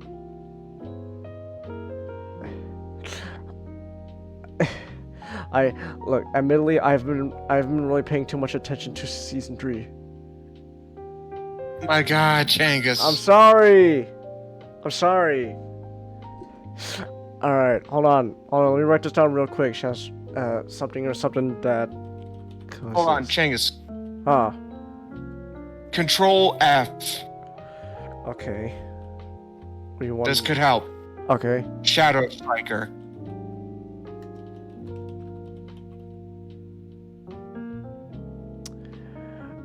It's a lot. It's just somebody mentions this Shadow Striker. Goes and is revealed. Escaping together. Shadow Striker's a bomb. Think Shadow Striker. Shadow Striker. Shadow Striker. Shadow Striker. Shadow Striker.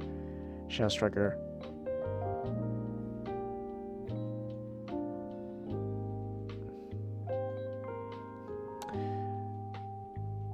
Shadow Striker.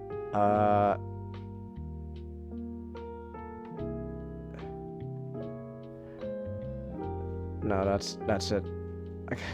I'm sorry. James, did you erase it? No, I don't think it was erased. More like I just never wrote it. I'm sorry.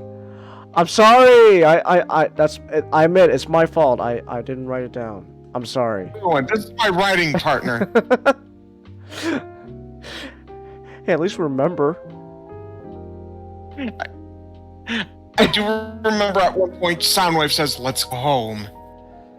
That I do remember. Something like that. Phrase something that causes her to snap out of her mind control. As they escape.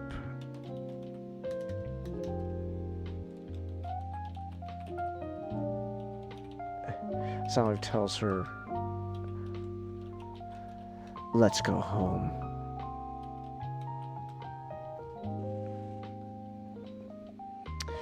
But actually, real quick, where would they go though? Because Technically, oh my god, they go to the Autobots because at least Soundwave can rely on Jazz. All right, I'll just say go to take refuge with the Autobots, specifically Jazz. There we go. Nowhere to go to take refuge with the Autobots, specifically Jazz. There we go. Okay. Okay, that's some last minute writing we had to do, dear. I'm sorry. That's my fault. Okay, so then phase 1, and then Shadow Striker has a bomb, and so they got disabled that, and then okay, here we go. Now we're back to where we were before, or we got into all that. So, in order to disarm the bomb, Soundwave determines he's got to stop whatever the controller is, or the detonator. Oh hey, Shockwave's pressing a bunch of things on his left arm. Let's and he has that sword from Bludgeon. Yep. Let's that's a nice arm there, Shockwave. Shame if you were to lose it. Ching. And yeah, so yay, the bomb's disabled. Woo! We did it! The day's saved. Let's go. Not before Shockwave decides, no, you know what? No, I will not allow this to stand.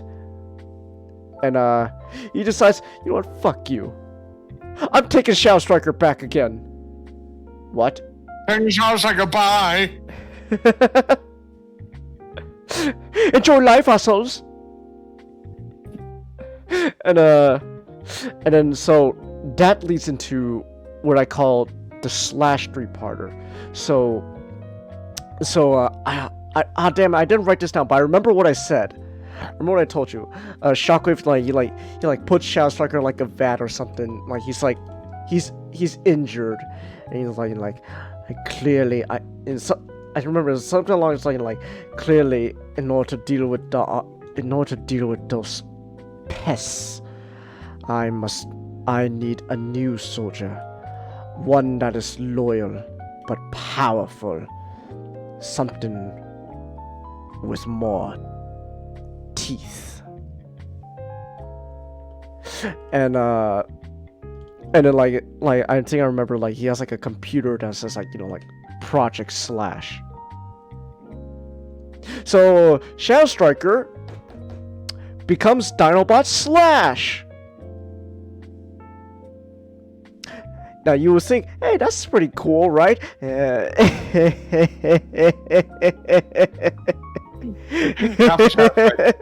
It's not fun for her. Yeah. Yeah, so Shockwave decides, you know what? You're Slash now. Oh wait, shit. Oh, wait, I wrote down this is where Soundwave defected. Hold on, let me move that real quick. Cause I remember Actually, that does make sense. That does make sense? Think about it. Yeah, because Soundwave, it's because Megatron does what it says what it does because Soundwave is going out again. Oh, that's right. Hold on, then let me get rid of that then. So he doesn't go against Megatron, so they can go back to the Decepticons, at least the first time. But it's the second time where it really emphasizing like you're gonna go out again. Yeah, this is the one where I remember that. So this is where Megatron tells Soundwave, she's a lost cause. She fled us once, she'll do it again. I'm not running out of loyal soldiers. I need you to stay. So if you go out that door again, don't come back. That's when Soundwave decides to defect. Yeah, and then I remember. Okay, now things are fitting into place again. The gears are grinding, and so this is the one where we said the second episode. In order to get Shadow Striker again, Soundwave goes to Jazz. I remember what you told me. Like when Soundwave arrives at the base, like I imagine it's like raining or something. For dramatic case. Because it's dramatic. Like it's like he's like standing in the rain, like, and it's like Soundwave, what are you doing here? Like they all got like weapons pointed at him, and then Jazz recognizes Soundwave's got the headband on, the same one where they went to fight Bludgeon together, and that's when Jazz was like, oh whoa, hold on, he's cool, whoa, hold on guys, he's cool, Jazz, are you sure? I'm positive. And I remember like Jazz just like goes up to the Soundwave and like, where are we going? Like at that point they've have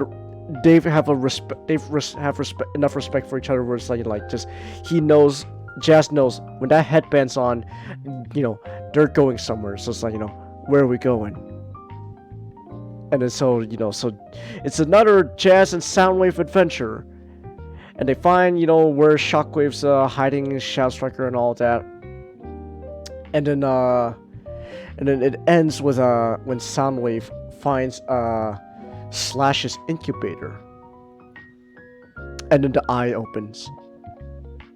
Like out of something like Jurassic Park or something like that. Like it's like boom. Third episode of the third parter. So then Shockwave it's like revealing to everyone like this is Slash. Like what have you done with Shadow Striker? I've improved upon her, perfected her.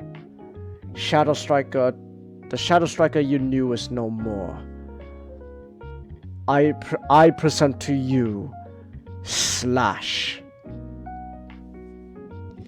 And we also had it that Slash has like a muzzle on her to prevent her from talking to anyone.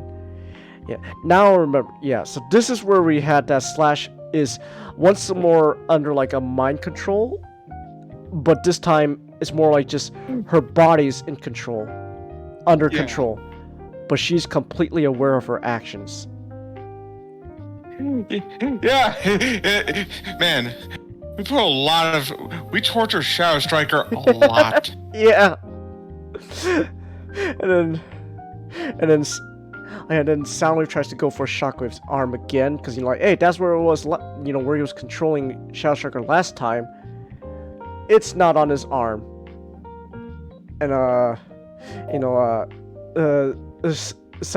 Shockwave's, and I think also, yeah, I remember we said also, like, starting from this point on, Shockwave is starting to get a little more erratic. Like, he got a little boastful, and then after he got his arm sliced off, he starts getting a little screws turned loose there, like, that's annoying. And then long story short,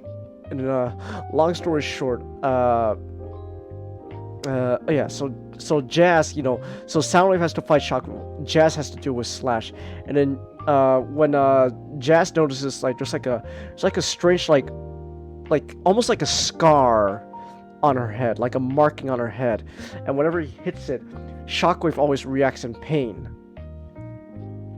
And so Soundwave decides, you know what? I think we know how to get her free. Shadow Striker, if you're in there, this is going to hurt. So like they grab like a broken like electric cable and they just jam it in the spot, and they just shock Slash. And in doing so, it starts frying Shockwave's mind as well. Just Slash is free! Yay! Oh yeah, and we also mentioned Slash comes to throw something at Jazz, but then this reveals she's just normal again. She just does it because she doesn't like Jazz. But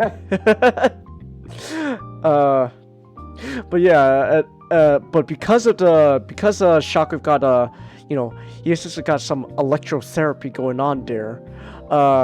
This is when Shockwave decides, yeah, no, I'm no longer, the cold, calculating monster. Well, he's still calculating, but he's more mad scientist now, more erratic. Just, what? I'll get you, Soundwave. I'll get you all. Just you wait. And this is the part where we said that, yeah, emotional damage. Yep. Because at the end, Slash, so Shadow Striker is now Slash, but when she sees herself in a mirror,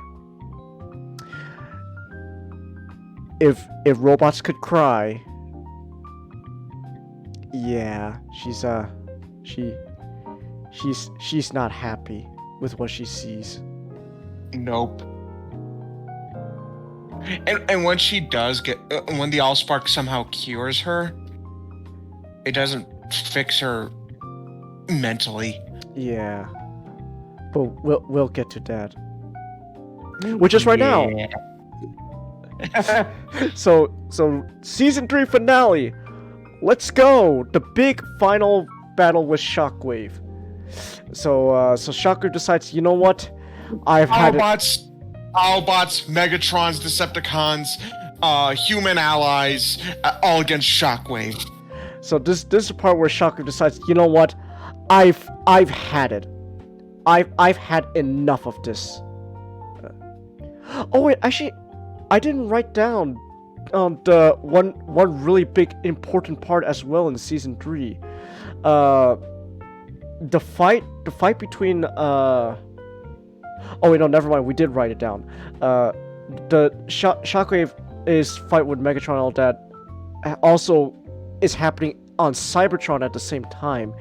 And long story short, Shockwave we said Shockwave is gonna do something to Cybertron that pretty much forces everyone on that planet to come to Earth instead.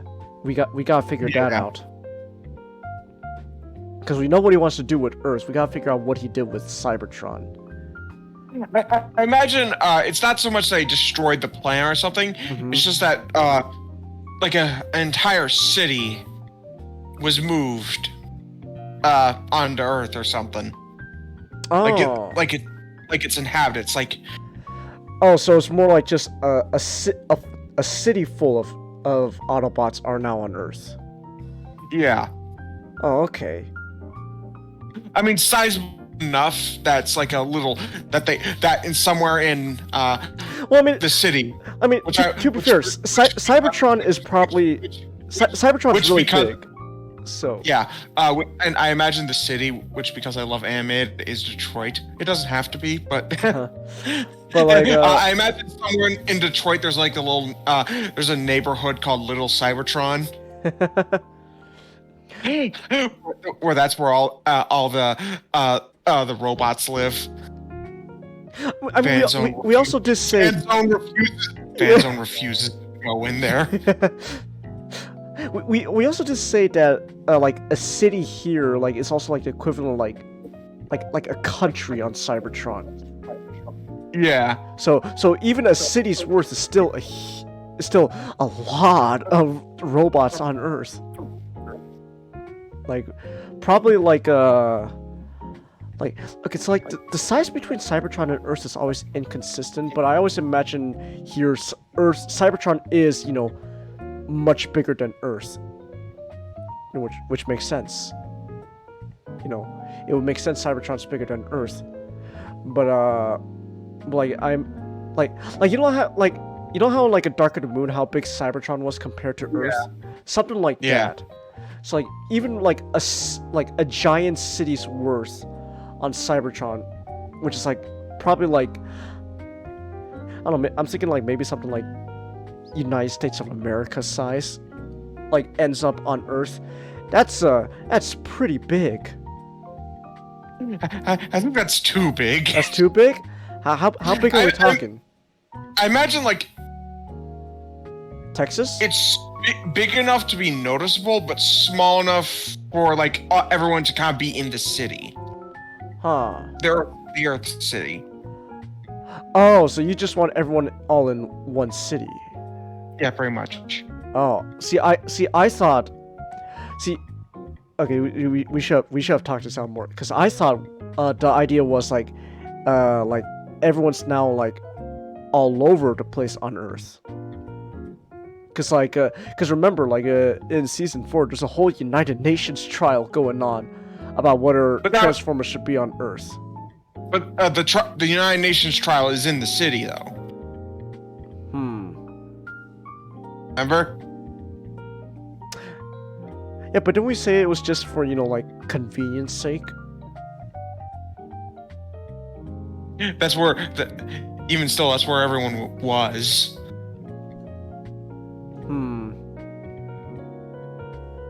Maybe, but hear me out. So Detroit's in Michigan, right? So maybe. Okay, now hear me out. What if at the very least the biggest is let's just say there's one less lake in Michigan now. Pretty much. we could do that. Like there's now one less lake in Michigan because that's like pretty much an entire city on Cybertron. Yeah. Okay.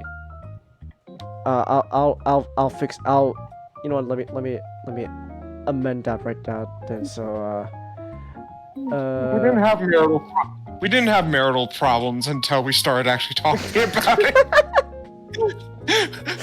We were going so well, and then we were like, "Oh, Changus, no, that's not how we wrote it." What do you mean, Nick? Yeah, Changus, it's like this. No, it's like that. Next thing you know, Ninjato's our divorce lawyer. Oh, our marriage counselor. I thought you. No, Knott's our divorce lawyer.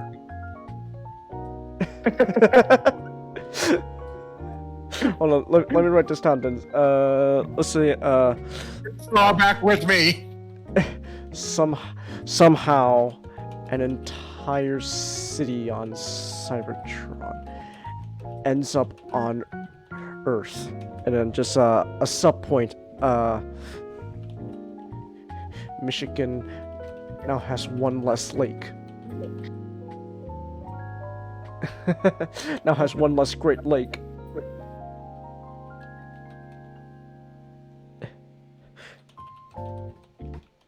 Since that's the city that came to Earth.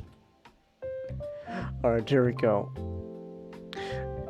I didn't realize this stream would be our our married couples argument arc.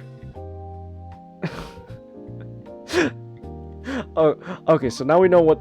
So now we specify what's going on. Okay, so with that said, then we could go back to what Shockwave's gonna do with the Allspark on Earth. Okay, so Shockwave's big plan to do with the Allspark on Earth. Somehow he gets hold of the Allspark, because of course he does. His whole plan. Ah, fuck! I'm just gonna cyberform Earth.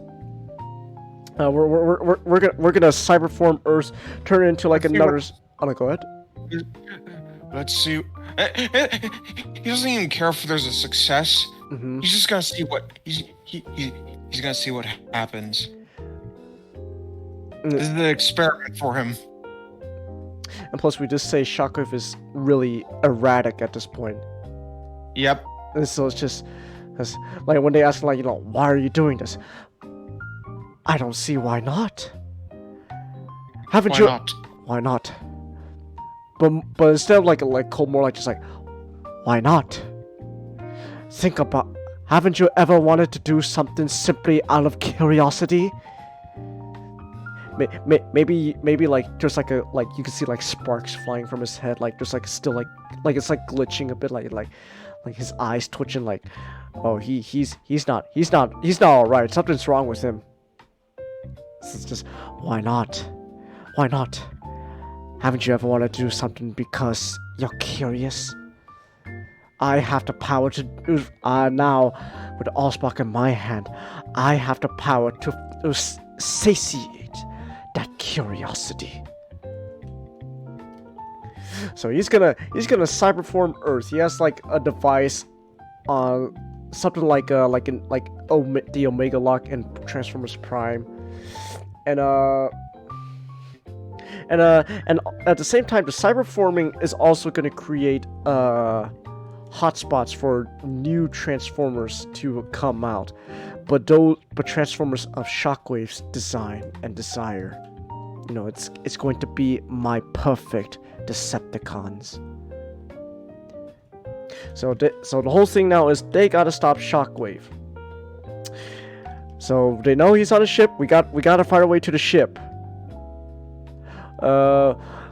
There's some hiccups along the way. One major one is Bumpy accidentally steps on a mine. It's a pressure mine where if he takes his foot off, he goes. And so Perceptor decides this is going to be his heroic sacrifice. So he takes Bumpy's place on the mine, and he's able to distract Shockwave's Decepticons long enough for the Autobots to sneak aboard onto the ship.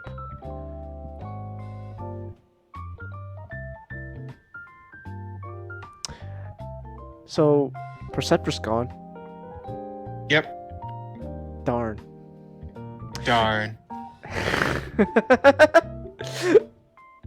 So then they sneak up board the ship. They're gonna find Allspark and find Shockwave. Slash finds the Allspark and she tries to destroy it, so Shockwave can't use it.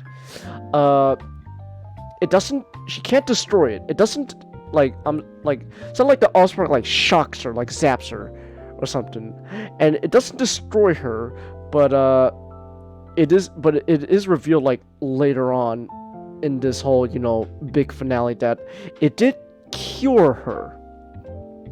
But we use cure loosely. It cured her physically. Yeah. So she still has some time to go before she's cured mentally. Yeah. So she's back to normal before she was even a Frankenstein. So she's back to normal. So she's cured. So then everyone gets a big fight with Shockwave, and everyone's able to land at least like one blow on him. And then we also had it as a reference to Dark of the Moon.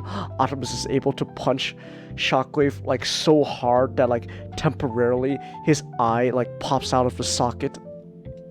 Like in Dark. That was a really crazy part about Dark of the Moon, where Optimus punched Shockwave so hard his like eye just like fell out of its socket.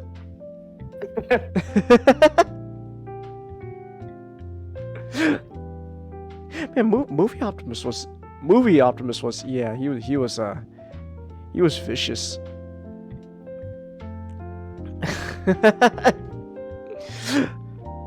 So they're able to land at least one blow on Shockwave, but before they could do anything, Shockwave is able to get the upper hand again, and he's able to beat Optimus. And before he could kill him, Shockwave he was kind of boastful before, but now here an erratic Shockwave, he's gloating. He's proud of this moment. I want you to understand, Optimus, that that's everything I've done up until this moment. It wasn't personal. But what I'm about to do to you, and what I'm about to do to your pitiful, pathetic, disgusting planet, I'm going to enjoy it. I'm going to enjoy it very much. You forgot one thing, though, Shockwave. And what is that? Always watch out for the little guy. Hey, Cyclops! Shockwave turns around, and there's Swerve with his big ass gun, and he just shoots him right in like he just shoots him, just. Also, Swerve finally got a shot. He was finally able to land a shot. Just, hey, Cyclops, eat this. And like they think Shockwave's dead. And like everyone's able to like the ship is going down, but everyone's able to escape. But then it turns out, oh my goodness, Shockwave is still alive. Now Shockwave is going full Terminator here, where he's just like an upper torso, but it's just an endoskeleton, and we just say his like endoskeleton would pretty much like resemble Dark of the Moon Shockwave. Even his little weird mouth. I imagine it. There's a reference in a reference. It's not exactly a mouth, as it is kind of like a sideways, like kind of like when like how when sometimes robots talk, there's like this little visor thing as a mouth with a little wave going up and down. Okay. Imagine that, but like sideways. Oh. Kind of like it because it kind of does look like even if it's not like that little weird crab mouth thing, it kind of looks like one. So yeah, Shocker's going full Terminator, like he's like crawling, like just as an upper torso. Right before he's impaled by a ship debris, like it just like impales him, just Shocker's last words, as his last dying breath. Illogical. Yeah, I imagine he says illogical. Like he can't even believe what just fucking happened. Just illogical.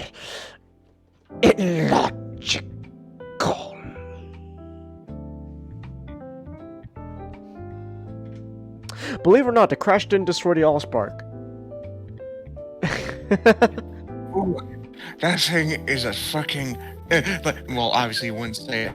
Man, that's a tough little trinket. That's one tough trinket. Season 3! That's the end! Woo!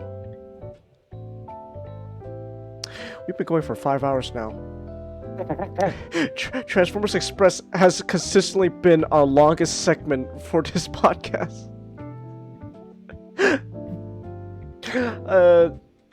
Obviously, there's so much more we want to say. You know what? How about this? So we'll talk like some of the highlights from the later seasons. So season 4. When it begins, it immediately picks up right after season 3 ended. It's all about the epilogue, the aftermath of destroying Shockwave, and so everyone's recuperating, and Shadow Striker's got trauma, and we actually had it that just like the color red is like enough for Shadow Striker to go to. I wouldn't say like it's enough to like fully like trigger her, but like it really makes her uncomfortable. So like Soundwave, so Soundwave changes his red visor to a toy accurate yellow visor. Yeah, references to toys. Let's go. But then just when you think everything's over. That's when Megatron decides, Prime! Now that our little problem is no more, that means our arrangement has concluded. Now everyone's obviously like really exhausted. Like Optimus is probably just like, Megatron, let's not do this now. No, we're doing this now, Shock. No, we're doing this now, Optimus. I demand you fight me here and now. Our quarrel continues forever.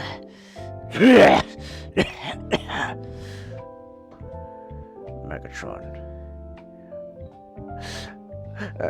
I imagine starting from here, Megatron starts showing more visible hints of his illness. Like he's like coughing a lot. Just you will fight me here and now. Like there's a part where Optimus is like actually feels like kind of concerned for him. It's like Megatron. Like before he can ask him, it's like I'm fine. We're doing this now, Prime. You and me. And so Megatron is challenging Optimus to one more fight. But Optimus, he's tired. He doesn't want to do this anymore. But like in a sense, like he feels like like if this is really what we have to do, then so be it. So Optimus just simply clenches his fist. Change to forget. Okay. The fact that at one point Megatron actually keels over, and they actually have to figure out what's wrong with him. Yeah. And then they go, oh, and it's only then do they realize. Even Megatron kind of goes, "Ah, crap! I completely forgot." Yeah, it's like, well, like maybe like Decepticons go like, Lord Megatron. No, oh Nick, hear me out. What if it's Soundwave? Even though he's not, accepted anymore, he still goes to like help Megatron. Like, Megatron, I'm fine.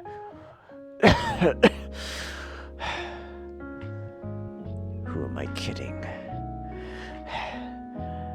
This whole ordeal fighting Shockwave, trying to secure the Ozbok, I completely forgot the reason why we are here in the first place. Prime, it's clear that the ailment that possesses me will take me soon. So stand up, Prime. I demand that you fight me one last time.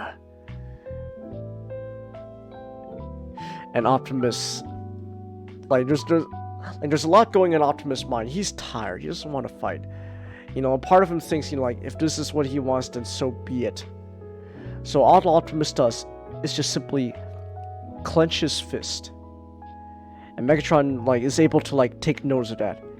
And he thinks this is a sign that Optimus will fight him. And so Megatron just goes, "That's more like it."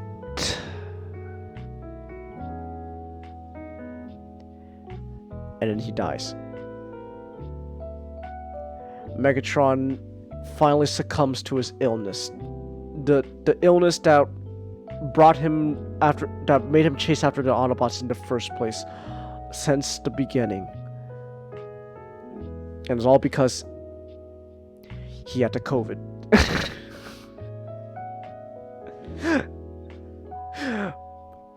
But yeah, but the thing is, in a sense, Megatron dies happy, believing that, you know, at the very least, he believes he died believing that Optimus would fight him. Therefore, you know, he dies happy and like, he will do what I ask of him. That's cool. So, Soundwave, now, even though Megatron is dead, the rest of the Decepticons, they're also not too happy with Soundwave for Shadow Striker. So, guess who's in command now? Megatron has fallen! I Starscream am your leader now! I will kneel before my... Ugh. What kind of freaking king lives next to the train tracks? What is this? Mexico? Oh no, Nick. Oh, what happened? Oh, Nick? Connection issues. I understand. Are you on your phone right now? Yeah. Okay. I just gotta fix something up. Okay. I've been so focused on storytelling, I've been ignoring the chat. Okay, Anime Guy says he's playing Kingdom Hearts 3 right now, and they have their own mech franchise within the game too. Ooh. Okay. If you're still live, then, you know, maybe I'll check it out afterwards. Come on, new neighbor. You just moving? Hello. Liana Arts has followed. Hello. Thank you for following. Let's see. We've been going for over 5 hours now. I think this is probably a good time to start wrapping things up. Yeah. Yeah. Plus, you know, connection is just like I said, there's so much stuff we want to talk about, and you know, Nick, like we're not even done writing ideas for this. There's so much more ideas we have to put into tank for Transformers Express. But like but yeah, like just it's dense. It's dense. Like we got a 76-page document going on here. We have a 76-page document going on here, all for a Transformers fanfiction that we wrote. It's fun. But like I said, Nick, I do think like if I want to do more, like stuff for Express, I do want to start writing like something like a script for like, you know, that kind of video idea I was talking to you about, like just telling, you know, like the ideas for Express. Like that's something I do want to do. But yeah, like just and I'll find a way, and you know, yeah, I just need to find a time though to do something like that. Like I gotta find a time to write a script, I have to go back to video making instead of streaming. I gotta write a script, I gotta edit, I gotta, record and all that. So like that's gonna be time consuming. So I honestly think I'm probably gonna take like a week break just to like do all that and like catch up on stuff. But yeah, that's pretty much all I've got for Transformers Express. You got anything last thing to say about Express, Nick?